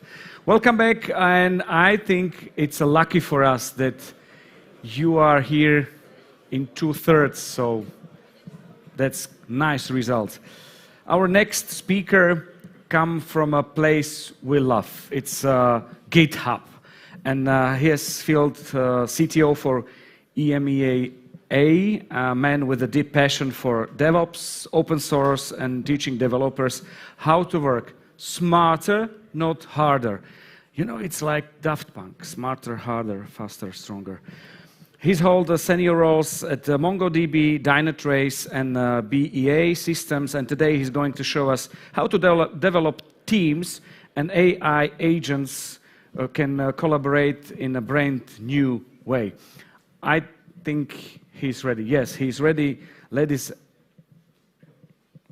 and gentlemen, Alain Hélaïli. Alain, come to us. It's Alain. Alain, okay. As I said, we've got some technical issues, but this is an AI conference, so we've got still maybe 30 seconds to talk. Your surname, I will teach you my surname, oh my God, how to pronounce it, okay? Yeah. Some people know they don't believe it's a surname.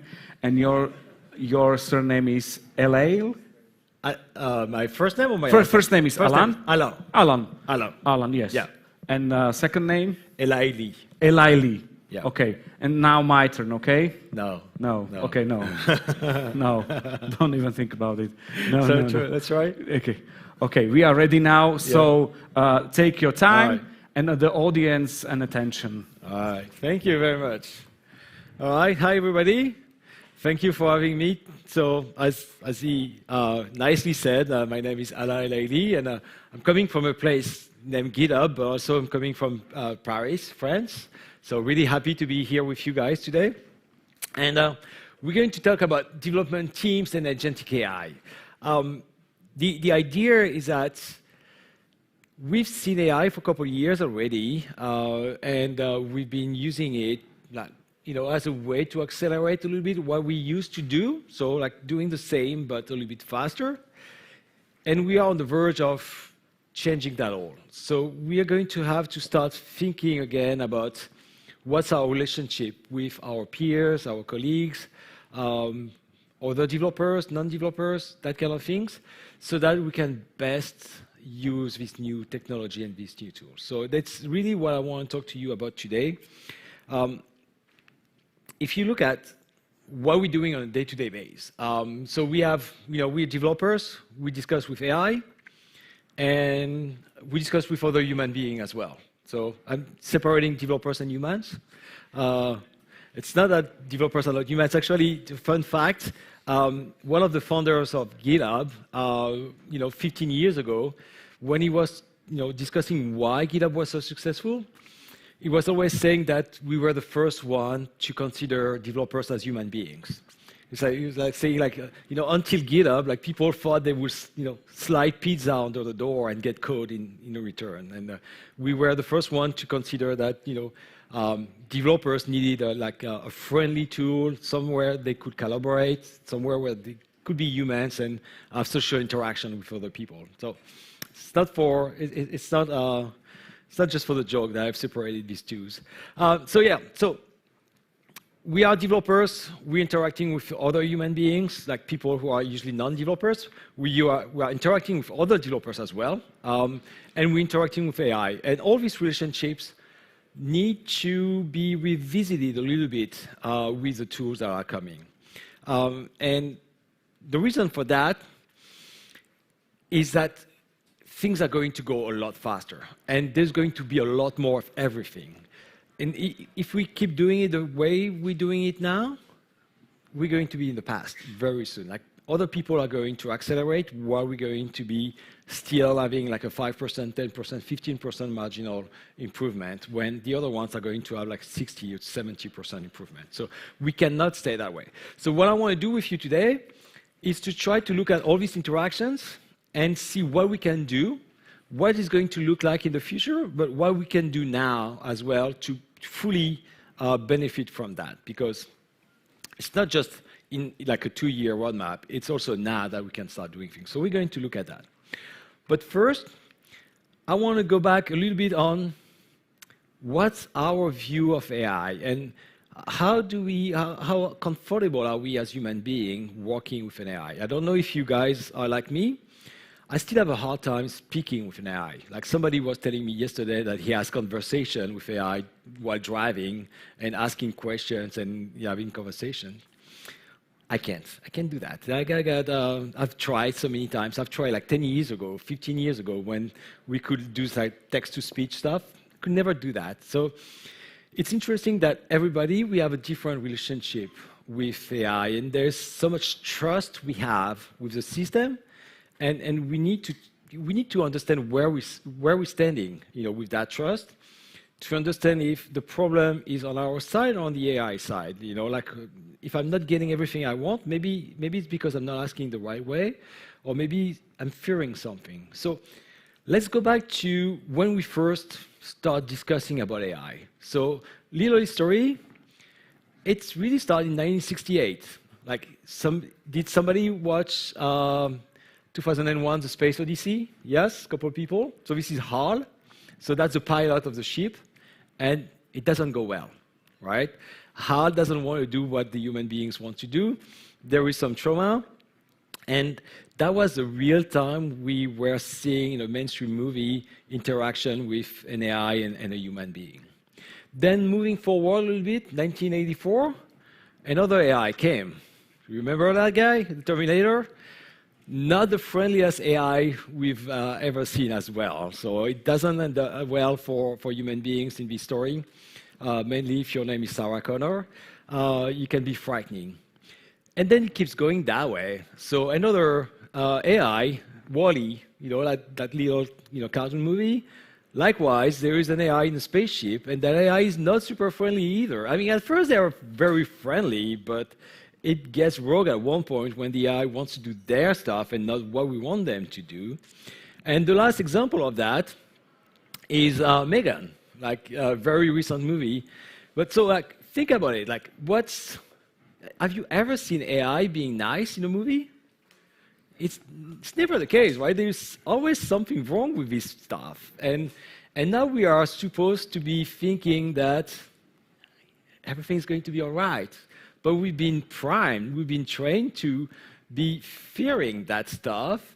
We are thinking like it's going to want to kill us or it's going to take our job. It's like, it's normal to approach AI thinking like, no, I'm not going to fully trust you. I'm going to double check everything you're going to do. And even if you do that, maybe I'm going to pretend that I didn't use AI because, that's not what I want to do.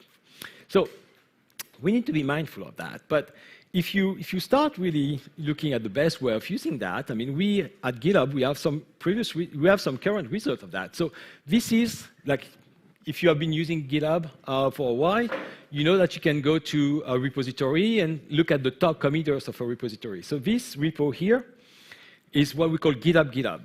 So you go to github.com/GitHub, so that's our organization. And you cannot go to the last part because it's a private repository, but our repository is called GitHub as well. So it's github.com/GitHub/GitHub. Very easy to remember. And this is a screenshot I took last week, and that's the top committers over the last month, right? Top committers in the GitHub repository over the last month. Number 1, Copilot coding agent. So that's the one creating pull requests for us in the background. By far the main contributor. Then we got a very, very liked engineer, like some guys who's doing some great job. And then the third one is a Copilot code review agent. So the one that's looking at our pull request and making suggestions that we can commit automatically or manually if we want to accept the change. So I want to set that as a landscape of what's possible. Like, we have tried to push the limit of what we were doing with Copilot, and that's what great looks like, right? If you can achieve that, like, think about the increase. So like, if you took that green bar, it's not going to be very scientific, right? But if you took that green bar, it's probably the sum of all the other green bars or like not far from that, that you have over there. So like it represents quite a lot of people. So if you really invest the time in thinking yourself, but with your team, with the rest of your organization, about what's the best way we can use this technology, you can achieve extraordinary things. Okay, so that's what we want to go to. That's our destination. How do we get there? So first of all, let's go back a little bit in time. We started with Copilot in 2021. Remember ChatGPT, you probably started hearing about that in 2022. Like a year before, we were already like delivering mainstream AI to everybody. Everybody was able to use that. 2021, and so what we've seen since 2021 is obviously the number of use cases evolving, but the power of the models as well dramatically shifting. Like we've been doing some experimentation, like trying to fine-tune a model, making it like as customized as possible for one single customer, like making that super great. And then the next model, the next mainstream out-of-the-box model was much, much, much better than the customized one. So like every time you're doing something, every time you're making some investment, you need to be conscious that the next wave of model is going to put everything you've done like in the past or right away. But that's the speed of what we're seeing. And then the other thing we're seeing is like many, many, many more models. Like 2-3 years ago, GPT 3.5 and then GPT 4, that was the main technology, that was what everybody was using. Now you got Claude, you get Gemini, you get so many things. There is like models that are more powerful, some are cheaper, some are faster. So there is not like a one-size-fits-all approach. It's all about finding the right model for the right job, and it becomes a skill for you to figure that out. We're trying to make that easier. We're trying to make AI being able to figure out which is the best AI to use, but we're not there yet, but that's coming.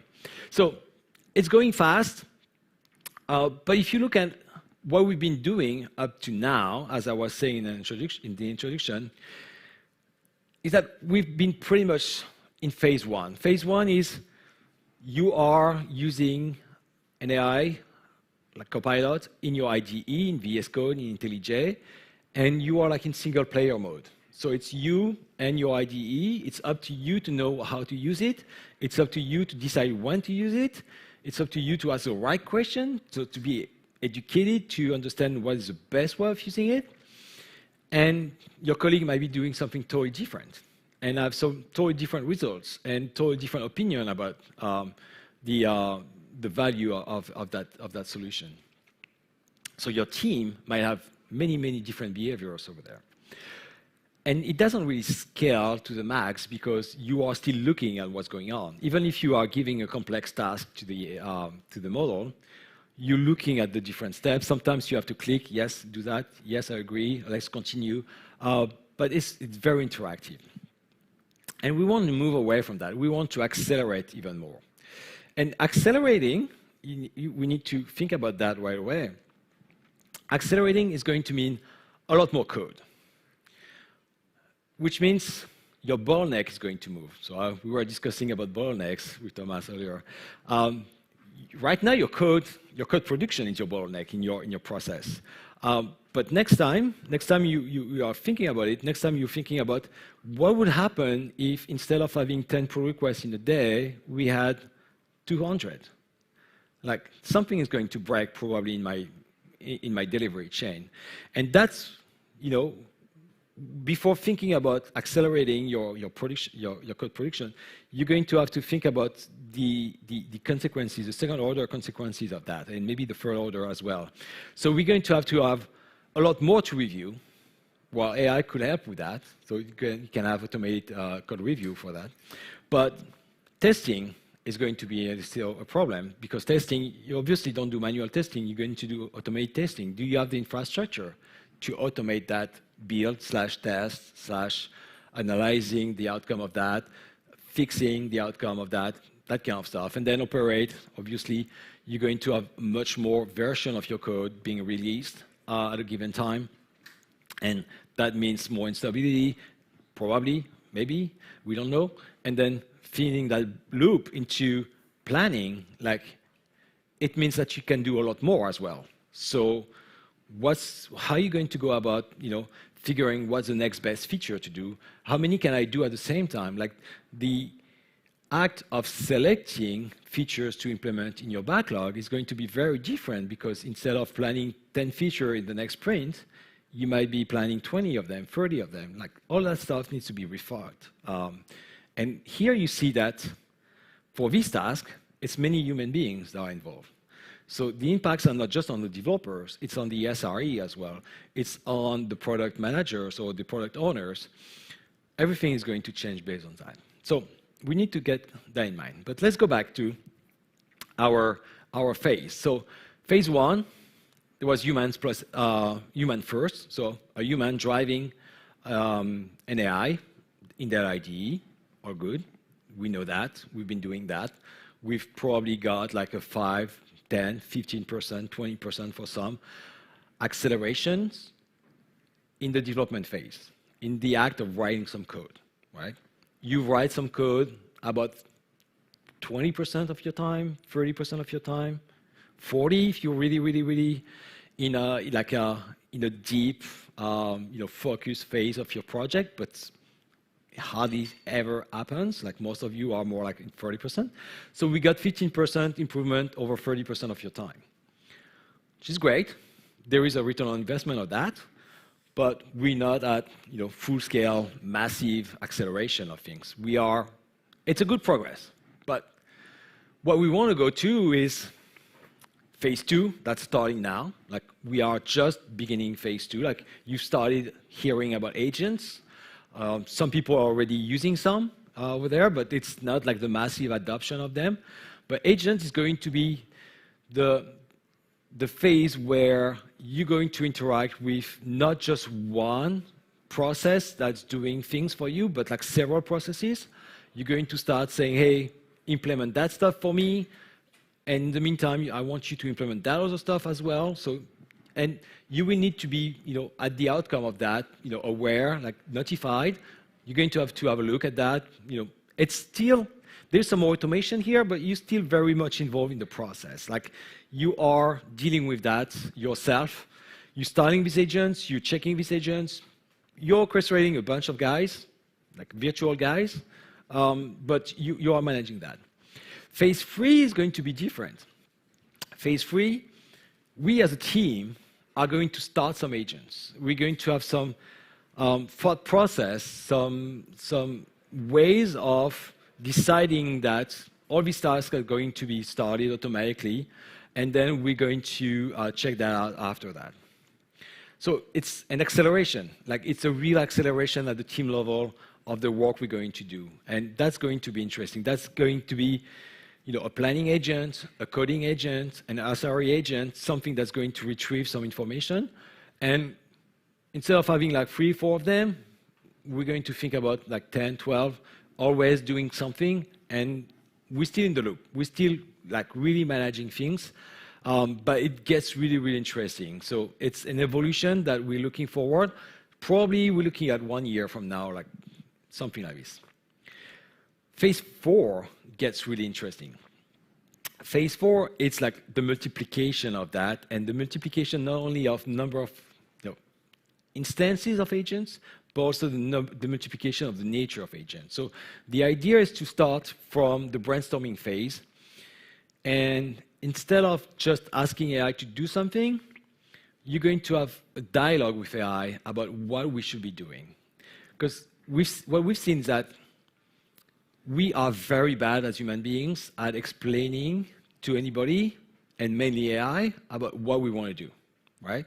We always say, I want you to implement that feature, and AI will try to do its best, and it's not going to be exactly what you want because you forgot to tell exactly what you wanted. You were expecting AI to guess that you wanted to have that color over there, and that it would be implemented at that other website that you really like, all that kind of things. Like, it's like when your users are telling you, hey, that feature doesn't work and don't give you any details about what's going on.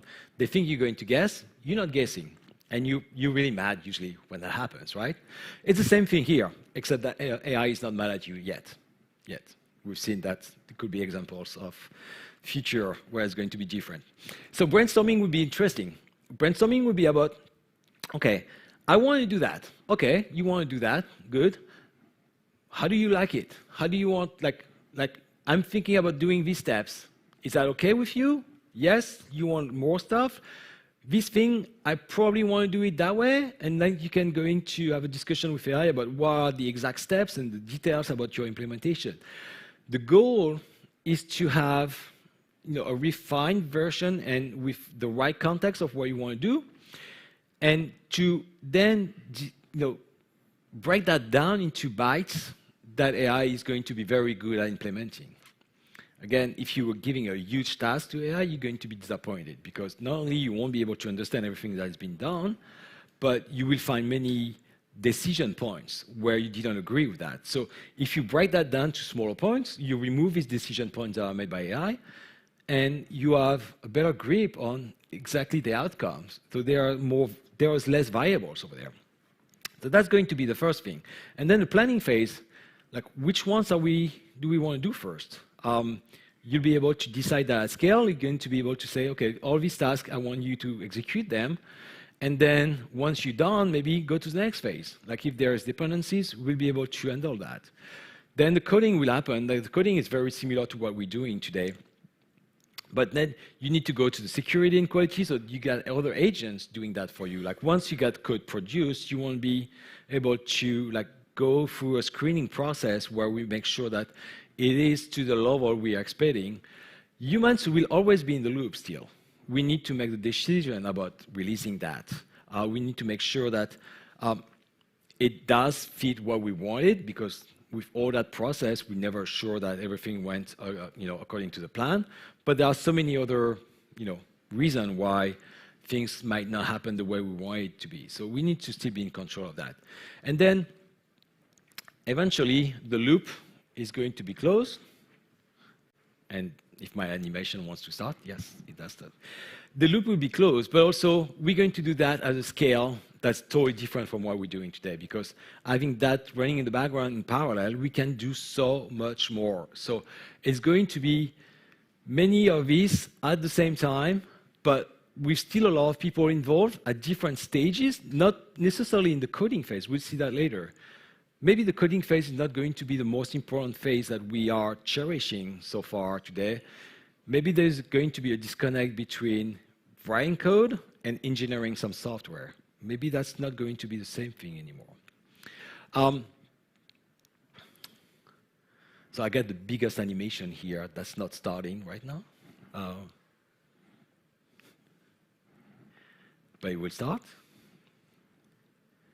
I don't know if it's a clicker or the computer that's stating. There's a wheel. There's a wheel spinning. So it will happen at one point. Did it move or not?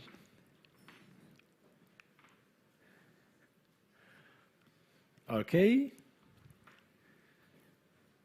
I think I've killed the computer. With PowerPoint. So AI is, it's not solving every problem right now. All right, so we'll see if the slides are coming back, but we'll keep going. So yeah, in this equation, you might ask, where are the developers? What are they doing now? And I think it's important to go back a little bit and rethink about the evolution of development over the last, 20, 30, 40 years. Being a developer 40 years ago, that was writing assembly code. It was very low-level technical. And then we moved on to C, C++, then JavaScript. And the abstractions went higher and higher, right? We used to create some very, very low-level code. I think in blocks. Yes, where is the developer? That was. Can you spot the developers? No, it was fine. Okay, so we started with very low-level code, and at that time, developers were really, really technical. Like you had to really, really understand the machine underneath, like down to the register of the CPU. But we have evolved, and by that evolution, by making things simpler, we made them cheaper, and as the result of that, more developers were being used. Like if you look at that analogy with the auto industry, people were building cars by hand, like really like assembling cars, like with very few people. And then all of a sudden, the assembly line came, and people were doing less of the job in the car. But then we were able to produce more cars. And the outcome of that, like we were producing more cars with less employees. But as the result of that, we were selling more cars, and there were more people building cars, right? So in the history, it's always been that way. Like the cheaper a resource is, the more it's being used. The cheaper developers are, the more developers are going to be used, because now you can have many more opportunities for creating more software. And that's been the way all the time. Like assembly, very few people were using that. Very people were creating application at that time. And by making software simpler and simpler and simpler, we created more and more application. Today, you know, my current project is to get rid of a spreadsheet that I've been using for many months and replacing that with a custom app. And that custom app, I'll be able to create that one in like 2 hours. And that spreadsheet, I'll be able to get rid of that, but I have a brand new app that's exactly what I want and not some approximation of what I want in my spreadsheet. So where I used to have 20 spreadsheets, I'm going to have 20 apps, because they're going to do exactly what I want to do, and I can modify them as soon as I want, because it's going to help me. So we're moving away from that, you know, very, very complex, you know, coding paradigm where it was, you know, very hard for people to start being developers. You know, if you, again, as I was saying, we started with that kind of assembly code. At that time, it was very hard to understand, to the point where people were actually creating a lot of comments in that code. So that's the same code. But if you go up in the file, you get all these comments. Who is writing just as many comments in their files over there? Who is commenting their code that much? Nobody does that anymore, right? We've been moving away from, you know, that language to something where, you know, the code being more expressive. We feel like, you know, we can move away from commenting and putting some English in our code. And by the way, this is the Golang implementation of the same assembly code that we saw before. That one, took me a lot of time to go through the repository to find a block of 6 lines of comments. Like, you know, the previous version, which was 30 years ago, you had like pages and pages of comments describing what it was, like in the code. This one is like hardly anything. And that comes from, you know, a tendency to say the code is the truth. Like, I mean, I don't know if you've heard that. Like, truth can be in only can be found in only one place. It's the code. So, like, we don't care about the specification. We don't care about the comment. Only the code is containing the truth, right? But now moving from a place where we can interact and we can have some code generated, like, where we're not generating that code anymore, and we might not be reviewing that code anymore. The code might not be for us, you know.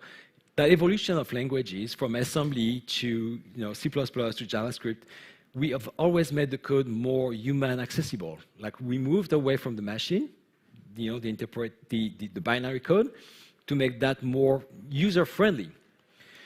Do we need that user-friendliness anymore if we're not writing that code? Do you need that user-friendliness if you're not reviewing that code?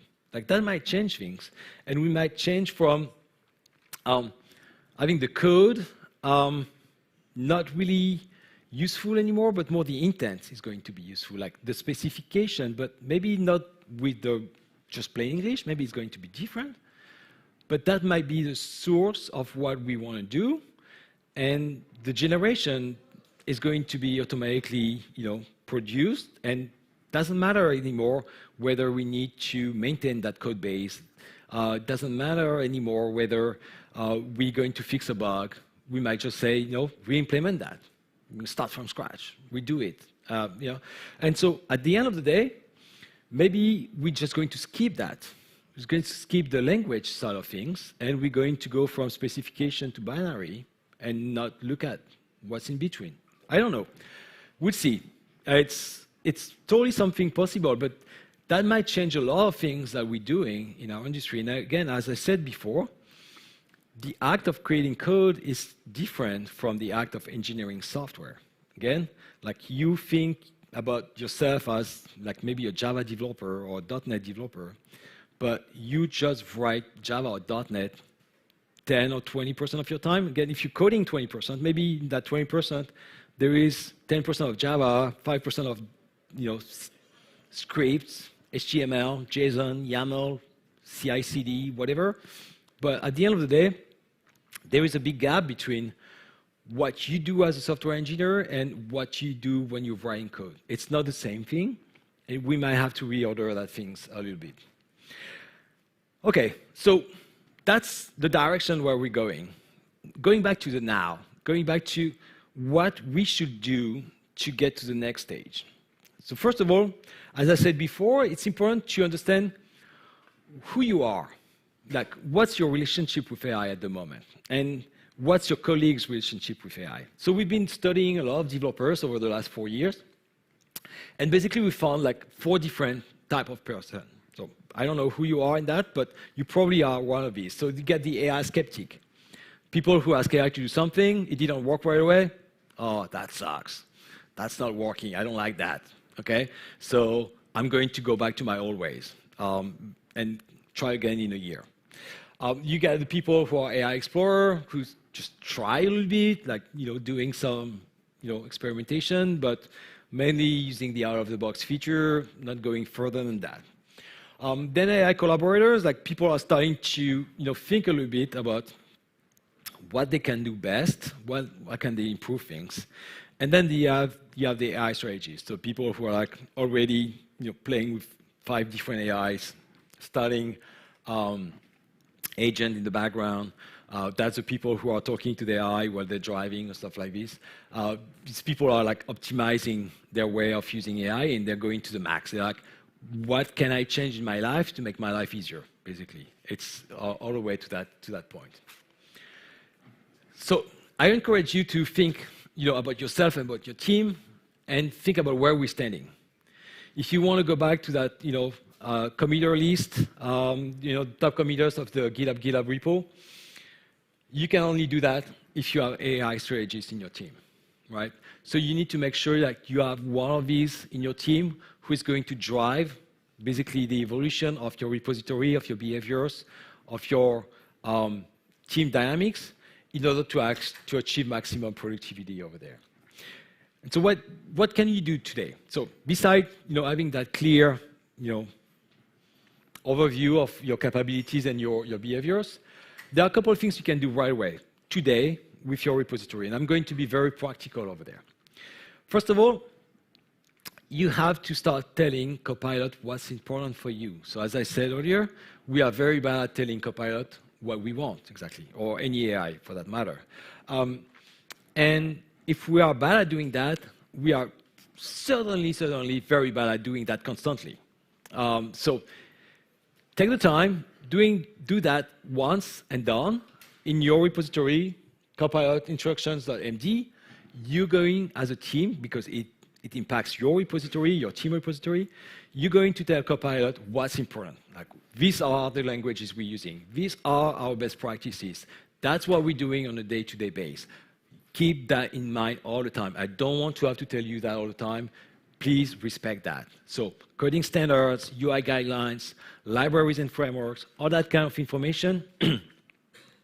Don't expect AI to discover that well every time. If it's so important, just say that once and you're done with that. AI will take care of that. We'll consider that every time. And then you can go to the next step. Because not everything is repository-wide. Sometimes in a repo, you get some YAML files, you get some JS files, you get some Java files, different contexts all the time. So you can give better instructions. You can say, in these kind of files, I want you to apply these instructions, because these are my test files. So my test files are different from my business logic files, for instance. I want to do things differently. I don't want to mix things up. And I want to be very, very good at generating the tests, and very, very good at generating some business logic, but two different things. So you can express that. These are different and behave differently in these different use cases. So you have these instructions.md files. So like this could be called like playwright-test.instruction.md. You say, what does it apply to? And it will do that for you. Very, very simple. You can do that today.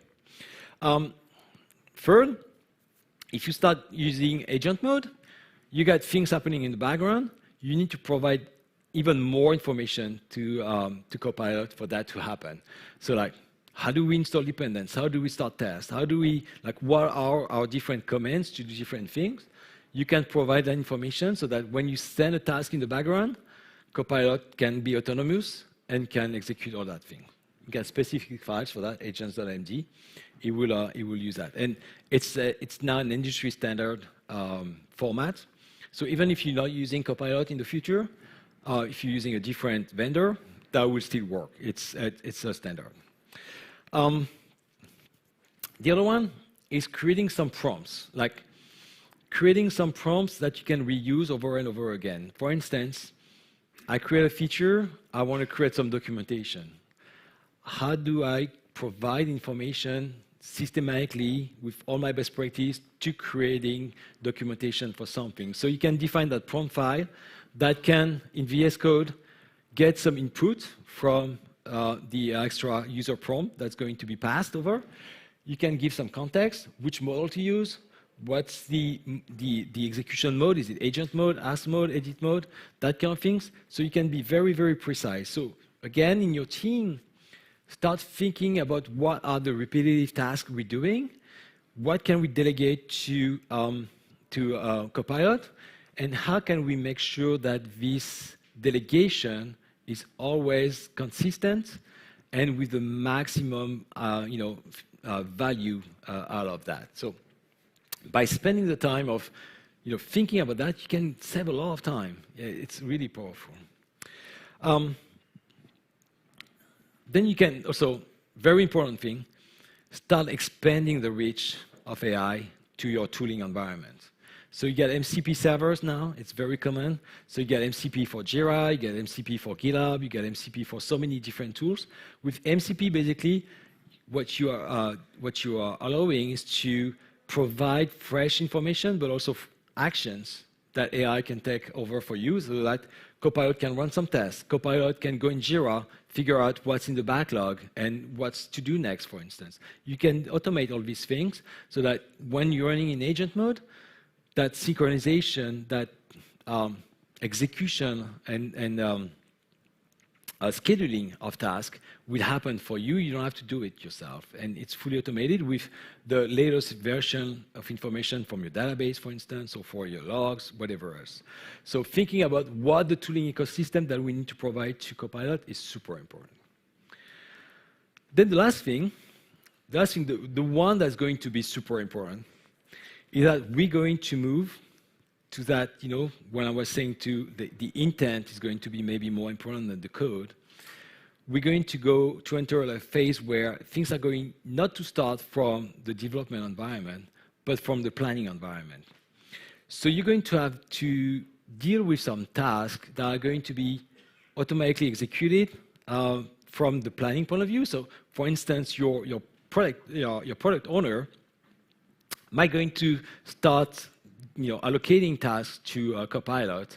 And in the morning, you're going to arrive, you're going to have a brand new pull request that has been created by AI, and you will have to review that and take it to the next stage. The discussions now is going to be, was that the right granularity?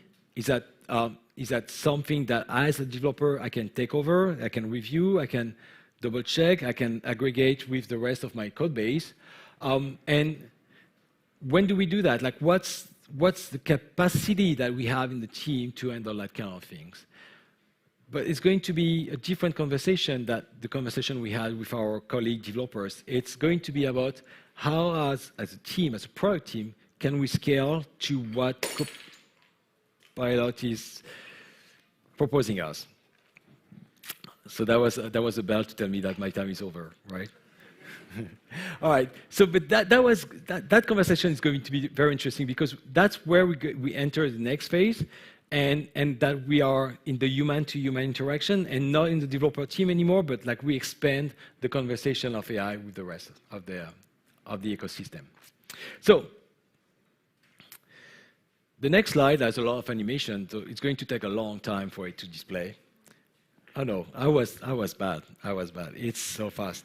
So that's where we are heading to. It's a journey. Again, think about that. Think about where we were like 4 years ago. Like nobody was talking about AI.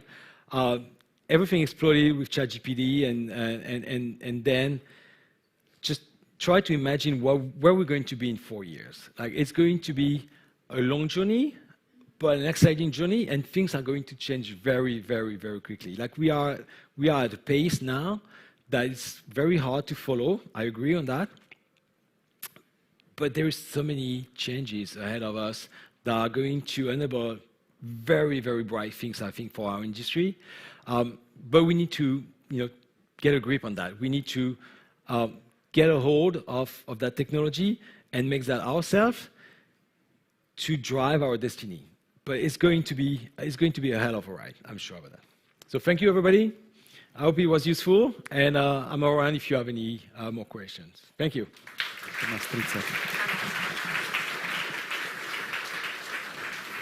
Thank you very much, Alain. Thank you. Thank you. Okay, how about questions? Oops. Sorry. But, there is possibility to talk with you. I'm on the other side in the exhibit area. Yes, but you have a special coffee session. Yes. At the workshop area. It's upstairs, where people could find you and talk to you. But now let's have 4 questions, okay?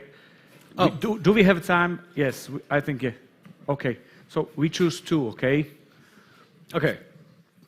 Which one? I don't know.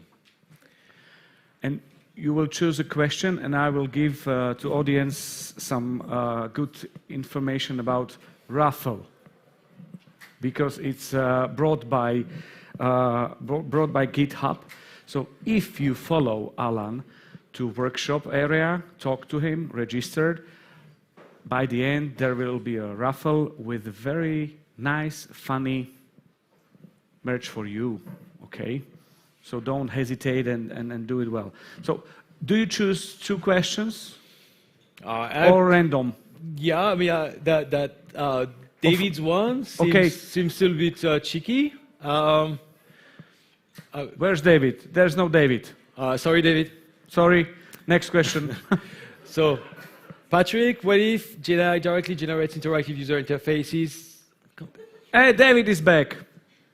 Okay. But Patrick is at the bottom. Okay. So even binary code will be not necessary. So that's basically you can have that already today. So if you want to play with that, we have something called Copilot Spark, where basically we've chosen a tech stack. So it's basically React.js plus some other stuff, and it creates the app for you. And you specify what you want, and it always generates a UI next to it, so you see right away what it's going to look like. And you can interact with that. It's great. I don't think we are at the stage yet where you can say this is going to be a full enterprise application that's going to connect to SAP and to do all that kind of stuff. It's great for vibe coding, but who has started in their work a new application this year? Brand new, from scratch, brand new repo. 1, 2, 3, 4, okay. Out of 100 people. So most of the time in a corporate environment, you're not creating a new app. You are dealing with an app that has been created 50 years ago. Maybe not 50 years ago, but a lot of years ago, and you keep working on that. I think I was talking with a bank. They have 2,000 apps. They're creating 5 a year, 5 new apps out of the 2,000 because legacy, So it's great, but is it a mainstream use case? It's good for prototyping, good for small apps, like my spreadsheet replacement, but that's it. David is... Patrick is back. Second one. No, but that was my answer right now. Okay. And the other one, you will meet people in a workshop area, okay? Yes. And tell them that there is a raffle brought by you, okay? There is a raffle. There is a raffle brought by, okay? Thank you so much, Thank Alain. you. Thank you, merci beaucoup.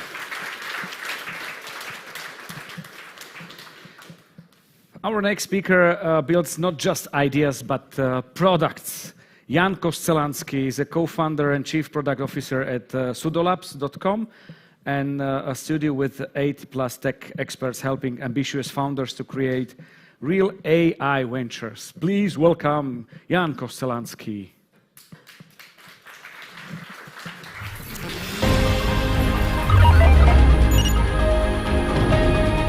Hello, hello. Hey, hello. Nice to meet you. Thank I'm you. leaving. Thanks. Okay. Welcome, everybody, and thank you for attending my presentation today. It's always a little bit tricky to have a slot after a lunch break, so thank you that you're being here.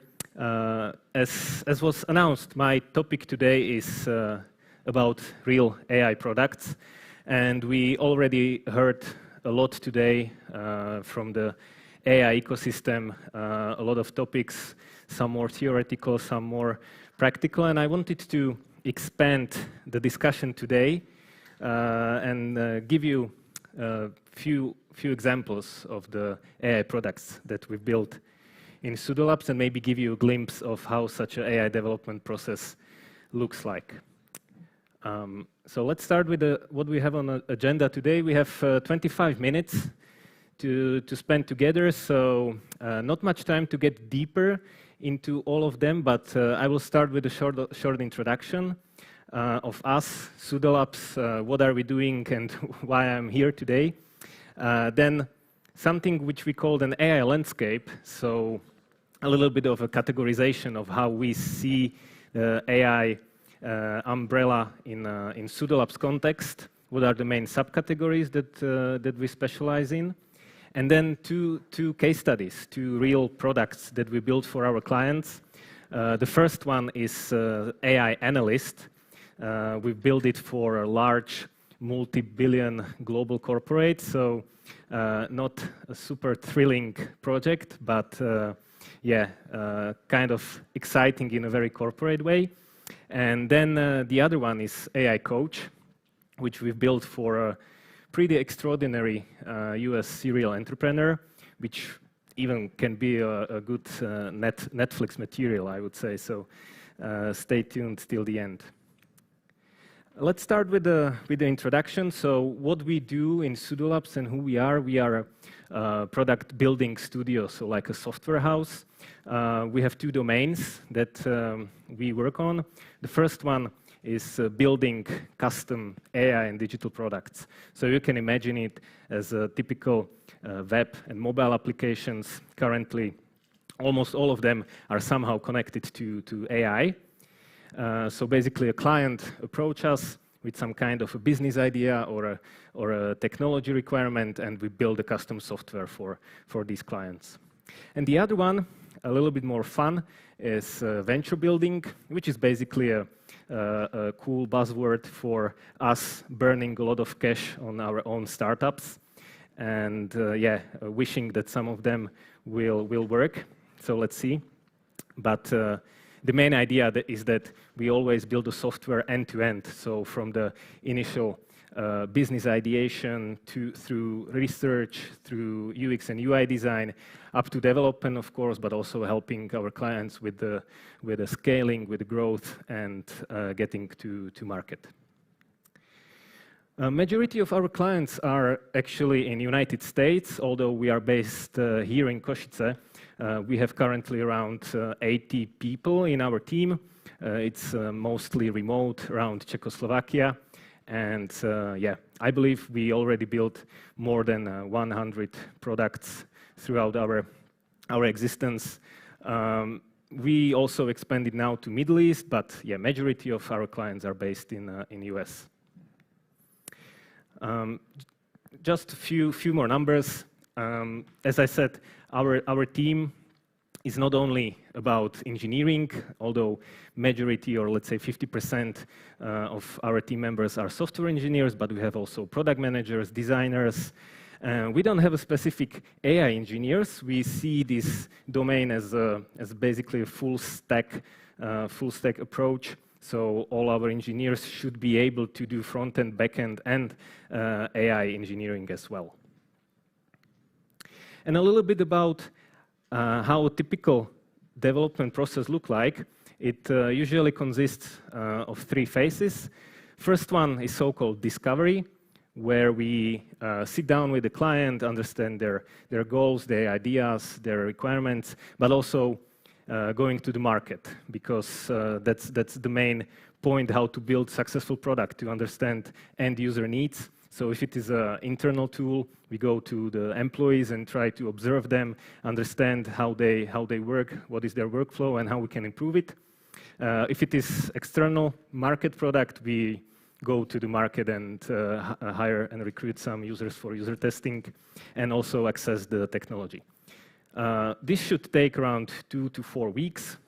And after this phase, we should have a clear idea what is the problem that we are solving, and what are the options, the potential solutions, how to solve this problem.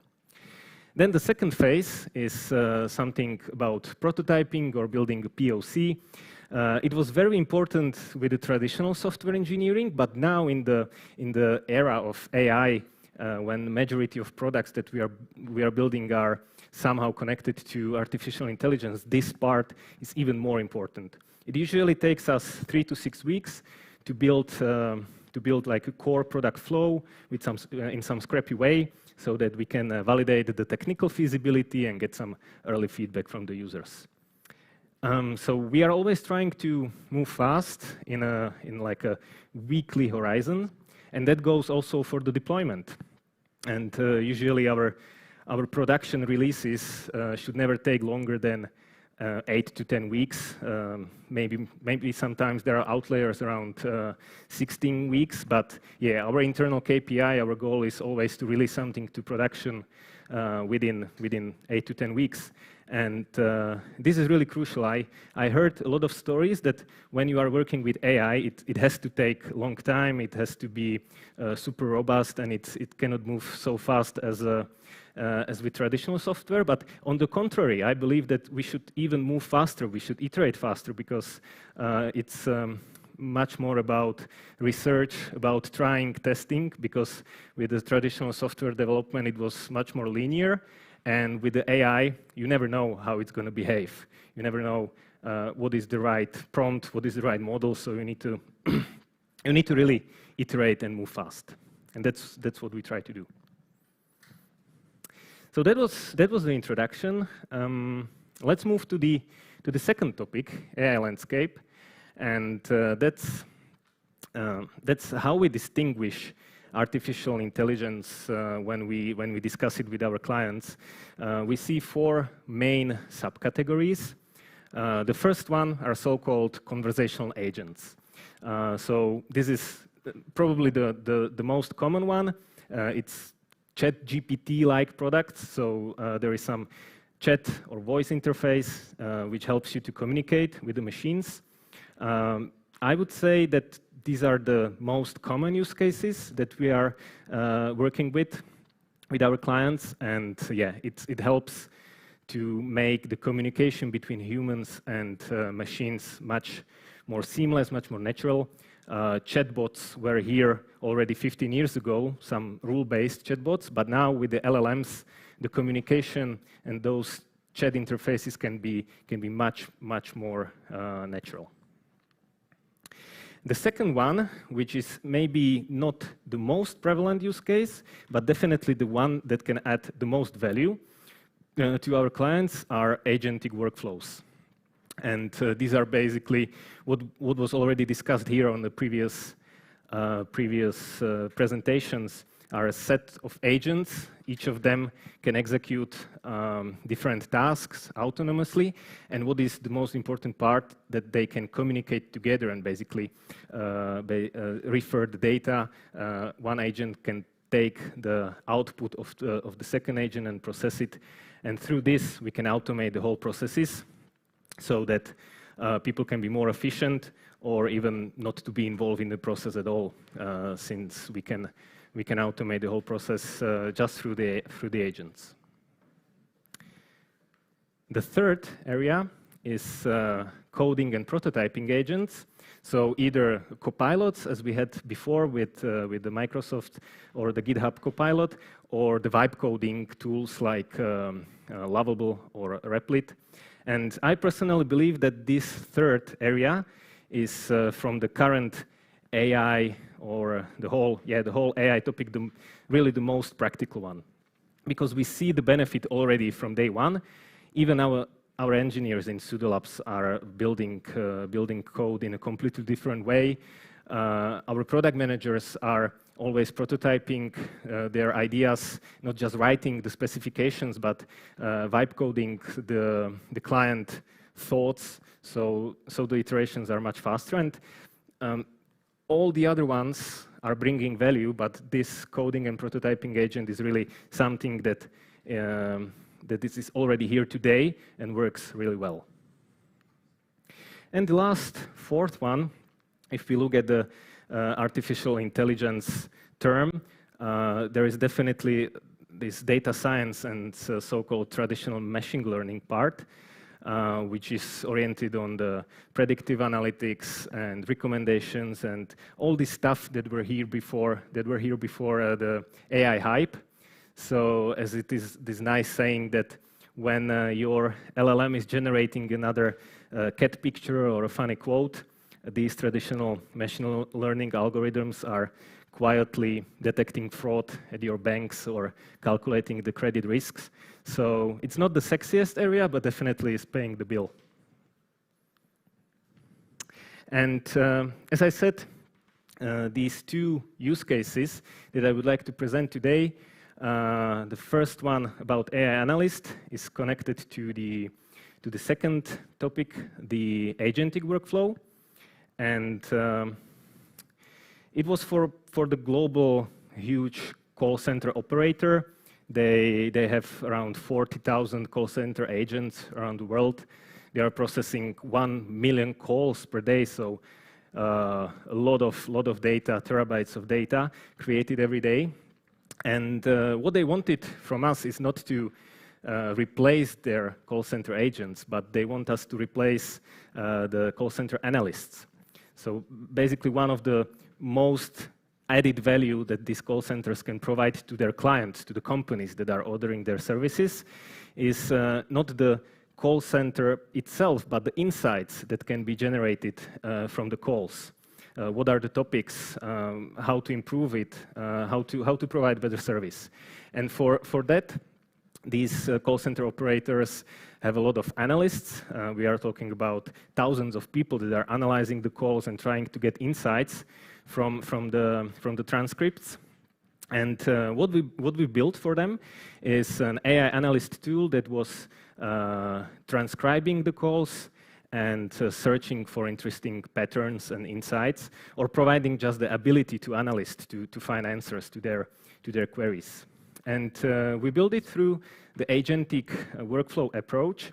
A short or simplified description of such architecture can look like this. At the beginning, you have a business query, so a question that the analyst wants to ask. And then this question goes through the chain of various agents. Each has a different role. At the beginning, there is a planner agent, so an agent that understands your question that you put and try to decompose it into particular steps, how to answer it. And there are multiple these steps, this tool that can be used to answer the question. For example, one is the SQL query creator, so it generates the SQL query if you need to get some data from the database. There is an information extraction tool or agent which helps you to understand the data that you retrieved from the database, so a traditional LLM model that is understanding the context. Then there was an agent which visualized the data, either create graphs or tables or some more appealing representation of the result. And yeah, at the end, there is an agent to summary the response, so give you something that you can, as a human, understand. At the end, there is a replanner agent, which is basically reviewing everything and trying to give you a final check that these responses really make sense and there is no logical flaw. If yes, if something is recognized, then it gives feedback to the planner and the process starts again, hopefully providing better answer. At the end, I will show you the numbers, how successful and how accurate we are. But this is a typical agentic workflow architecture that we implement for our clients, and it's extremely powerful because looking at the example and just briefly walking you through this example, one of the most negative situation in a call center domain is so-called dead air time. So it's basically a silent moment in a call when the agent is not talking, the customer is not talking, either they are thinking or looking for some data in the system, and it's a negative user experience. So let's say an analyst wants to understand what are the typical discussion topics that led to such a dead air time, and ideally in the worst 100 calls that were there. So the chain of agent will firstly understand the question, will think about it, okay, what does the user want from me, what should I do, decompose it, understand that the first action should be to generate a SQL query to get data from the database about these 100 worst calls. Then, okay, check if it is really 100 calls, if there are those that should be retrieved, if yes, then another agent will try to figure out what was the topic discussed in the call, where was the silent moment in it, and what was preceding the silent moment. And then action that happens through the next agent is to see, okay, list me all the topics and somehow understand and generalize them, right, to summarize them. And that's the power of the LLM. And then at the end, there is a thought which try to understand how the data should be displayed, if a table or a graph, and at the end we receive the most common topics that were preceding the dead air time. Basically an activity that for a normal analyst would take, maybe would not be even possible because it went through 15,000 calls transcript, understand what was the topic, categorizing it, so it's not even about being faster, but even about being possible, because this is a chain of activities that a traditional analyst couldn't do. What is important with this topic is not only the ability to build such an agentic workflow, but to take care of the costs, because there is a lot of AI agents involved, and every one of them costs money. So we need to build these workflows in a way that it's flexible, that we can test it with multiple models, and find the one that is having the best ratio between the accuracy and the costs. And yeah, we are saying that we are kind of augmenting or replacing analysts, which are of course not cheap, but still some models would give us the cost per query around $100, which would not be viable, but we found a way how to decrease the costs for almost $1 per query, and with enough accuracy. So that's always the topic with the agentic workflows. You need to play with the models, find the best one, and optimize it and build it in a way that it's not rigid, it's not coupled tightly to the model, but you can replace it also next month when a new model will come out, and it will be even better and cheaper. So as a result of this first product that I'm presenting, we achieved 25 seconds per query. So like average time of a medium complexity query can be solved within 25 seconds, which is amazing because, as I said, this could take days to analysts to go through all these calls. Accuracy, more than 90% after multiple iterations we did there. And currently we are able to process 15,000 calls per query. So really something that a human analyst would not be able to grasp at one site. So that's the first use case. More about the robust architecture. It's a little bit more extraordinary. AI coach, and we build it for interesting personality. The product is called Loving is AI, and it should be like a soul companion for you to, like a coach, to discuss some tough issues that you have in your life, or just have somebody in your pocket that you can always validate your life situation or ideas. And we were approached by a serial entrepreneur from Chicago. Her name is Jen Loving, and it was quite unconventional because she is not the tech person at all. She is a public speaker, a businesswoman, and she started to play with ChatGPT a year ago, and she was amazed by the power and by the responses. She started to discussing with her ChatGPT topics about her life, about the spirituality, about the meaning of life, and she got completely lost in it. She started to believe that ChatGPT is somehow a divine, superficial entity, even like a goddess entity. She started to speak completely just with an AI, and yeah, she basically get this phenomenon that is occurring a lot of time these days, like an AI psychosis, when you start to believe that LLMs are somehow really superficial and having extraordinary features. She even changed her name. Initially, she was named Jen Koffel, but ChatGPT told her that her mission in her life is to spread love in the world, and she changed her surname to Loving. And at some point, she was discussing with us only through the replies from ChatGPT. So when we gave her a question, she responded us with a pasted text from the ChatGPT. So it was really, really specific situation. And what she wanted from us was to basically replicate her experience in the product. So it could be, from the technical perspective, easily done. It's just a system prompt. You would just put a system prompt to the LLM that, hey, behave in this way, be super loving, always helpful, and all this stuff. So it can be easily done, but we tried to work with her and navigate her through the real technology behind it. So after multiple sessions, we explained her that there is no gut behind it, how the LLM works, what can we really bring to market, and it's not just about LLM being nice to you and helping you to understand some tough questions, but how to build this product beyond just putting there a system prompt. And after a lot of discussions, we start to find a common ground, and at the end, I believe we build a pretty interesting product.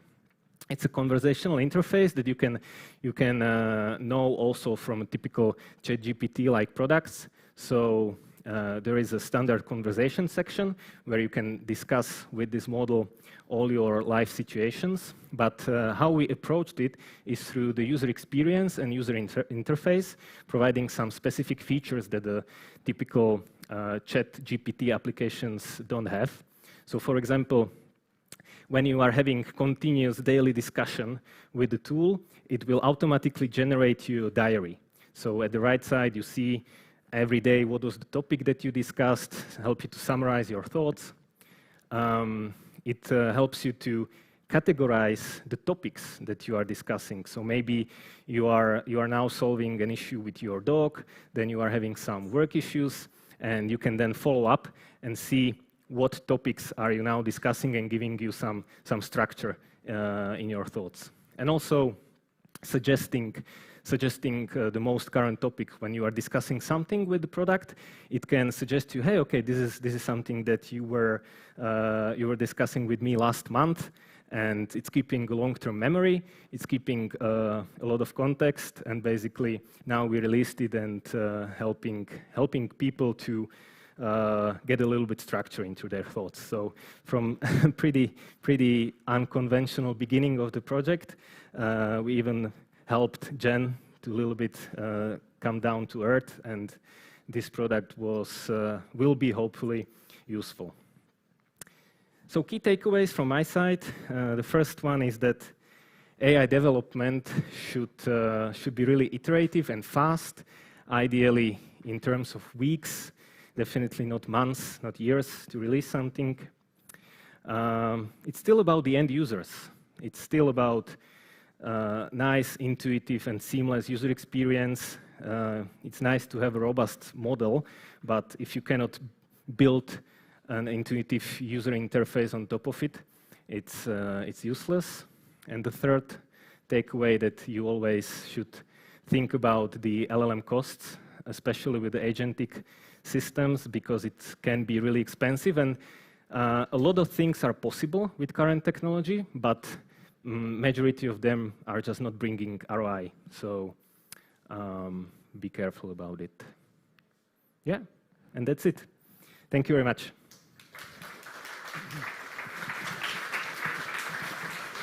Thank you, Jan. I like your, that's it? Nothing special? Okay, are you ready for the questions? Yeah. Okay, let's go through them. How difficult is to find full-stack AI developer? Do you pay extremely well to be able to buy them from the market, or do you have the high-quality, comprehensive international training programs? It is tough, definitely. It's like our business has two sides, and both are super complex. On one side, the selling part, so we need to sell those projects to US clients, and we are a European company, so it is not easy. And the second part is exactly hiring. And we try to hire, but we also have already like 50 engineers in our team that we are trying to retrain and upskill to become an AI engineer. If we were the AI company who are a data science one or building and training their own models, it probably wouldn't be so easy. But the current AI world, which is using a lot of fundamental models, is based on standard API integrations. You need to know prompt engineering. You need to be aware of the current trends, but it's not so much different from the traditional engineering as it was maybe 2 or 3 years ago. So yeah, the upskilling is definitely an important part. Okay, thank you. The second one is, what's the ratio of your engineers working on AI and non-AI project? It depends on the age of the project. So the old projects that we have with our clients that started maybe a couple of years ago and they are still ongoing, there are not so many AI functionalities, but all the new projects, and I would say this year, maybe 9 out of 10 projects that we opened are somehow AI related. So yeah, I would say in 1 year, probably all of the engineers will be working on AI. Okay, let's talk about leaks. Loving is AI raises at first sight a lot of privacy and security concerns. How do you assure that no recognizable personal data leaks out into the public LLM?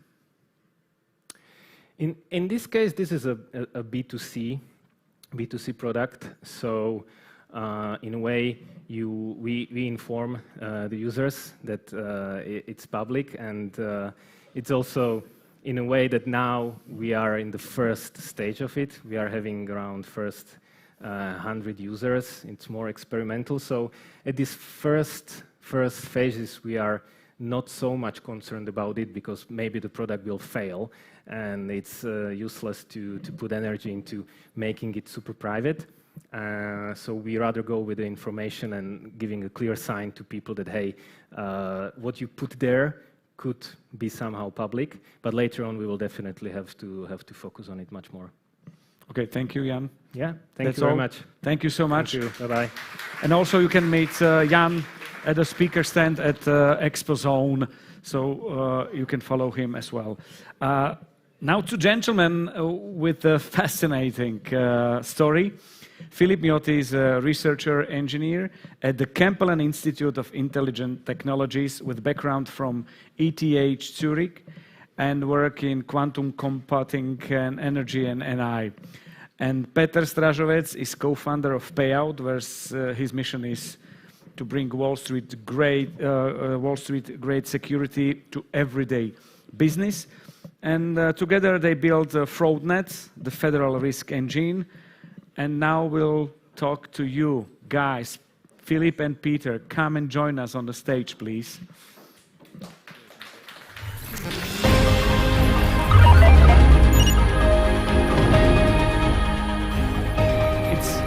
It's afternoon, nice to see you, nice to have you here. It's afternoon, and now I realize that all speakers wait not for their names, but for the jingle. Okay, now I know it. It's your time, thank you. Thank you very much. Good afternoon. I'm Peter from Payout. With me is Philipp from Keynotes. And together we will show you how we bring enterprise-grade fraud prevention to small to medium enterprises thanks to Payout's embedded finance market and Keynotes' unique AI research. Who we are as Payout? At Payout, our philosophy and vision is simple. We move money like data. Whatever you understand under moving data, that it is fast, frictionless, you can archive it, you can scale it. All of this we are bringing as a platform to our clients, enabling them to do the same with money.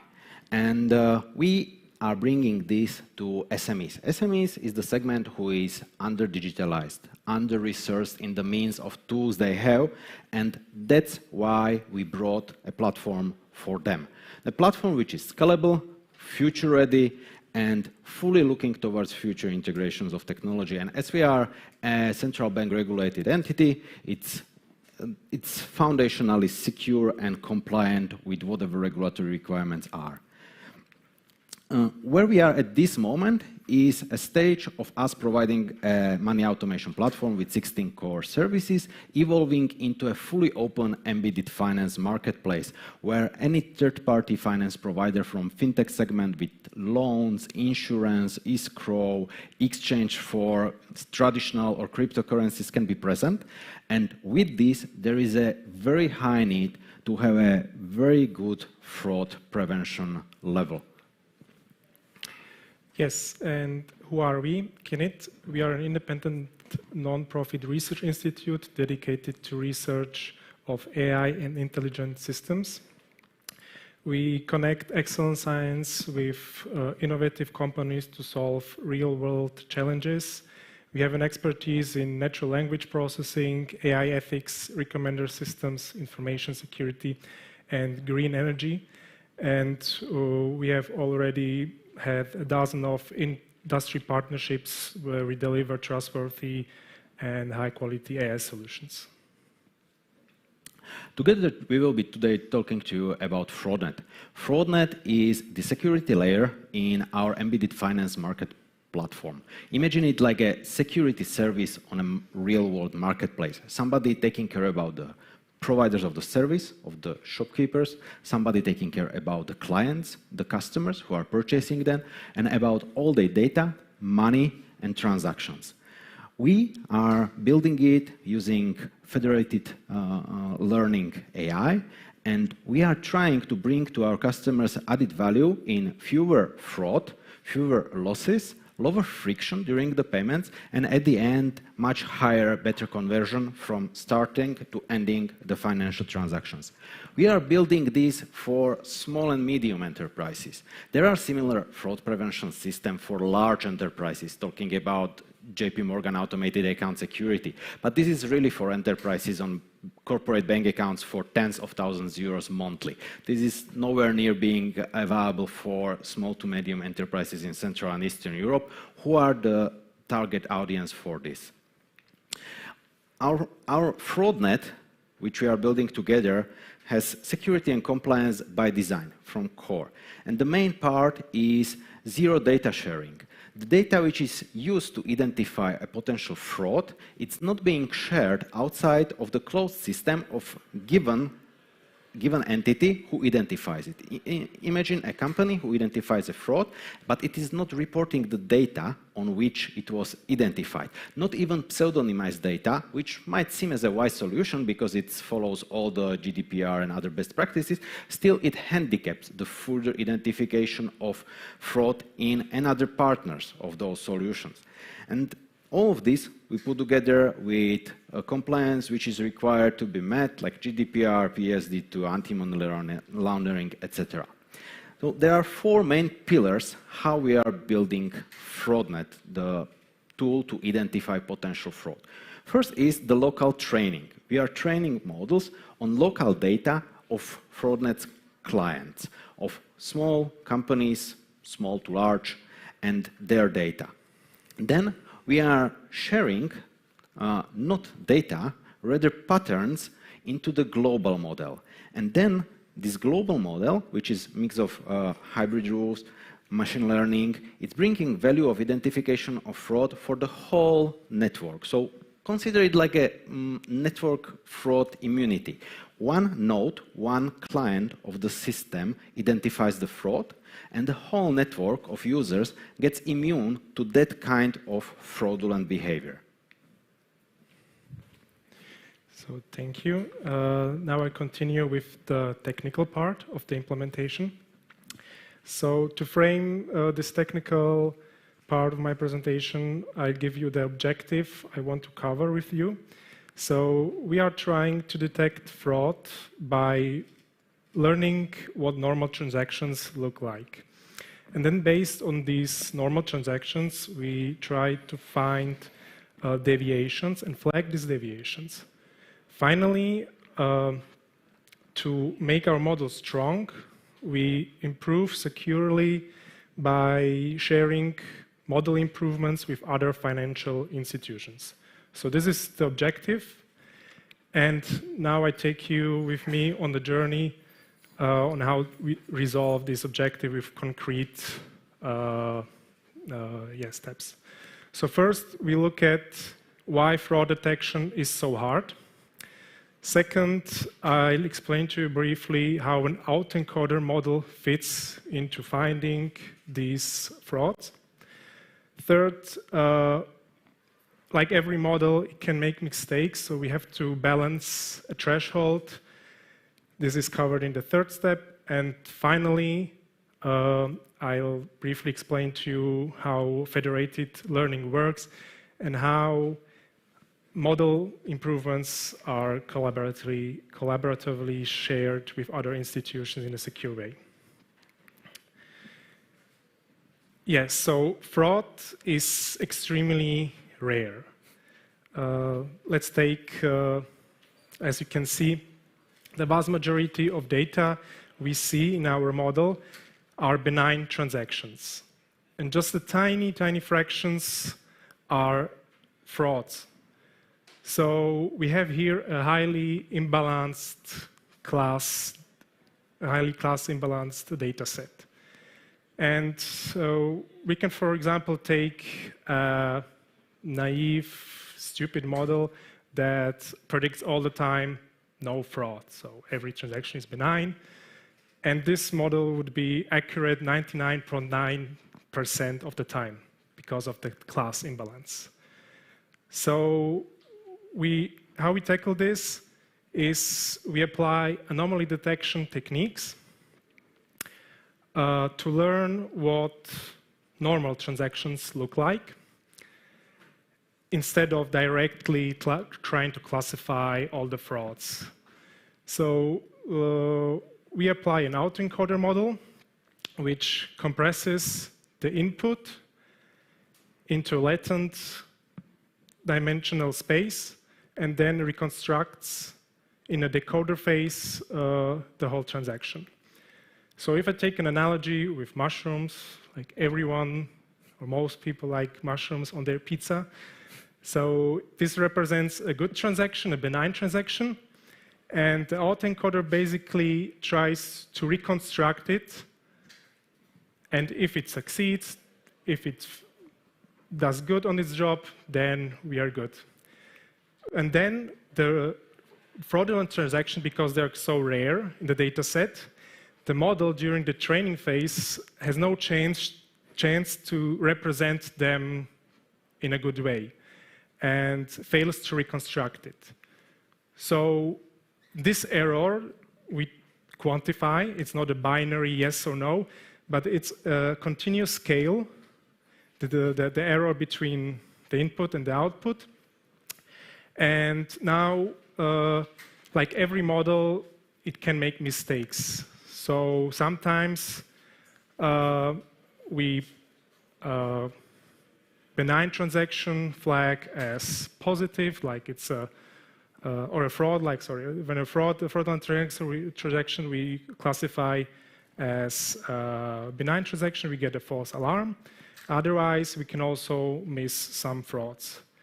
So this is, in technical terms, defined as false positive and false negative.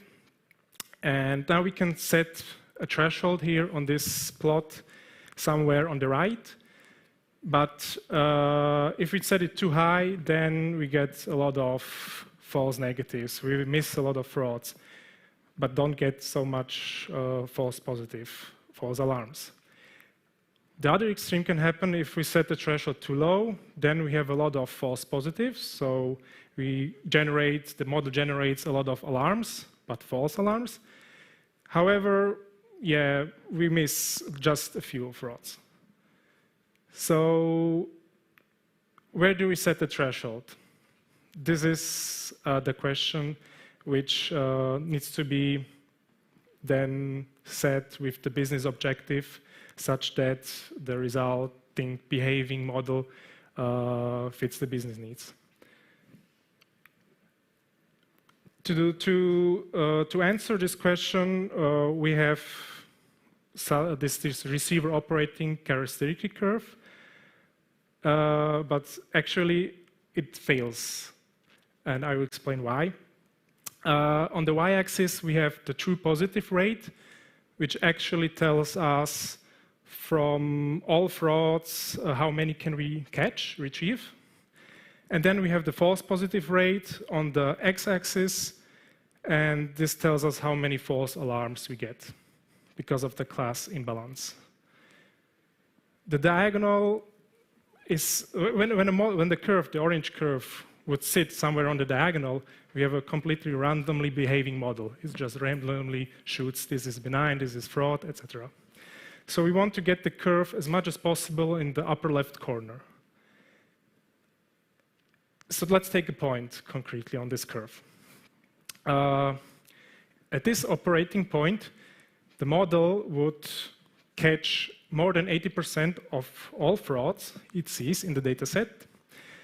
However, every third transaction would be a false alarm. When an institution gets like 10,000, 100,000 transactions per day, this number is in the end really huge. So many false alarms, and the goal is to minimize that. So we want to move this point as far to the left as we can.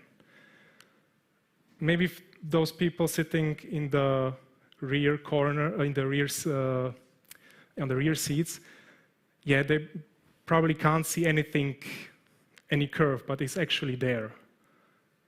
And that's the next plot, which shows us what's actually happened there. So the precision recall curve is operating on a point where the false positive rate is extremely low, so around 0.1%, and the true positive rate, in technical terms also called recall, is 50% and lower.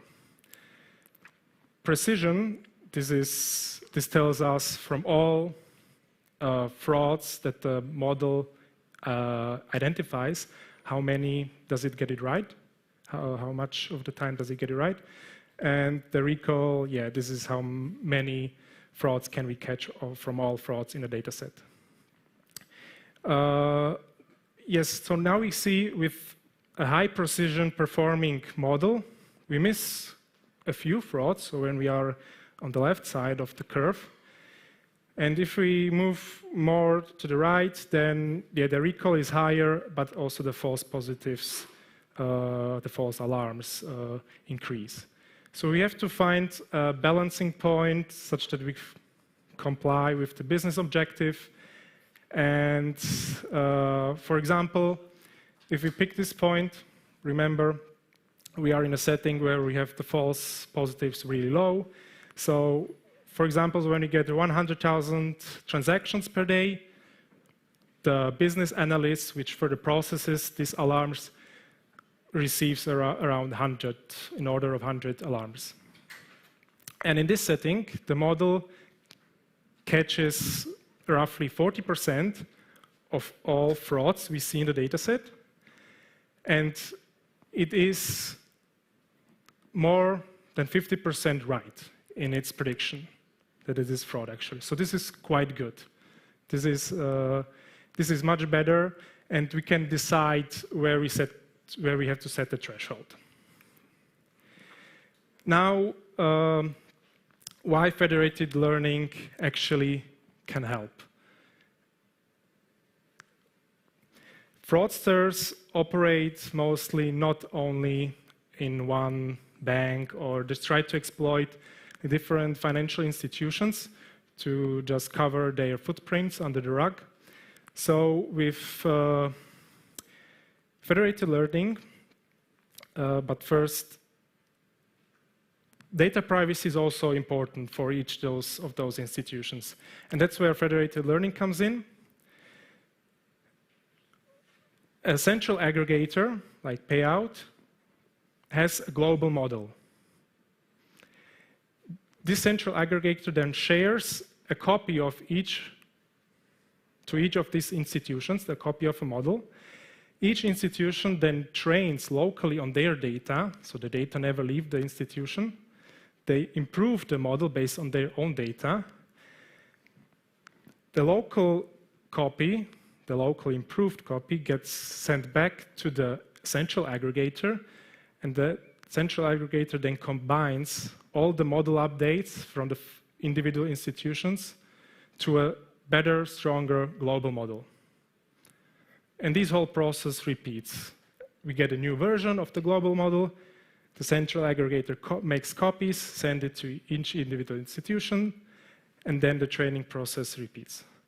And with this setting, we can share collaboratively our model and improve not only on individual institutions, but we can then discover patterns that fraudsters may leave behind in a global setting with various banks and financial institutions. Yes, and so to close, now that we have covered all the steps, what we have achieved is we have trained a model, an autoencoder model that learns on normal transactions. We set a business threshold, and we use federated learning to securely improve the model without violating any data compliance and data privacy regulations. Now I hand over back to Peter. Thank you. Thank you.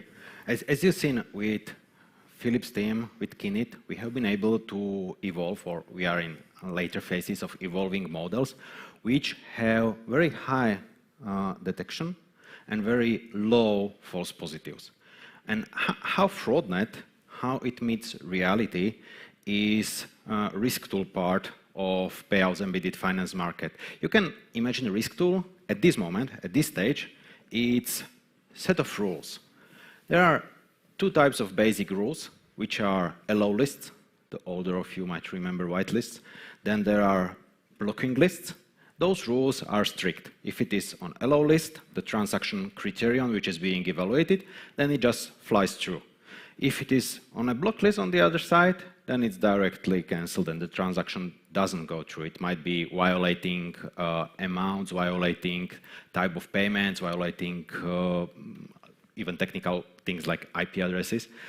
And then at the current stage of risk2 is a set of, we call them gray risk rules, more like check rules, which each of them has specific attributes to be checked per transaction, and the rule has its weight. So imagine one rule being checking the IP address of the payer, another being how many transactions repeated per second for given payer, for given shop, for given geolocation. Then it can be a simple geolocation check that if you are paying for concrete in Slovakia from Uzbekistan, then obviously it's higher ratio.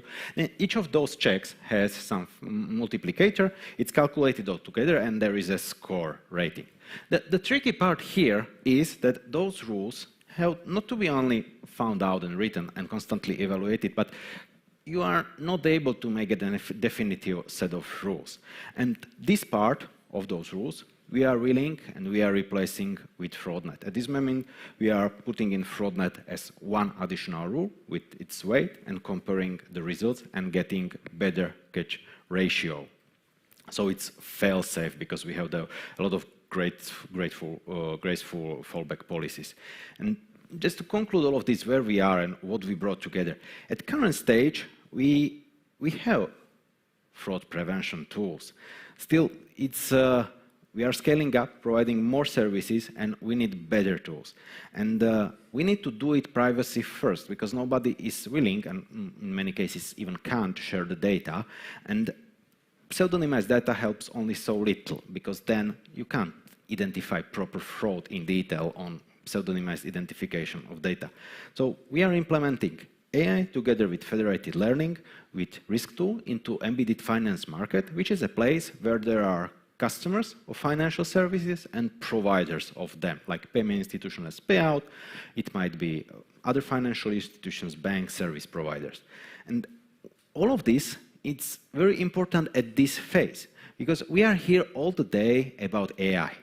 And you know that fraudsters are already using AI to harm the processes, to the fraud on any level of your transactions. In the early phase, in KYC, false documents, false identification, false source of funds, false location, false transactions in numerous, like every single step is being now much more fraud, much less fraud averse due to AI being used by fraudsters. And unlike us, they don't even care what they feed into AI, what model it is, if it is compliant with whatever either AI Act or data privacy or so. So us fighting generative and other AI tools by the fraudsters, we are building a federative AI, which is bringing this network immunity effect, which I described at the beginning. Any node, any customer of FraudNet identifying a fraud pattern will share it with the rest, and then the whole network will get immunity against this type of fraud, and again and again. So the next steps where we are now piloting FraudNet in embedded finance market and providing it to first clients to get better, faster transactions and faster return of investment on their businesses. Thank you very much.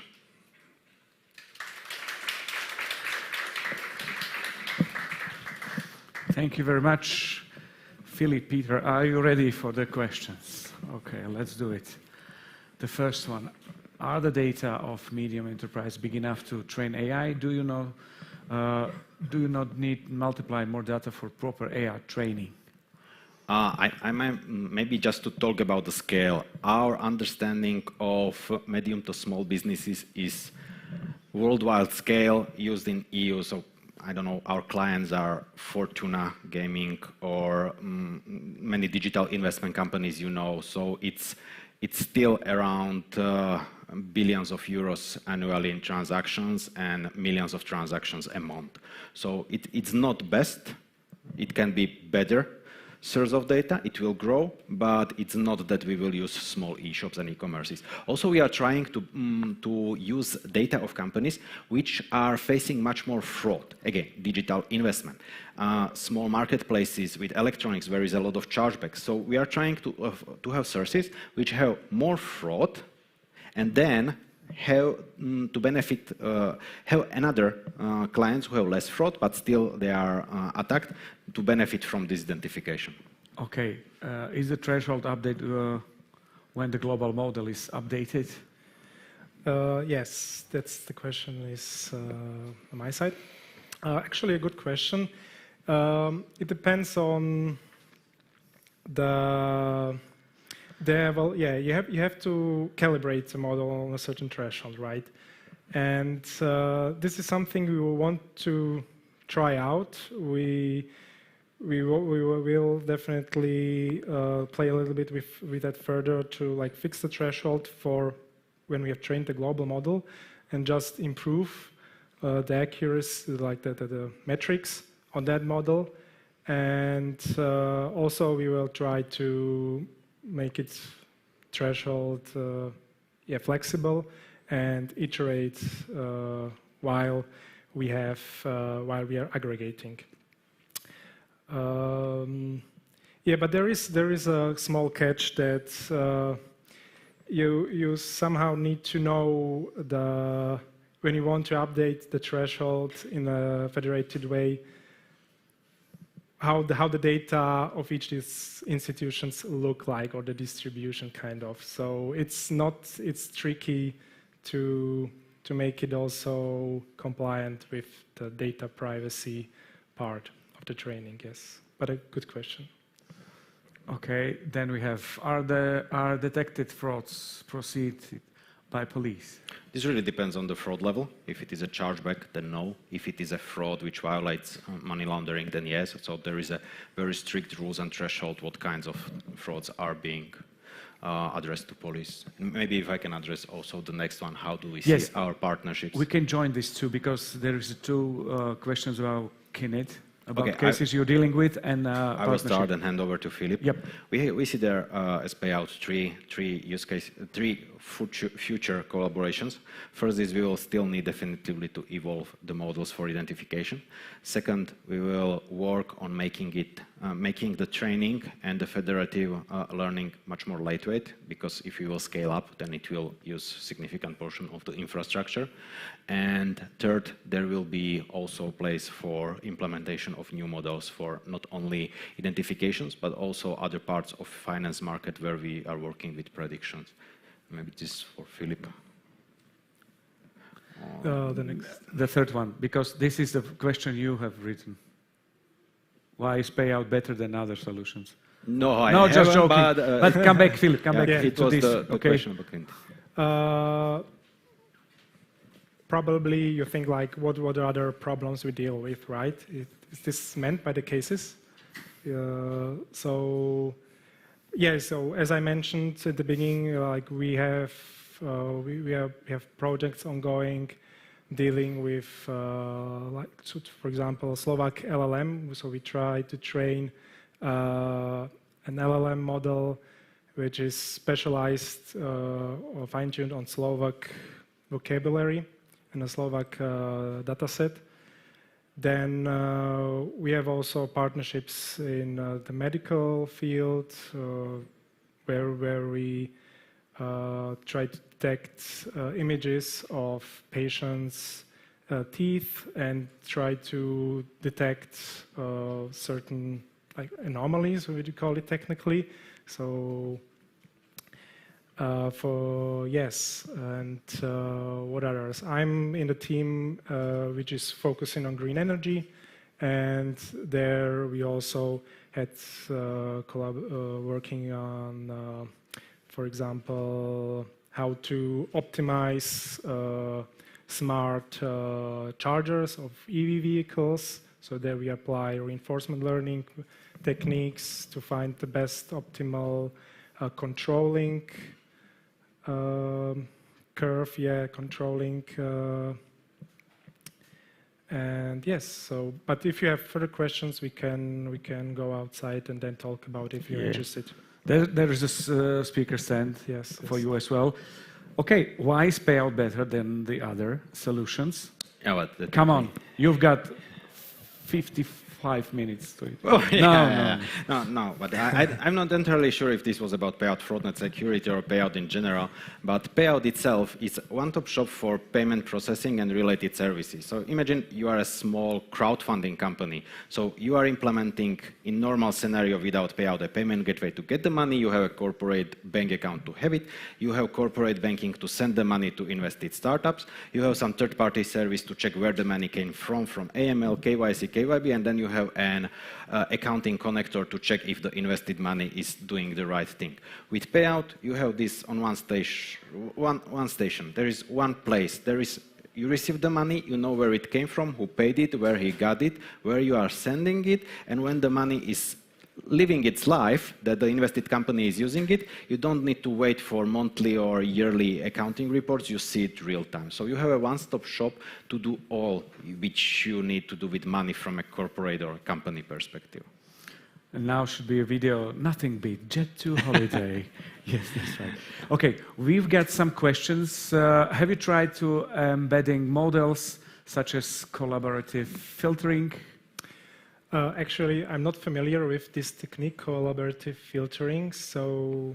Maybe this is a point for the discussion, further discussion for the speaking this would be stand. good. Maybe I can learn also something. Yeah, nice. Yeah. Okay, and is your solution applicable for government institution as well? Is the second one? I was faster than... Oh, yeah, it is applicable for government. We are even preparing one project, which is with one ministry, which will identify potential losses in specific transactions. So it is applicable. It's not limited where it is applicable. We are in the ownership of it. It has all the certifications, so it is applicable. Obviously, if you would want to use on level 5 security data, we will need to certify it further. Okay.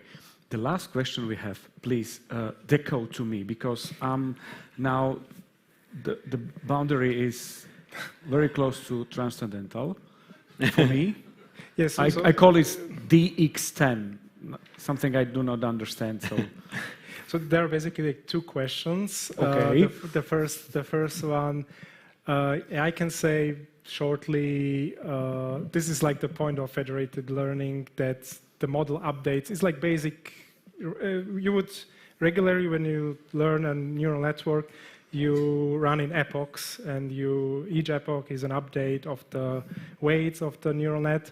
And in federated learning, you do it also on those individual institutions on a small server, but then you have to aggregate all the weight updates at the central server, central aggregator. And the second question, we also tried traditional machine learning techniques, and like CutBoost, for example, and they were not so performant as an autoencoder. Because the advantage of the autoencoder model, you can do it simply, straightforward in an unsupervised way. It's very intuitive, like the results. And the other machine learning techniques just simply failed. I'm not sure if Philipp helped you to understand the question, but you have the answer. Yes, even I have answers. My situation is the same. It's 404, page not found. Sorry, but thank you very much, because these informations are not for me, but for the audience. Thank you so much. Thank you. Philipp Miotti, Peter Stražovec, thank you. And you can join them and talk a little bit closer into deep. Okay, thank you. Thank you so much. Okay. Whew. Now it's time to say something for you as a final sentence. But still, we have raffle and we have quiz, okay? So please stay with us.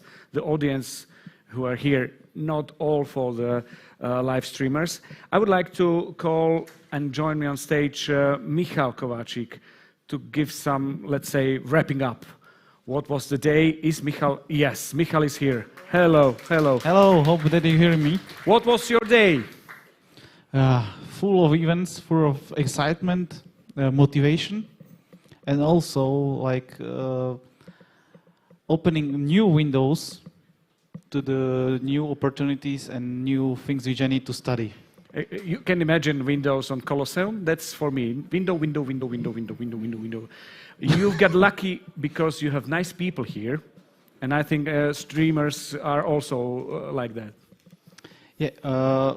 First of all, let me wrap up the event. It was really a pleasure to having all of you here. So I would like to thank you, all of you, whole audience, also here in the conference room, and also all people who will be watching on YouTube live stream, or then also from in the future. Stream. It's live stream and that stream. That stream, okay. That. Okay. Then also, let me thank you, Junior. It was a pleasure to having you here, and it was exciting that we also have. Thank you so much, but think of the way, when my wife asked me, where have you been? Košice, in a hub of AI for Deutsche Telekom IT. What they were talking about, and I was like, I will be like, you can watch it on YouTube. So thank you so much. Thank you for having me. Thank you.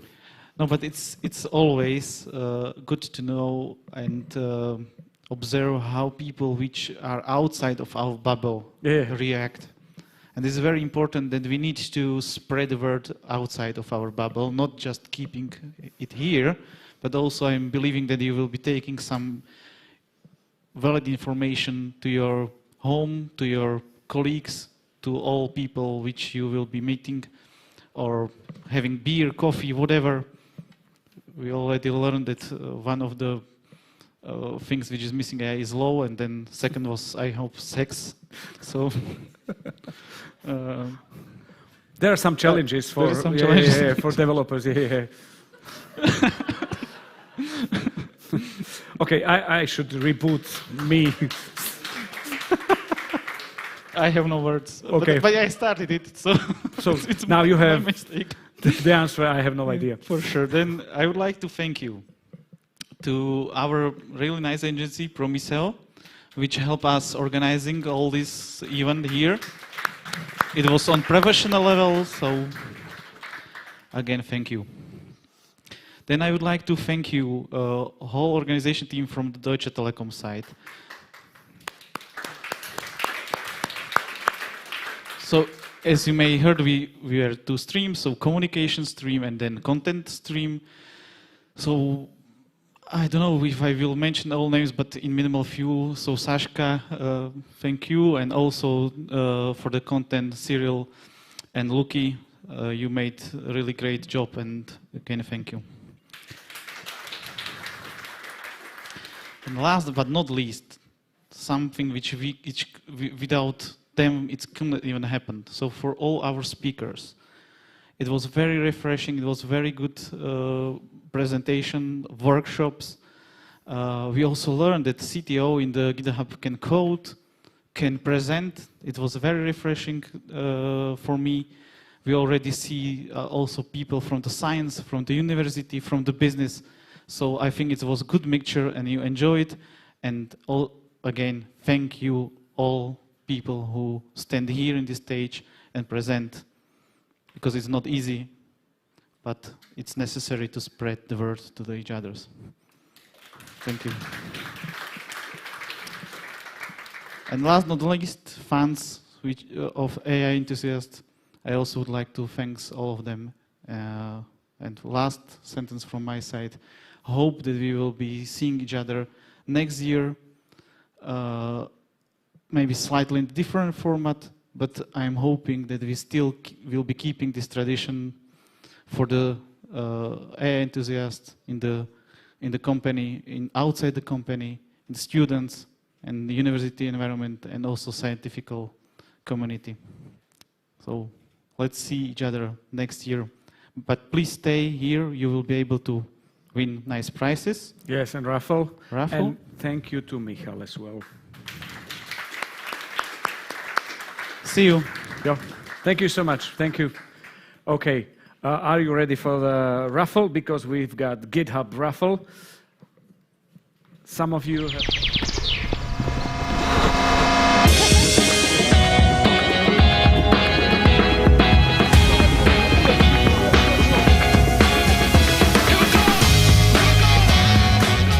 Ahojte, dnes ako vidíte som v športovom, pretože sme si prišli predstaviť našu bežeckú komunitu v Tečku. Sedím tu s Jankou, ktorá je trénerka našej bežeckej komunity. Janka, ty si sa zúčastnila na Košickom maratóne, ktorý je mimochodom najstarší maratón v Európe. Aký si mala čas? Toho roku som sa zúčastnila polmaratónu a môj čas bol 1:37. Čiže ty si bola na polmaratóne, ale naši kolegovia boli na iných disciplínách. Áno, naša komunita obsadila v podstate všetky disciplíny. Nájdeš u nás ľudí, ktorí sa zúčastnili polmaratónu, maratónu, štafety a takisto aj inline. Tak to je super výkon na to, že sme všetci ITčkári a sedíme celý deň za obrazovkami. Áno, presne toto som si dala za cieľ, rozhýbať tých našich ITčkárov a pravidelnými tréningami sa spoločne motivujeme a posúvame každý k svojmu cieľu. Bavili sme sa už o Košickom maratóne. Sú aj iné súťaže, na ktorých ste sa zúčastnili? Áno, tento rok sme sa zúčastnili štafetového behu z Košic do Bratislavy. Deň a noc, spali sme pod Širákom a spoločne 14 členov tímu sme zdolali viac ako 520 km. Zvládol by som to aj ja, ktorý trénujem tak raz do týždňa. Ten tréning je tam veľmi dôležitý, takže určite by som odporúčala trénovať viac. Tréningy máme aj tu u nás v Tečku. Janka trénuje každý piatok do obede, čiže kľudne sa môžeš pridať. Máme tréningy na ovále, v meste, ale takisto aj zážitkové behy počas týždňa, komu ako vyhovuje ad hoc. Tak to sa určite občas pripojím, aby som si s vami zabehal. Budeme veľmi radi. To bola bežecká komunita a na budúce sa vrátime do školských hlavíc. I'm from India, 5,204 kilometers away. I'm from Ukraine. It's 1,357 kilometers away. I'm from South Africa, 9,196 kilometers away. What about you? How far are you from your homeland? When you work with people from different backgrounds and places, you start to see things differently. At Deutsche Telekom IT Solution Slovakia, we believe that diversity makes us stronger. I'm sitting here with Naomi, who is release manager in our company and also involved and volunteering in diversity community. So Naomi, can you tell us a little bit more what people come together under the diversity? So we have women in IT. We have people from all over the world and different cultures. We have a bunch of different age-related groups where we can talk about different generations. And we also have the LGBTQ+ group that we support. And what made you personally got involved? So as a foreigner myself, I've really experienced what it is like to feel seen, heard, and included, and I wanted to create a space like this for more people. We have different workshops and different coffee sessions. We are starting to get involved with different pride activities, and no matter what we create, everyone should feel safe in that space. We all bring different backgrounds, ages, generations, and experiences to the group, so I wanted to create a space where we can all share and contribute together. Thank you for helping people to feel welcome. And now let's hear from the age community. Different generations, same team. Let's see how different we really are. Quick answers only, please. At what age did you get your first computer? 10. 26. First social network you used? Facebook. MySpace. Your first favorite singer or band? Justin Bieber. Slovak band Alain. Cool. Everybody is different. We are unique, but together, we are unstoppable. At DTIT, we don't just accept diversity, we celebrate it. Because when we listen, when we care, and when we work together, amazing things happen.